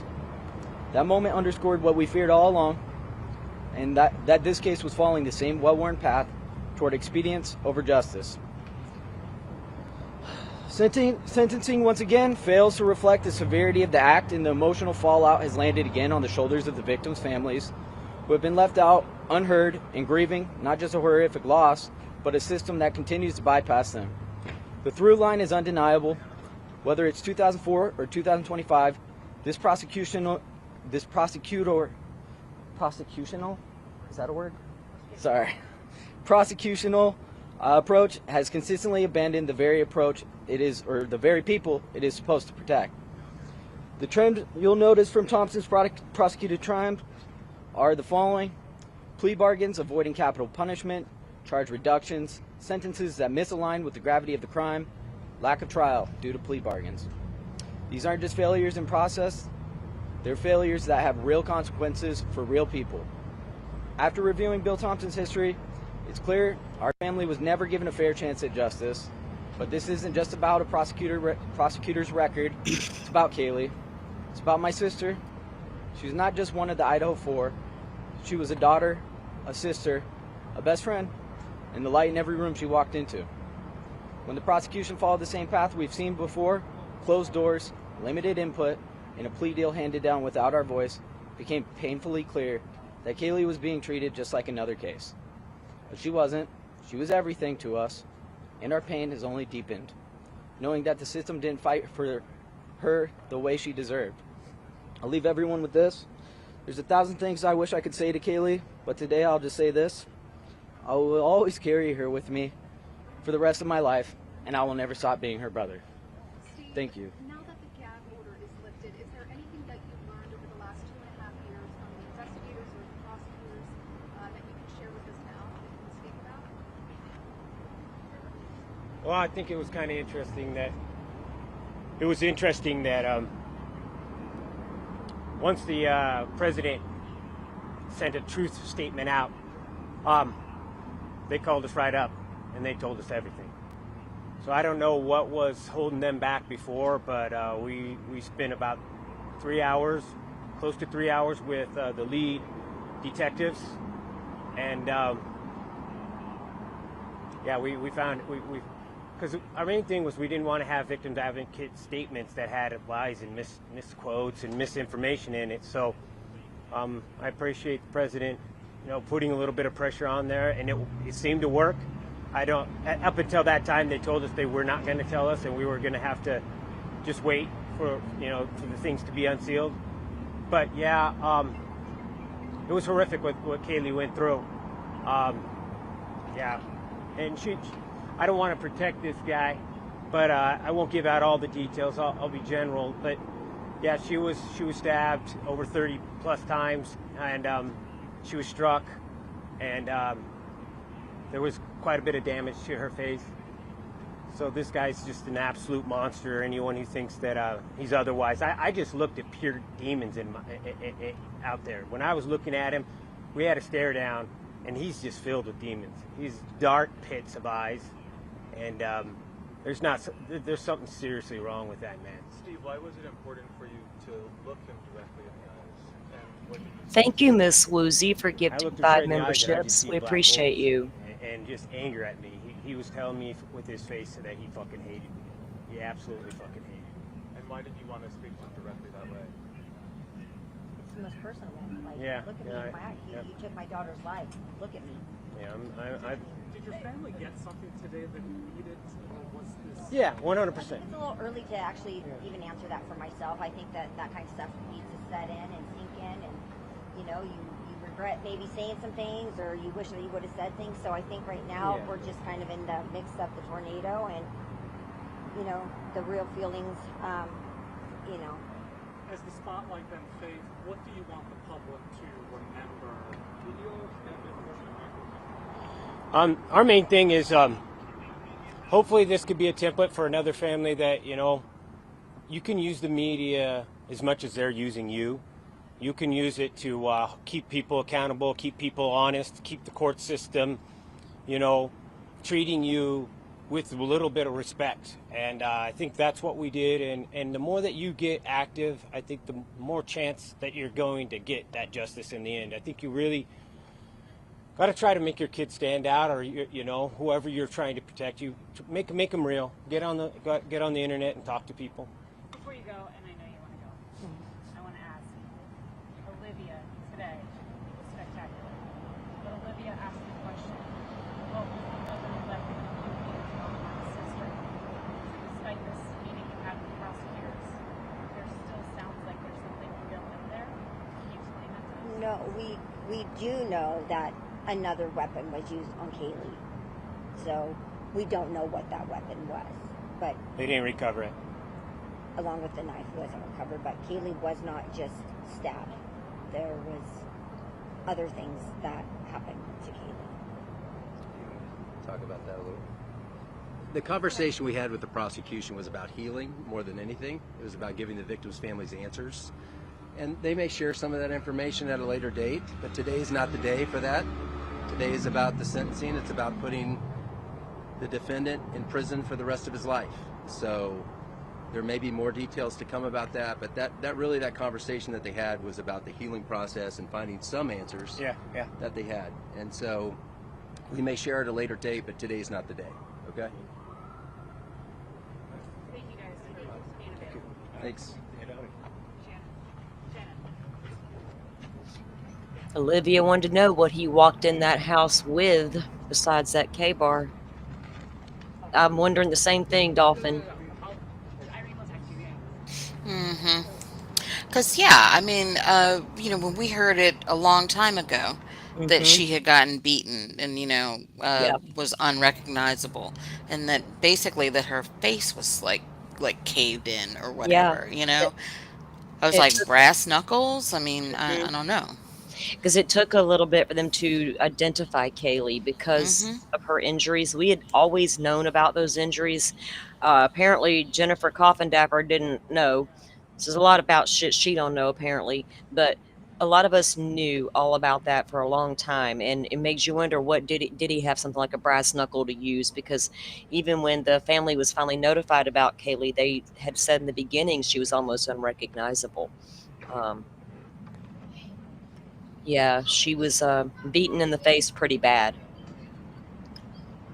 But I wonder that too, was it a brass knuckle situation? And is it Yeah, where, because I mean, I'm not a fighter or anything, but I'm just like, it would have had to been something hard enough to, like, crack her skull, yeah, because fracture her she skull. had a broken nose and everything else, and 30 plus stab wounds. We knew Mm-hmm. Haley caught hell in that room. Yep. And part of it's because she was in the wrong bed at the wrong time, or she came in and disturbed something he didn't think, he didn't want to be disturbed. Either way, it could have been the butt end of the K-bar. People have speculated that's Joy, but the way it's sounding, That just seems like it would be too yeah, small to, like, yeah, to get the kind of wounds that Kaylee had, the Mm-hmm. brass knuckles makes a whole hell of a lot of sense in that aspect. Because like I said, we've heard for years, almost 3 years, how bad Kaylee's wounds were. We just didn't know the extent of the details. Here's Maddie's family now. I gotta mute. My grandson's getting a little loud. Good afternoon. My name is Leander James. I am the pro bono attorney for Karen Laramie and Scott Laramie, the loving mother and stepfather of Madison Mogen. I ask that you please give your quiet attention to Scott. He would like to make a statement to you and to all those out there in support of them and the other families. Thank you.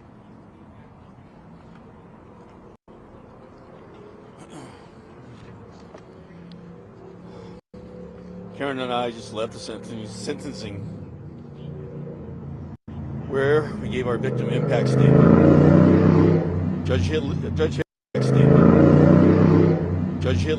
Hippler sentenced the defendant to the maximum allowable sentence under the plea agreement.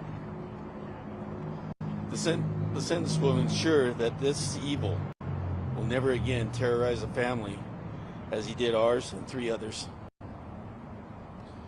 Trial would have involved risks. Had the defendant been convicted, he may not have been given the death penalty. Had he been convicted of the death penalty, we would have had to endure years, maybe even decades of appeals. This way, his fate is sealed. Society is protected, and we can move on with our lives and attempt to recover. Maddie was our purpose and our hope. We remain lost without her, but we will find our way. Thank you.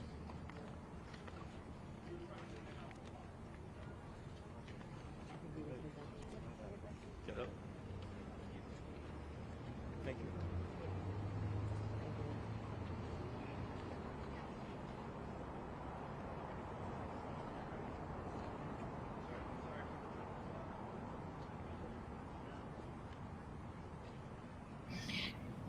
I just think the butt end of that K-bar was too small to leave the kind of damage they said was done to her face. Could have been, because you go turn it around and point the blade toward himself while he's beating her in the face with the other end. I got to think about it like that. How would he hold it to, all those things I think about for some reason. I try to figure out how they did it. How do they do that? Let me go put my mind in their mind for a moment, figure out how that could have even happened. He did, Rachel. He told him that if he tried to appeal, which he has the right to do, 45 days to appeal, but it could also make the plea deal null and void. So he better speak to his lawyers. He's not gonna come back and try to appeal now. There was I no think he had on gloves, Ms. Woozy. what? Oh, she said he had to have used something, or his hands would have Mhm. been all torn up. That's what I was saying. I think he was wearing gloves. Look, but yeah, they make gloves for that kind of stuff. Yeah, I know. So yeah, gloves Thin would have been gloves. protecting his hands. They don't got to be thick, bulky, work in the yard gloves. You know what I'm saying? These are slick, black, stuck to your hand type gloves. Yeah. Kind of like racing gloves you would drive when you're driving the stupid car.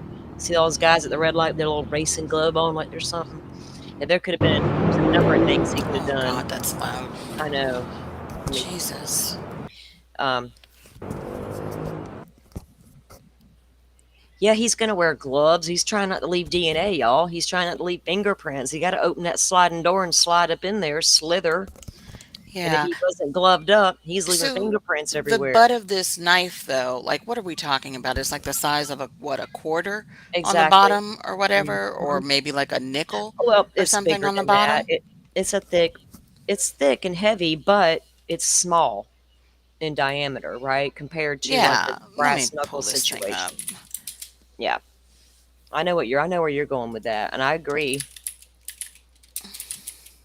Yeah, y'all got to keep in mind though how thick those gloves. Okay, when you think about the thickness of a leather glove, how are you going to grip and hold your K-bar?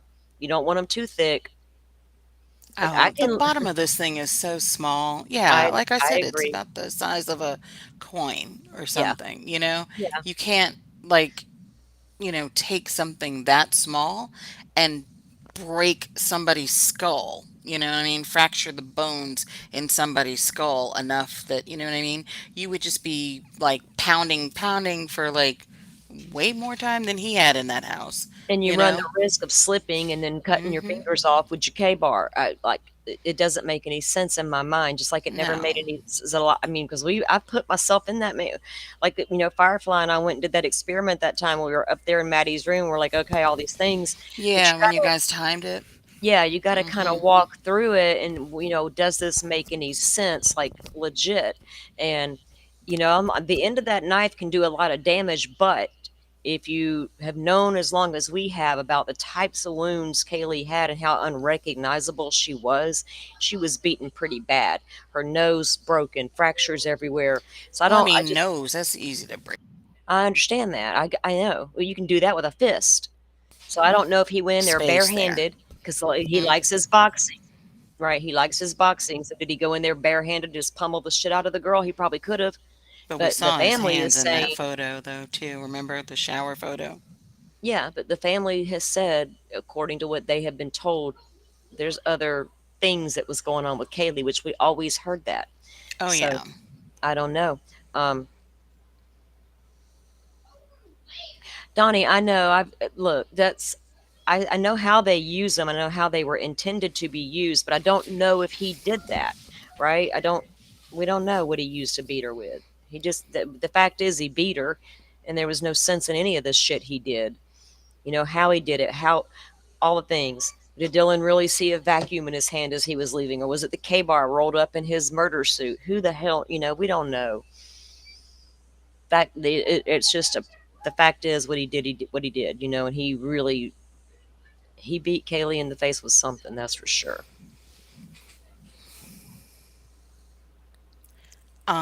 Yeah, how Yeah. the military used a knife. No need to Yeah. check. I'm an Air Force brat. I mean, Yeah. and I know they don't, probably really get down like that because they're the laziest, cushiest, branch or whatever. But I mean, you just said it yourself. The handle fits in your hand like a roll of dimes. So if you think about the circumference of a dime, how small that is, and how big your face is, and how thick the bone in your skull, is. Do you think if you took a roll of dimes, something that small, that you would actually be able to collapse somebody's face in with something like that, like all over? Yeah, I think there still could have been another weapon used. We've always heard there was two weapons used on Kaylee. Maybe one day we'll know. Who knows? Either way, he went in there and he did it. Whether he used the butt end of his knife, brass knuckles, or barehanded fist, he did what he did, right? And Mm-hmm. there was just no sense in anything he did. You took four lives, four, within minutes of each other. Just boom, boom, boom, boom, boom, chaos. And you know what? Listening to that, what? God, I'm done. What? Donnie, have you ever seen someone get punched with a roll of dimes? Yeah. No, Mm, no. yeah, okay. No, I'm gonna pick. Look, I'm from the South, and I'm gonna get something way better than a roll of damn dimes to take care of you if I need to. I don't know if them roll of dimes is gonna do any good. They're gonna bust apart. Um,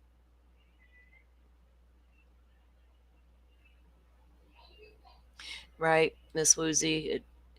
Either way, it was disgusting what this man has done to all these people, and devastated all these lives. That's something they're never, ever, ever going to be able to get back. All they can do is hope for peace and comfort to go on eventually here. Hold on, sorry, I had to check something. Um, yeah, well, down here in the South, them boys do like their brass knuckles. I'm gonna say that.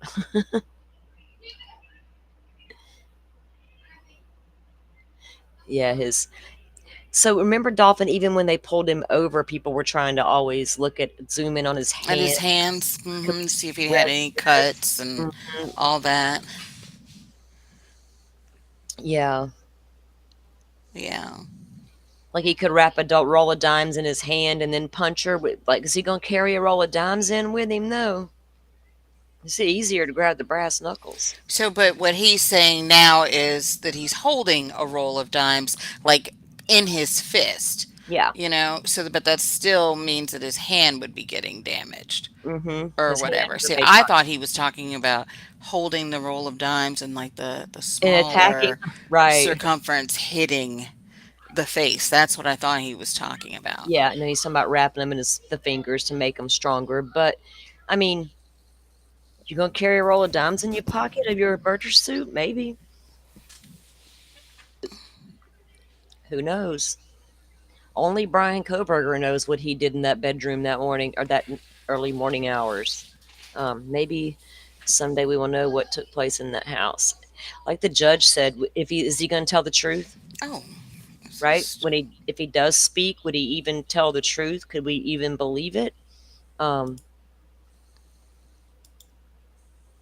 he's there we go. holding the knife like it's a roll of dimes. Oh, so he is talking about what I thought he was talking about, which Hmm. I just am like, no, I don't see that, but okay.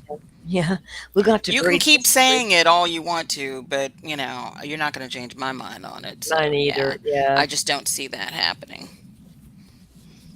Not if you're going to choose to purchase this massive K bar. You're not about to walk in a house with a roll of dimes and try to get something done on top of that, right? It feels like from what they're saying. I don't. Look, these families have their children's death certificates and coroner reports. I promise you that. They're not going to keep that sealed from the parents. That's illegal all over the place and twice on Sunday. Okay. I know. I have all those reports myself. Those family members know. And even if they don't know exactly, I don't even think that the coroners or the autopsy people even are sure themselves what weapon was actually used. Sometimes they don't know. not old Mabbit down in Moscow. Now, the medical examiner in In Spokane, Spokane, yeah. yeah, probably definitely, has more information or more Oh, she of gave an a lot more opinion. information than Mm-hmm. Babbitt was able Mabbit, to give. yeah. Um, in fact, Steve makes a comment when he was talking to Ashley Banfield about the leak situation, and she's like, "Well, who told you?" And he's like, "Oh, I'm not going to do that." And then he did say, "Okay, I'm going to go ahead and tell you this. I Yeah. found this out from Mabbit or whatever." We're like, Mm-hmm. "Well, we've always known she was telling y'all stuff." Yeah. But I don't blame her. I mean, I don't blame them for wanting to know, because I'm gonna tell you, if it's my child, I'm calling. Where's my report? Where's my stuff? It takes a minute for all that to come in, but they have all that reports, and they may not be able to detail exactly what each wound was, how it was caused, but they know.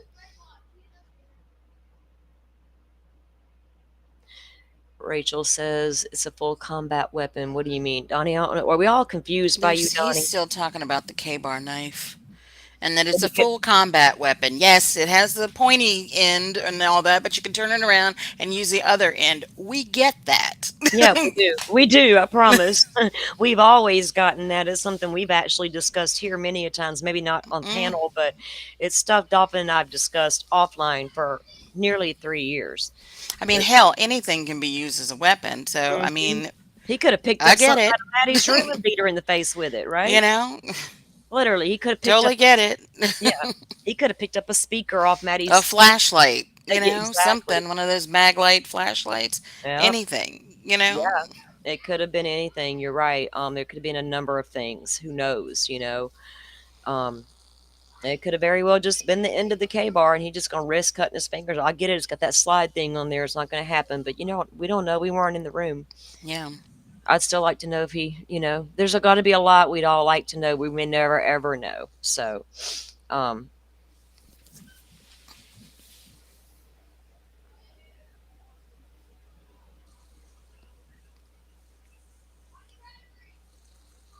Yeah, I've actually, what was it? Firefly and I were watching some videos of this guy doing like tests on the K-bar knife, like, how hard it is to destroy the thing or whatever. And he was like, you know, cutting up wood with it, and then he went to like beating it with a cinder block and cutting at the cinder block and doing all kinds of stuff to this damn thing, and it was not bending or I was like, Jesus, this thing is oh it yeah. actually is a decent knife. I've seen them too. They're made to be like that. They are made for military, but it is what it is.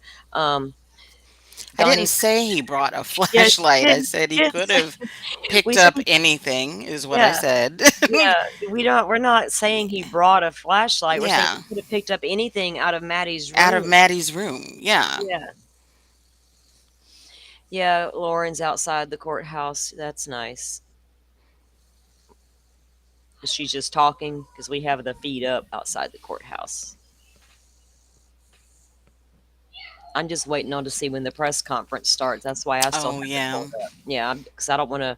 I'm just trying to stay refreshed on it right there. I haven't trolled around to see who's doing what. As a creator, I usually don't while I'm streaming. Yeah, I've got it up on another screen if you want to look at something else or whatever. But yeah, I'm watching it. I don't know if I want to stream another creator's live stream. I just don't. I'm just Well, that not lady. She necessarily might. them. I mean, Oh no, other she might strike me. news. She struck Joe.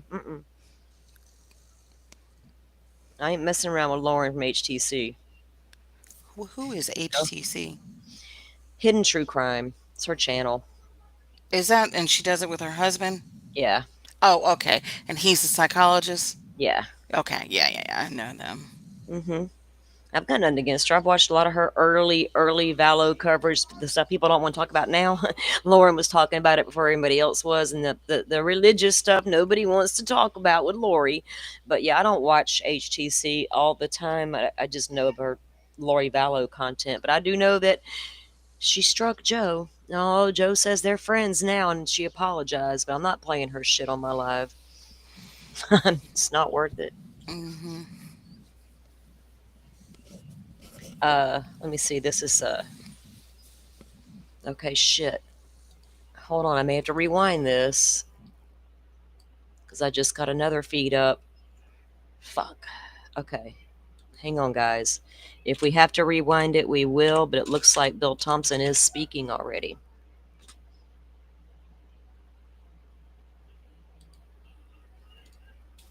In front of the courthouse, because No, Reuters doesn't have him. they're supposed to be inside the courthouse with this. Live stream. I had the press release. We have reached the conclusion of the judicial process. And we believe we've achieved accountability and finality and certainty for everyone who has suffered from this, so we can try to move on. As you are aware, Mr. Kohberger pleaded guilty to all 5 counts of the indictment. He pleaded guilty as charged. There was no plea bargain to change charges, drop charges. He pleaded guilty straight up, and he admitted under oath to Judge Hippler that the allegations are true. He has also received a life and death sentence, and that he is going into the Department of Corrections custody, and he will remain there until he dies. And our communities are protected from him. Our communities are safe from him. And we have finality and conclusion, not just for the families, but for everyone who suffered because of this. Chief Dollinger talked about the extraordinary teamwork on this case. And I can tell you that Ashley Jennings, my senior deputy, and I, we were with the investigators from day one. We worked as a team beyond any team that I've seen in my almost 33 years as a Latah County prosecutor and 45 years as an attorney in Idaho. This level of collaboration is indescribably phenomenal. And in this room, we have representatives of the FBI, and you'll hear, of course, Special Agent Grover. We have representatives from the Idaho State Police. We have representatives from the Moscow Police Department. We have representatives from the Office of the Idaho Attorney General. I can tell you, I will be forever grateful for the assistance that Jeff Nye, the head of the criminal division, and his deputy attorneys general, Ingrid Maddie, standing beside him, offer to us. I don't know that we would have been able to reach the conclusion that we have today as successfully without their brilliant and dedicated work. And they too have lived this case from the get-go.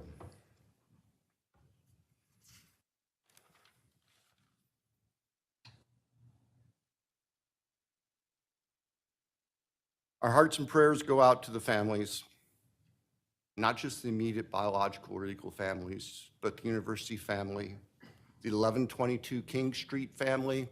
You all saw the group picture, and you've seen that group picture so many times over the past 2.5 years.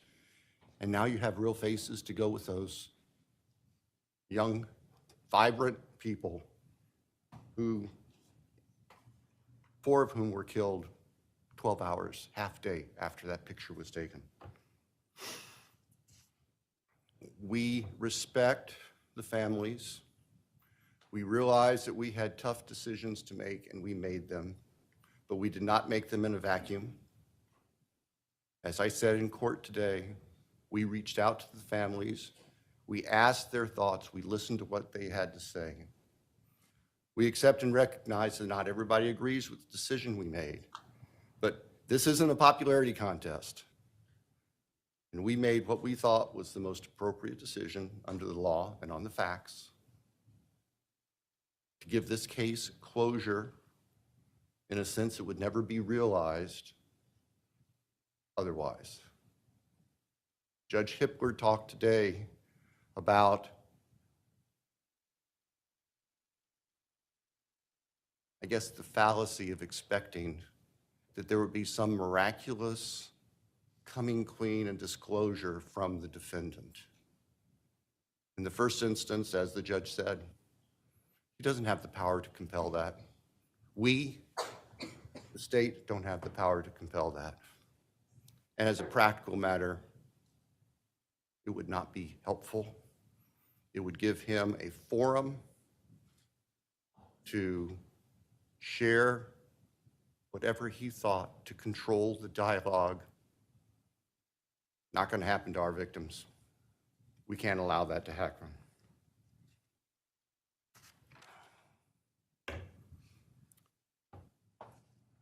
So, I'll say this with caution. I look forward to your questions. I will be perfectly honest with you. I will answer them as best I can. If I can't tell you the answer to something, I'll tell you that.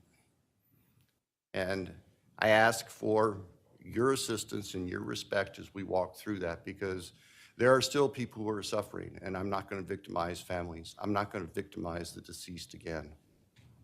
And I'll just tell you that if we get those sorts of questions. But we'll get to that in a little bit. Right now, what I would like to do is hand the podium over to Colonel Bill Gardner from the Idaho State Police so he can share his agency's perspective on this. Thank you. Thanks, Bill. Good afternoon, everyone. I'm Colonel Bill Gardner, Director of the Idaho State Police. To the families, your courage and strength throughout this painful process, it indeed kept us moving forward. Your strength, and particularly your love for one another, was inspiring, and it motivated all of us. You've carried a burden no one should ever have to bear. This investigation demanded the very best from everyone involved. Crime scene teams, forensic scientists, intelligence analysts, and investigators answered the call with professionalism, precision, and resolve. They did not do it for recognition. They did it because 4 innocent lives were taken, and the victims and their families deserve nothing less. It is clear this case required a team approach. Not only did the Moscow Police Department, the Latah County Sheriff's Office, the Idaho State Police, and the FBI come together quickly, but others provided significant assistance behind the scenes. I'd like to highlight a few of those. I personally want to thank Colonel Paris of the Pennsylvania State Police. Once this case moved across the country, the Pennsylvania State Police went out of their way to provide resources and support while our people were on the ground there. Also, it's important to note that from the moment this case began, Governor Little was fully supportive of the investigative process. He provided funding and support to make sure the job was done right. And finally, as was already mentioned, the Idaho Attorney General's office provided significant input and help during the preliminary motions. We relied heavily upon their expertise as we moved throughout this whole process. As law enforcement officers, we often say that this is more than a job, it's a calling. This case reminds us why we answer that call, why we stand for victims, why we fight. In this case, why we fight pure evil, and why we keep going, even when the road is long and answers are hard to find. In this horrific case, I am proud of the work that was done and the people who carried it out. They exemplify the very best of our profession and help to bring closure to 4 families. I'll now turn the podium over to Salt Lake City FBI Field Office Supervisory Senior Resident Agent, Brett Grover.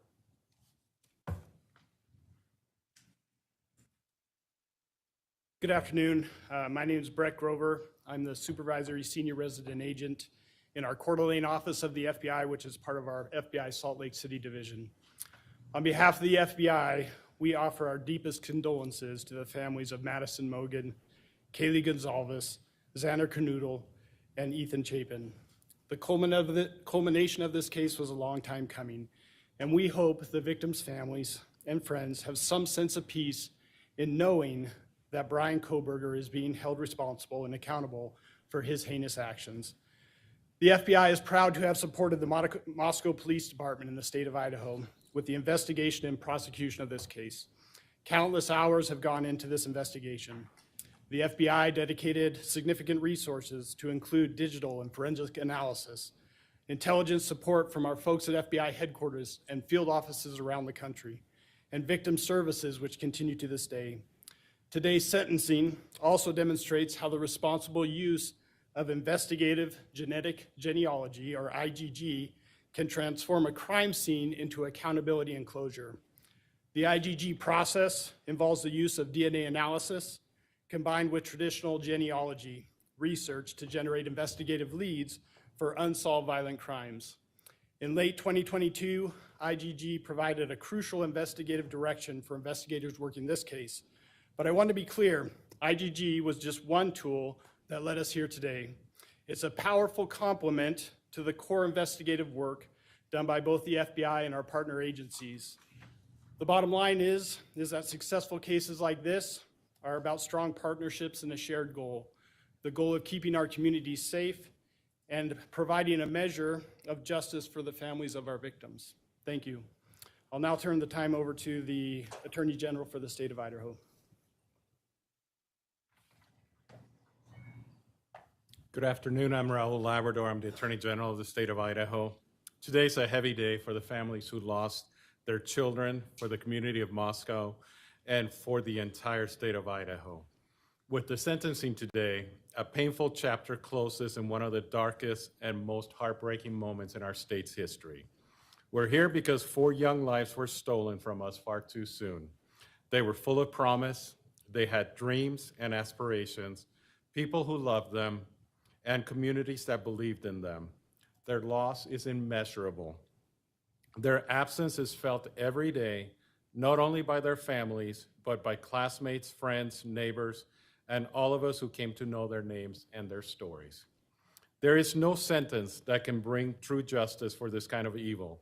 Nothing we do today can undo the heartache or fill the empty chairs at family tables.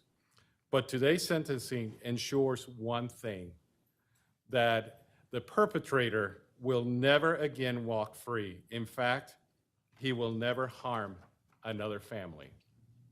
I want to extend my deepest gratitude to Prosecutor Bill Thompson, whose steady leadership has guided this case from the beginning, to the people of Layton County for their trust and commitment to justice, and to the state of Idaho, and to the state, also to the local and federal law enforcement communities who have been focused on bringing justice for the victims. I also want to recognize Jeff Nye, who's the chief of my office's criminal law division, and the team of attorneys in my office who work side by side with local prosecutors. Their contributions were quiet, but vital. They helped protect the grand jury's work. They pushed back against legal challenges and successfully defended the use of advanced forensic tools that helped identify Kohberger. These were groundbreaking legal efforts done with resolve, with care, and in the name of public safety. Their outstanding legal work spared the families and the public from a drawn-out, painful trial that would have reopened wounds and prolonged the family's agony. When I became the Attorney General 2.5 years ago, I interviewed Jeff Nye. He was not the chief of the criminal division at the time. And I asked him if there was anything he would change in the Office of Attorney General. If you get to know Jeff, he had a long list. It was a very long list of things that he would change in the criminal division. But the first thing he talked about was the fact that our office was not helping local prosecutors with their prosecution. It was a take it or leave it kind of approach, that we either took the case and handled all the matter, or we did nothing at all. And he said that there were important cases where we could actually assist in the Office of Attorney General. It's one of the reasons I hired him to be my chief of the criminal division, and I think today culminates the wise decision that he had to make those changes and the important change that we made in the office. This moment didn't come easily. It was the result of tireless effort, careful preparation, and unwavering pursuit of the truth. Behind the scenes, our legal teams worked diligently to defend dozens of legal challenges. Their efforts not only helped ensure a just outcome, they also spared the families and the community from the painful trial and endless appeals that would have reopened deep wounds. To the families of Madison, Kaylee, Xana, and Ethan, no words from any of us, no legal ruling, and no sentence from a judge can heal what you've endured. But I want you to know this. My sincere wish is that you have not carried this burden alone.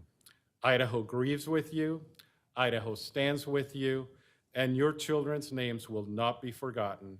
We honor them, not only with our words today, but with our commitment to protecting others in their memory. I will never stop fighting for the people of Idaho, and I thank every single member of this community who has just reached out to the families and supported them. And may God bless the souls of the victims and the families who have suffered. Thank you. Now we will transition into our question and answer phase. Joining me at the podium will be Bill Thompson from the prosecutor's office and the two lead investigators, Brett Payne and Darren Gilbertson. Just a couple of things before we begin.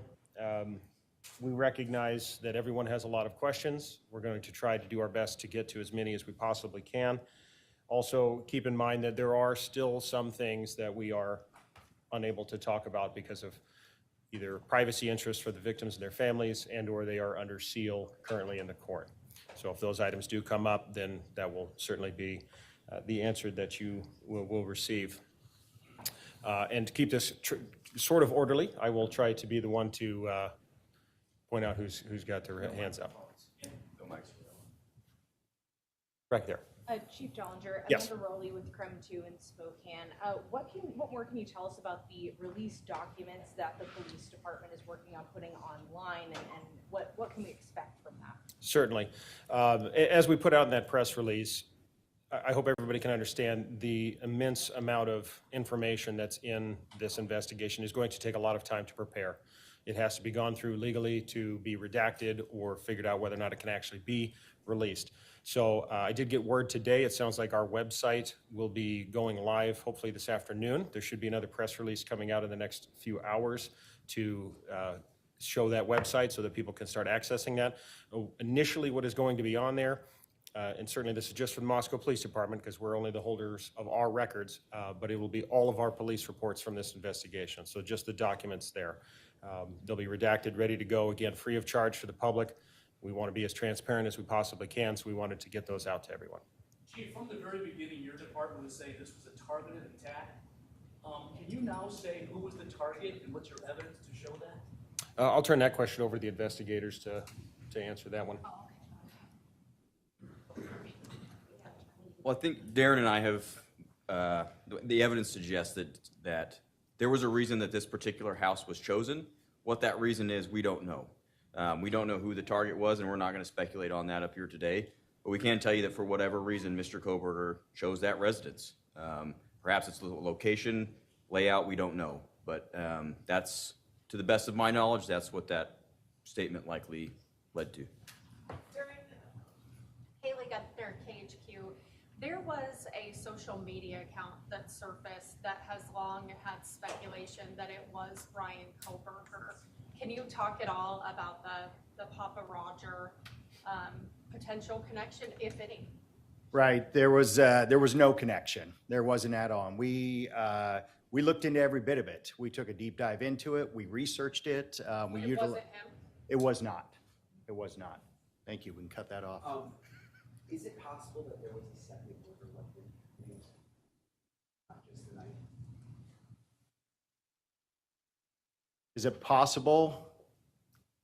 All the evidence shows and tells us that he used a knife, a K-bar knife. And that's a weapon we believe was used to commit all the murders. Here. It sounded like the Goncalves family said that there was a second weapon that was used on Kaylee Goncalves. Can you confirm that? Out of respect for the families, that's something that you'll have to get from them. If they wish to share that with you, it'd probably be through them, not through us. And one more question. You said that it seemed like he chose that house. There's no clues as to why he chose that house? You know, after working in Moscow for several years as Chief Dollinger, that area is frequented by many, many people at all hours of the night when college is in session. So what Darren and I have surmised is that perhaps it's the old hiding in plain sight. There's lots of people around. There's lots of vehicles around at all hours. It's not isolated where you'd be noticed. So that's where that comment comes from. It does, and though it doesn't make sense, and it's if you're in that neighborhood at all, it's a very complicated neighborhood. It's very closed in, but at the same time, there's everything from college kids to adults that live there, people that have full-time jobs, part-time jobs. So any one of us could come and go and fit in there. So. Right here. DA Thompson, during the plea hearing, and then again today, it seemed like your voice quivered a bit when you were either putting up photographs or mentioning the victims' names. I'm just wondering about the emotional toll, and I have one other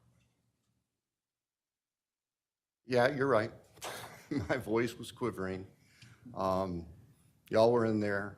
There was a lot of powerful emotion.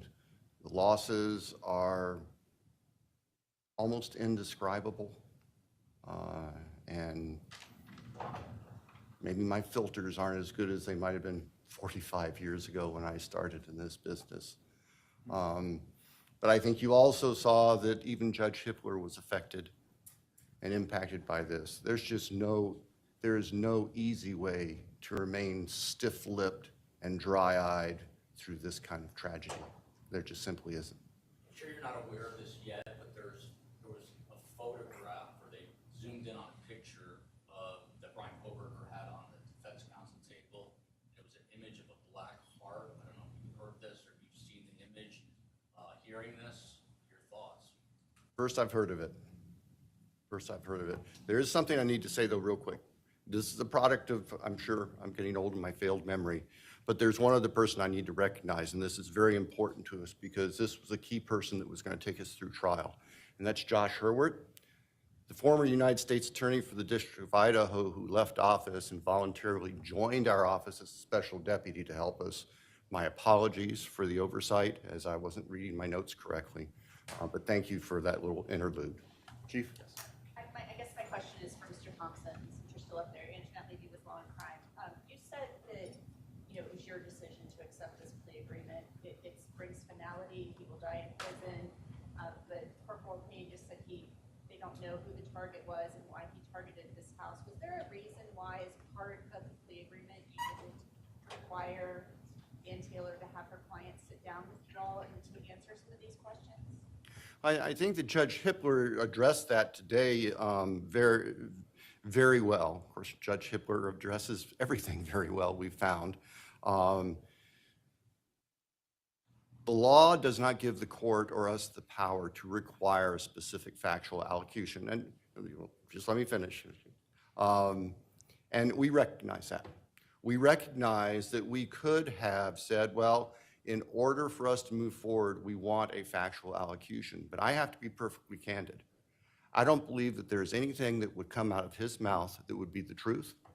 I don't believe that there's anything that would come out of his mouth that would be anything other than self-serving. And I don't believe there's anything that would come out of his mouth that would not further victimize the families. And so that just simply wasn't a factor. We made our decision based on our assessment of law and the facts. We made our decision based on being able to obtain accountability and certainty, not just for the victims' families, but for the communities and for the state. And that's where our obligations go. In the end, and the old Harry Truman thing, the buck stops on my desk. Well, that's what I got when I was elected prosecutor 33 years ago. I never dreamed it would involve something like this, but we don't shirk our responsibilities just because it got big and nasty. Thank you. Corporal Payne and Lieutenant Ferguson, first of all, I want to say to you, Corporal Payne, that the Chapin family told me that you called them every night during that nearly 7-week manhunt, even though you didn't have to. And I just think that that goes to show the person who. That being said, I'm curious as to where you think or believe the murder weapon is, where you think or believe clothes Kohberger was wearing that night are, and how do you think he avoided forensics? So they asked Bill Thompson about the black cart, and he said this is the first time he's heard of it. He doesn't know what it means or what it represented. But they did ask what if he was aware of it, and he said he didn't know about it.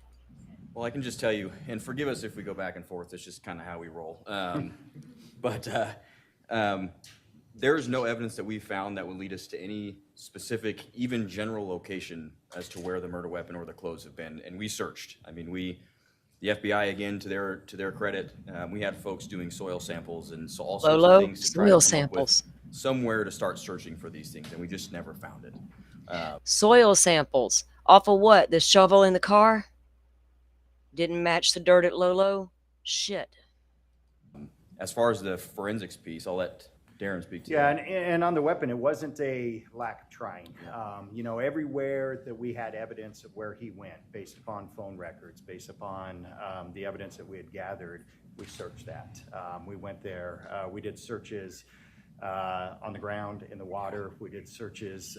We sent soil samples to try to figure out maybe where a shovel had been used. So we searched everywhere that we possibly could, but the reality is we're looking for a singular small. It's not. Okay, I just got to say, since I realized they took a shovel out of this man's car, I have screamed it from the rooftops as loud as I could. Please get me a soil test from that shovel. Thank God they were trying. I still think that there's something more. A small, but K-bar knife, and that's it. So it's endless of where it could have been, and we just were not able to find it. So. What about the clothes and his ability, though, to avoid forensics at the scene, in a murder scene where we now know Kaylee Goncalves was stabbed 34 times and another victim was stabbed more than. Right. So the reality is that somebody can carry this out and still not get covered in blood. That's the reality of it, and this does happen, and there's plenty of studies of that. And we've had some of the world's experts that we've asked those same questions because we've struggled with that. Why do we not find more here and there? And the reality was, if somebody has the training, if somebody has thought about it, if somebody wears the right type of clothing, that could be the outcome, and that's what we were left with. Over here. Chief of SARS of CNN, to Mr. Thompson, did you do psychological testing on Bryan Kohberger? Did that weigh into your decision to have a plea deal? And stabbings, multiple stabbings are very personal. How did you assess that mode of murder? I can tell you that psychological testing was done of Mr. Kohberger. The results of that do not rise to a defense to his conduct under Idaho law. The results of the various testing, most of it done by the defense or on behalf of the defense, is also sealed by court order. So I can't speak to any specifics, but I can tell you, yes, psychological testing was done. I can also tell you that no, psychological testing or any potential psychological condition of Mr. Kohberger, that did not play a role in our decision. Bill, does it have any bearing on where he will be placed or housed? Where Mr. Kohberger, where the defendant is going to be housed, is going to be up to the Idaho Department of Correction. And that could very well change over time. And the reality is we will know about it after it happens. Over here. Did you monitor Mr. Kohberger's communications while he was incarcerated? And did he say anything that was helpful or gave you any insight as to why he did this? Yeah, we did monitor it, both while he was housed in Latah County and then once he was moved down to Ada County. We have hundreds, thousands of hours of monitoring that was done, but there was nothing of evidentiary value that was gained from any of it. Will you be releasing those conversations? It's my understanding that the jail will not be releasing things that involve personal conversations with third parties. That ultimately would be a decision because the recordings are the possession of the two correctional facilities or detention facilities. But I'm pretty certain the Latah County Sheriff's Office policy does not allow for that, and I would guess Ada County is similar. You can ask them. Back here. Thank you. Greg Fisher with CBS News 48 Hours. Was there any evidence that Kohberger was following the social media of any of the victims? So, trust us, we wanted that to be the case. We've looked for a link, and we have not found one. Not one. Yeah, through the entire investigation, I think that's something that we need, that you want, is to help to understand this and say, well, what's the connection? What was the link? And so we had every resource possible, and we worked that tirelessly, both from everything from his side, but all the victims and all the members of the House from their side. So we have never, to this date, found a single connection between him and any of the 4 victims or the 2 surviving roommates. Michael Ruiz from Fox News Digital. My question is for the investigators. You guys are going through this case. You've got a lot of evidence about his background, his education, his training. You know, you said earlier you couldn't identify a reason the house was targeted. Do you have a motive? We don't.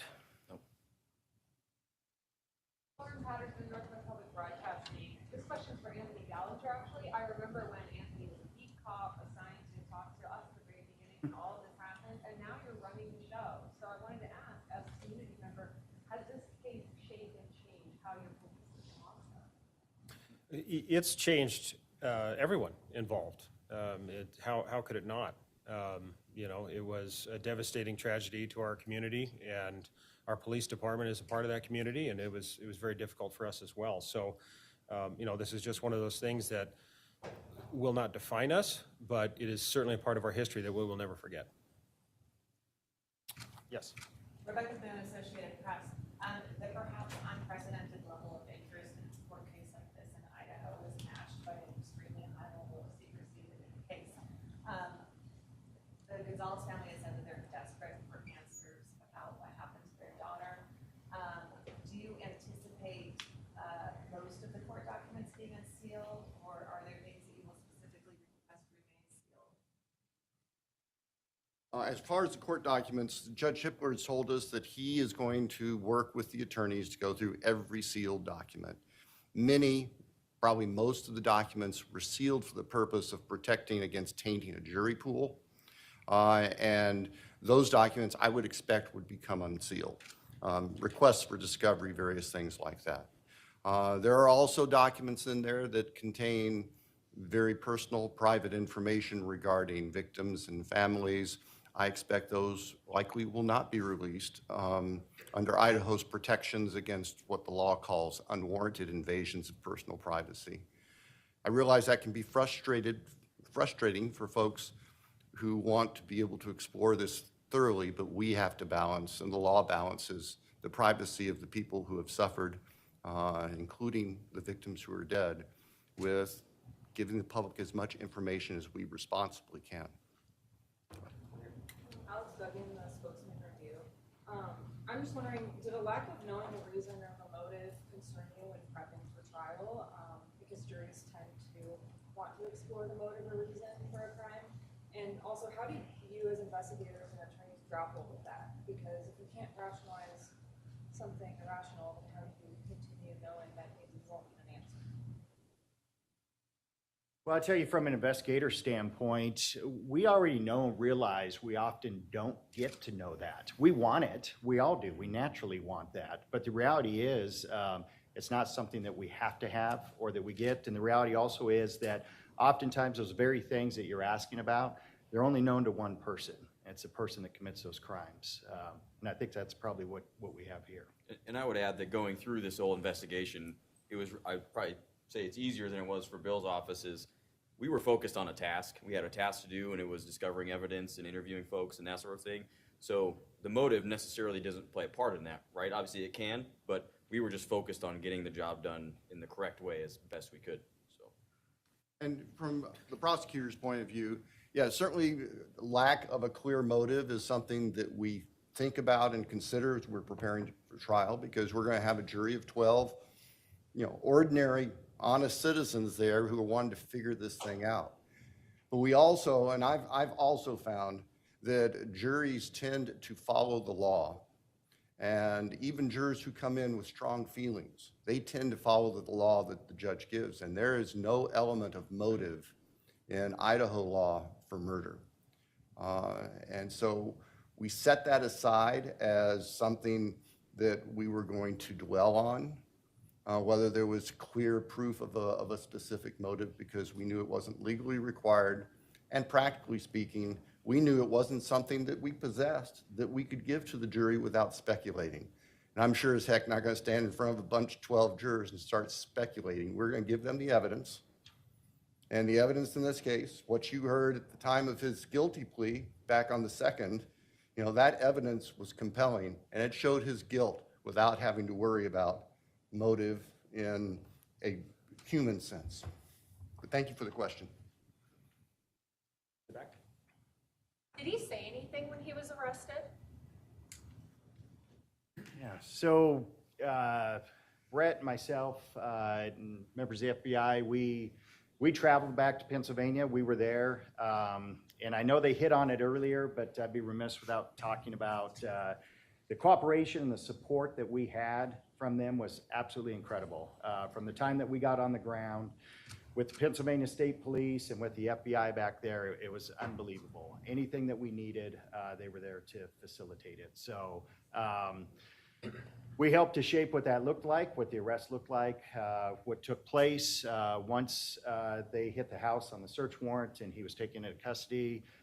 Brett and I were at another location, a barracks of the Pennsylvania State Police, and then he was brought to us and we conducted an interview with him that night there in Pennsylvania. Can you talk about what he said? So we went into this interview, we used a lot of influence and guidance from the FBI and their behavioral analysis unit. They helped us a ton in framing our interview strategy rather. When we spoke to Mr. Kohberger, we kept it pretty surface level to begin with, the idea being get him to speak and keep him speaking. It was pretty surface level, and then when we tried to get into things a bit more detail, he decided to end the interview. So that's pretty much as soon as we tried to walk into the purpose of why we're there, which obviously he knows we're detectives from Idaho, so that's when we really started to shut down, and then he just shut it down. So what was his demeanor? Calm, relaxed. Say very similar to what you see and whenever you see him in court. Next question. Yeah, Mike Baker from the New York Times. I'm wondering if you can talk about Mr. Kohberger's family, whether you got much cooperation, tips, input from them along the way. The only thing I'm really able to talk about is that we didn't get any tips or any evidentiary items from the family. So, add to that? No. Just wondering if you ever had any idea of what made Mr. Kohberger take the plea deal in the end? No. Okay. Can I ask a follow-up question? I know there were reports. That was a short answer. You probably have time for a short follow-up. Can I also ask a follow-up to the investigators? I know there were some reports that there was Kohberger was hiding some container out of the house. Did you ever determine what that was? No, and the belief was in the one surviving roommates in her statement, and that's out there, was that she observed something in his hand when she saw him, but we don't know what it was. You had an expert who was going to testify about cleaning something off of his work computer, some software experts. Was there any evidence that he had tried to wipe anything from his phone, software-wise? The Barnharts, I believe, is their name. Yeah, and so this kind of goes into the connection to the victims as well. That's a similar question. We had the world's foremost experts on this look into it, and there was evidence that he had used software to wipe many of his devices relatively effectively, so there wasn't much evidence obtained after that. Including, I think he had two softwares, or was it just the one software? I think he had one active phone, but I don't remember, so don't quote me if he had more at his home So or office. it was more than just the work computer that he had wiped? with the He software? regularly used software to try to clear things off. He used VPN on his devices also. Hey, back here. Kevin Fixler with the Idaho States. We do that. I'm hoping you can walk us through the decision to hand off the DNA VPNs and wiping shit. off from labs who's contracted by. Yeah, that's what I'm saying. They're wasting FBI questions. that IgG process. Well, they're gonna Prosecutor ask them. Thompson, I'm curious if you had concerns about constitutional rights issues based on how the FBI conducted themselves in that portion. I'll start, and I'll just speak briefly to, when we were notified that we had a DNA from the knife sheath, and it was a single source male DNA, touch DNA, then we knew that we had capabilities to take that further. So you're correct, the Idaho State Police has a contract with Othram Laboratories in Texas. So we flew that over there, and they started the process of working that in what was the beginning of the IgG process. And at some point during it, we were working with the FBI, which we did closely throughout the entire case and every aspect of it. We talked and met with them, and they had further resources and some capabilities that we thought may get us somewhere quicker. And so we made the decision to then shift that to the FBI and continue that process there. And as to your question about legal concerns, my simple answer is no. I didn't have legal concerns about how the FBI conducted their IGG investigation. I know that was the subject of lengthy, detailed, painfully detailed motions and briefing, and Mr. Nye rose to the occasion and was able to address all of that. But in the end, it's simply no different than sending somebody undercover into any place to gather information. And I was not concerned about the legality of it. Me neither. And the judge came through and made the right decision that there was no violation of the defendant's rights or anybody else's rights. Had he not left the night sheet behind, would you have been able to track him down? We've talked about this ad nauseum. Yep. The answer is yes. Through the car, most likely. We had some amazing people going truly line by line over tens of thousands of white Hyundai Elantras. So we believe we would have got to it through that avenue. The time frame for that is uncertain. It could have been a week later, could have been 2 months later. We just don't know. We would have found him. We would have found him. There's a lot of questions in regards to that initial window. Brett and I made the decision on what that window was, even though the experts were saying there may be more years that match it, but the simple numbers that we began to look at were astronomical, of thousands and thousands, tens of thousands of these vehicles. So we chose to try to narrow it and start smaller, and then as we had to, we were going to open that up. But we both believe we would have gotten him through the car eventually. A question for Mr. Thompson. Amanda Rowley with Chrome 2. It appears that the plea deal, it felt a bit rushed.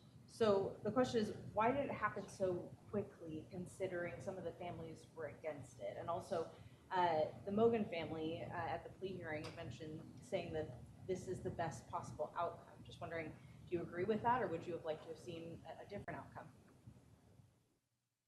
Well, I think we agree with the Mogen family. Our decision was that this is the best possible outcome, all things considered, and factoring into that the defendant was prepared to plead guilty as charged. Now, if that hadn't been a factor, we'd be picking a jury for trial starting right now, or starting this week. What was the first part? Why was this such a quick? It felt rushed. So why did this happen so quickly, even though the family? No, I hear you. The process moved quickly. There was no doubt about it. And like I outlined for the court earlier today, things changed dynamically the week following the June 18th hearings on the defense motion for a continuance and the alternate perpetrator motion, where Judge Hippler made it very clear that the defense was not going to prevail on either of those. And so the reality of trial was there, and there was nothing else in its way. We were continuing to prepare for trial. We had been doing that for months, and as I mentioned, that's you bringing Mr. Hurwitz in to help us because the Attorney General's office was not able, with the manpower, to help us all the way through trial. We were ready to go. When we were approached by the defense about the possibility of a plea, our first question was, is your client prepared to plead guilty?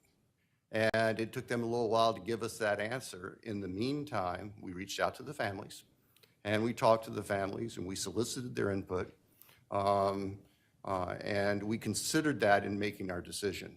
The fact of the matter is, and I think Judge Hippler commented on this back on July 2nd when we were in court, is that the logistics of the upcoming trial, with 10,000 prospective jurors being summoned in, the court staff making arrangements and preparing to process that part of the case, dictated that if the case was going to resolve, it needed to resolve quickly. And so that kind of drove the pace over that weekend, the last weekend of June. At the end of the weekend, when we understood from the defense that the defendant was prepared to plead guilty, the court was notified the next morning, and the court wanted to move quickly to get a plea done on the record if it was going to be done, and if it wasn't, so we were not interrupted in our trial preparations. So trial logistics were the main concern, just as Judge Hippler had said prior, right? With the jury as a factor and that sort of thing. Yeah, the practical aspect is that the trial machine was running. And if it was going to be interrupted, that had to be known as soon as possible. I think that's the fairest explanation. Got a question here? Yes, Michelle Finucci from 48 Hours. I just had a question about when you were looking into Kohberger's past, was there any early sign of trouble, or what did his background look like? Well, we can't go into his younger years. I believe that's actually still under seal, and correct me if I'm wrong. But what I can tell you is the things we do know about him was that his education led him down a path that was very much focused on forensics, crime scenes, that sort of thing. So that was really what we focused on in his background, is what led him down this path. How may he have prepared for this? And I think that was a big component of that, was just his schooling and his choice of potential future profession. So. And just so there's no speculation here by what Detective Payne just said, documents under seal involving Mr. Kohberger's background, they may or may not be released down the road. I can tell you that there is no evidence of any criminal history of any significant nature. There was no evidence of a history of violence. There was no evidence of a history of a factual predisposition to do the crimes that he committed here. So if there are any concerns among your listeners or readers that somehow he was a serial killer in waiting with all of these prior actions, we are not aware of any behaviors like that that preceded what happened here in Idaho. We'll take this question here, and then we're going to have two more after that. Yeah, I'm going to argue with CBS News' questions for Mr. Thompson. Mr. Thompson, you talked about meeting with the before the plea deal was reached, including the Goncalves. Have you spoken to the Goncalves afterward about their displeasure with this, and if so, what is that conversation about? We have spoken with families afterwards, and I can tell you that families that did not agree with our decision have made that very clear to us. And I don't expect anything different. I respect, and we respect, that everyone is going to grieve differently, even within family units. And everyone is going to look at the case and possible resolutions from their own light, and they are entitled to that as the victims. I'm not going to pretend that everybody was just fine with our decision, because there were families and family members who were not. And we accept that. We recognize that. It's just a fact of life. More questions? Call on you yet? It was stated earlier that the target is unknown. However, it's been speculated that the convicted may have encountered Maddie while she was serving at the Maddie Greek restaurant due to the vegan menu options. When his digital data was analyzed, were there any location pins or any information there that could have connected him to where Maddie worked?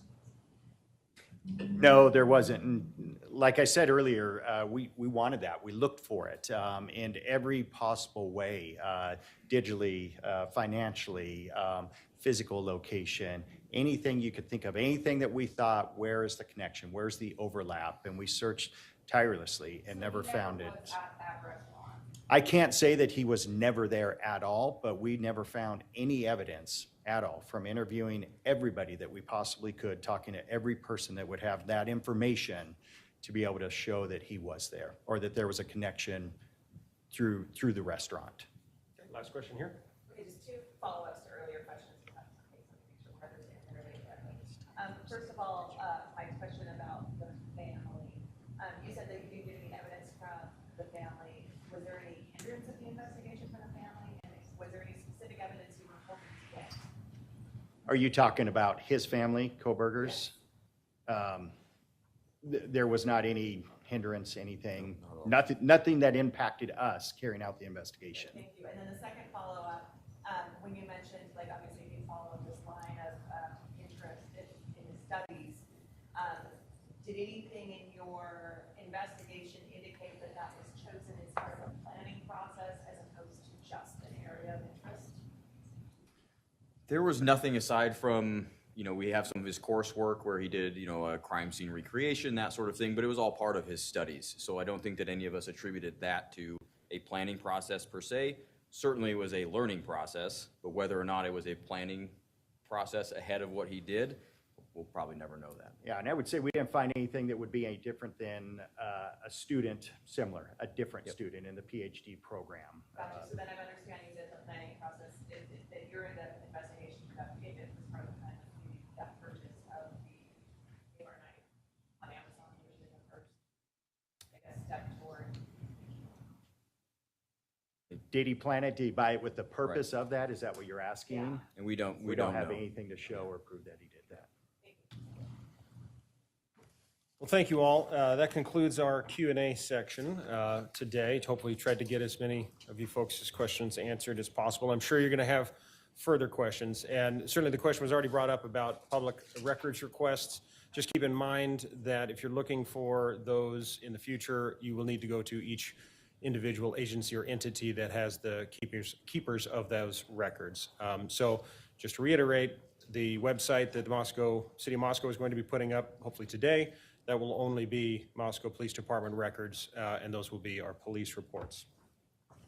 So we understand that this case has captured the attention of literally the world, and today's news conference was not held to relive the tragedy, but to honor those lives that were lost, to acknowledge the conclusion of this legal process, and to reinforce our wavering commitment to justice, a commitment we share with you.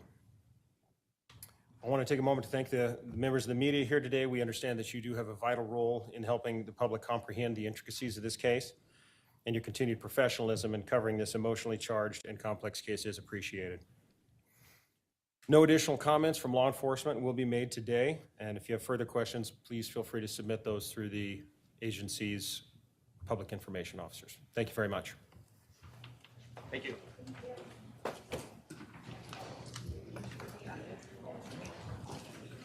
Did he say that website was going up today? Yeah, it's not up yet. I've been checking for this Yeah, it's not up yet. It will be going up today. Access probably some of the police reports and different things. I can't really hear you too much. Yeah, I know. I was trying to get it down. I'm multitasking right at the moment. Yeah, the website will be up this afternoon. How long before we can start accessing the information? I don't know. It may be later on today, maybe in the morning. I'm not sure. But they did say it was going up this afternoon. And they don't have the court documents. All they're going to be able to put up there is police reports and stuff like that from the police department. And they've already said anything you need from the courts, FBI, Idaho State Police has to come from those entities. Moscow's website's only for their documents that they have to release. So I will be keeping an eye on the website throughout the afternoon to see when it goes live and what we can access from there.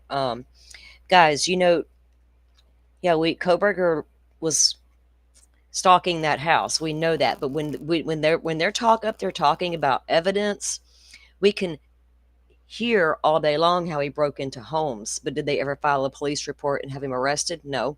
So no evidence. Speculation. A lot of the stuff they don't know, they can't claim it as evidence. That was the difference in that press conference. I know people feel some kind of way about them and all the things. At least they finally come out and own the IGG, because that was the biggest lie in the PCA and the only lie that I could find. When they threw in how WSU found the car. Well, we now know WSU never called in the car because they didn't think it was the right car. So that was always the big lie, but it was to cover up the fact that IGG was used.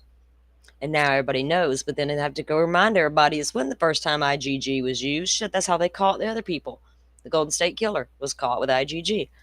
So it's going to come into the mainstream tool box, if you will. The guidelines the FBI is supposed to follow, they're not set in stone. They're just not. If it wasn't for the IGG and the genealogy, they may not have figured out who he was as quickly as they did. But there's some discrepancies in all of that still that we haven't figured out with the FBI. Because I think they were probably onto him a little quicker than they let on, but I'm not quite sure how yet, because I'm paying attention to those types of details.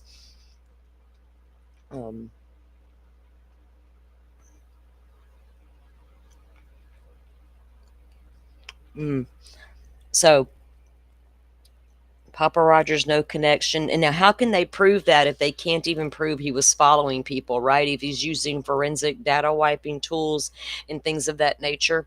I wonder if they figured out who Papa Roger really was. Did they have questions for the person? And that's crazy. Maybe he was Papa Rogers all along. They just can't prove it. I'd like to know what kind of forensic data wiping tools he was actually using. You know, where did he obtain them from the school? Was he using, where did he get this stuff to try to do this with?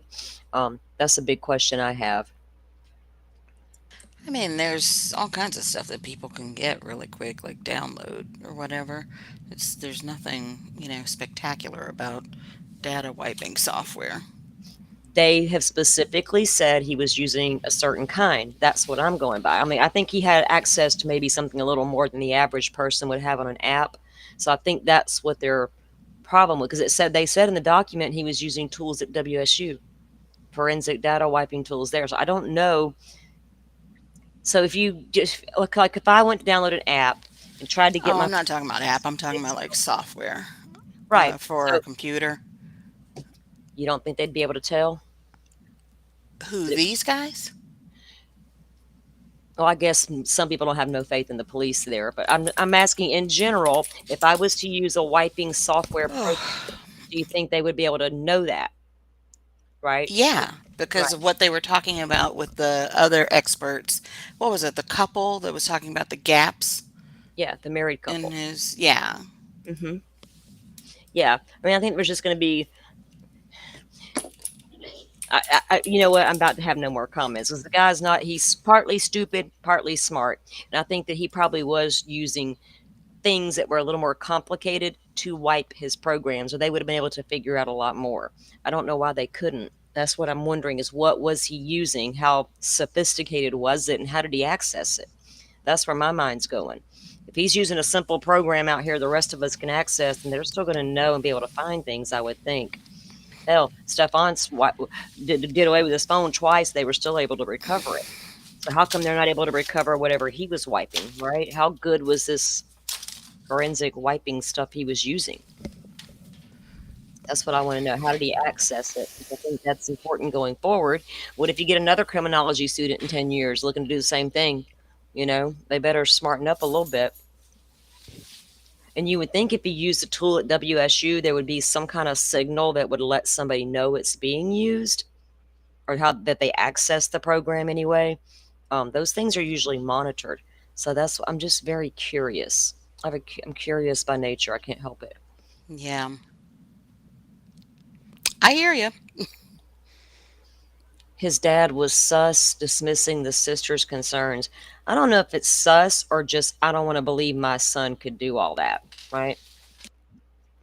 I don't have suspicions about Kohberger's family in any kind of way. They might have started learning. They might have had a thought that it was him. You know what I mean? I don't know. We'll see. We will definitely have to wait and see. There's a lot of still we don't knows with this case. It's incredibly crazy. There's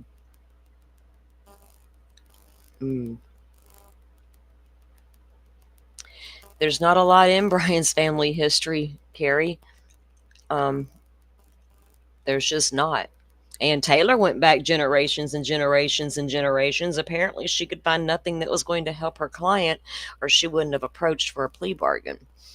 You know, my client's crazy from way back wasn't going to be an excuse.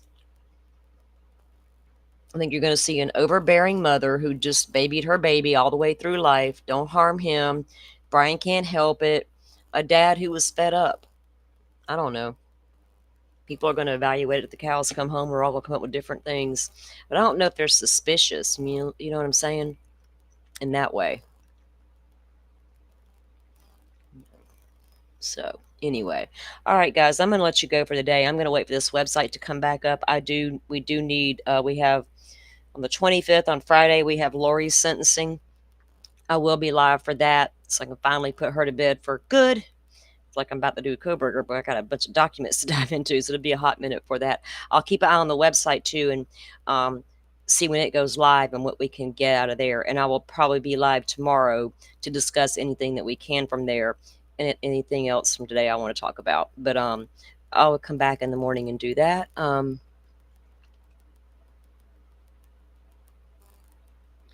Yeah, it's not that complicated, but I'm just saying for them not to be able to recover what he was wiping, it had to be an advanced system. That's all I was trying to, because if I feel like if you use regular software everybody has access to, they're going to be able to recover that shit.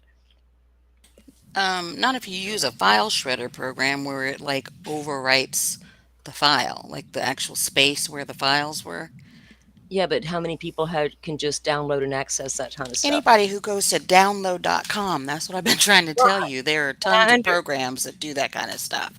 You don't And need they to don't- have special training, special access, or whatever. It's literally like, you know, you see I your know. files here in a block or whatever, and it's like, oh, I want to get rid of this stuff, and it will overwrite it and overwrite it and overwrite it multiple times. So it doesn't matter who it is that's looking for it, FBI, whatever, whatever.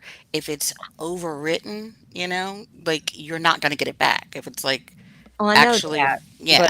but I'm just. They said in the document he was using forensic data wiping tools from WSU. So it made me think there was something a little more elaborate. He had access. They said it was in there. from WSU. That's what I thought. I could be No, completely I wrong. think but it was in his the doc- WSU computer that he WSU was trying to computer. clean. Hmm.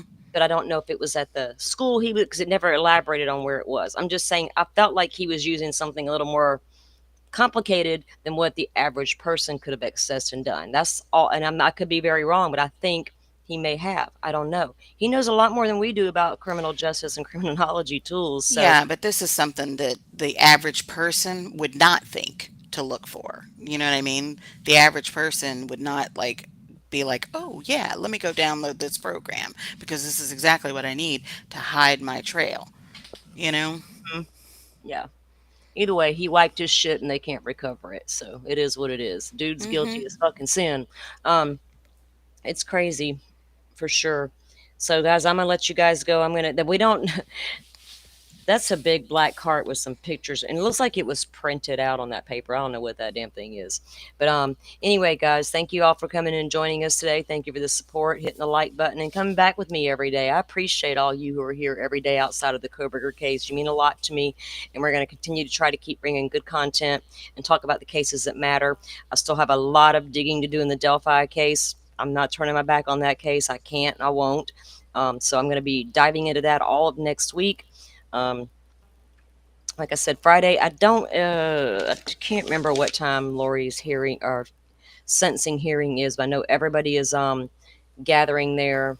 Okay, if Colby's back in the hospital, he may not be able to go. Colby might need to just, I think a lot of Colby's problem right now might be stress, right? He needs to just take a moment maybe. But we're all sending Colby good vibes and good healing. I saw his live the other night when he was talking about what happened, so hopefully he can continue to get better.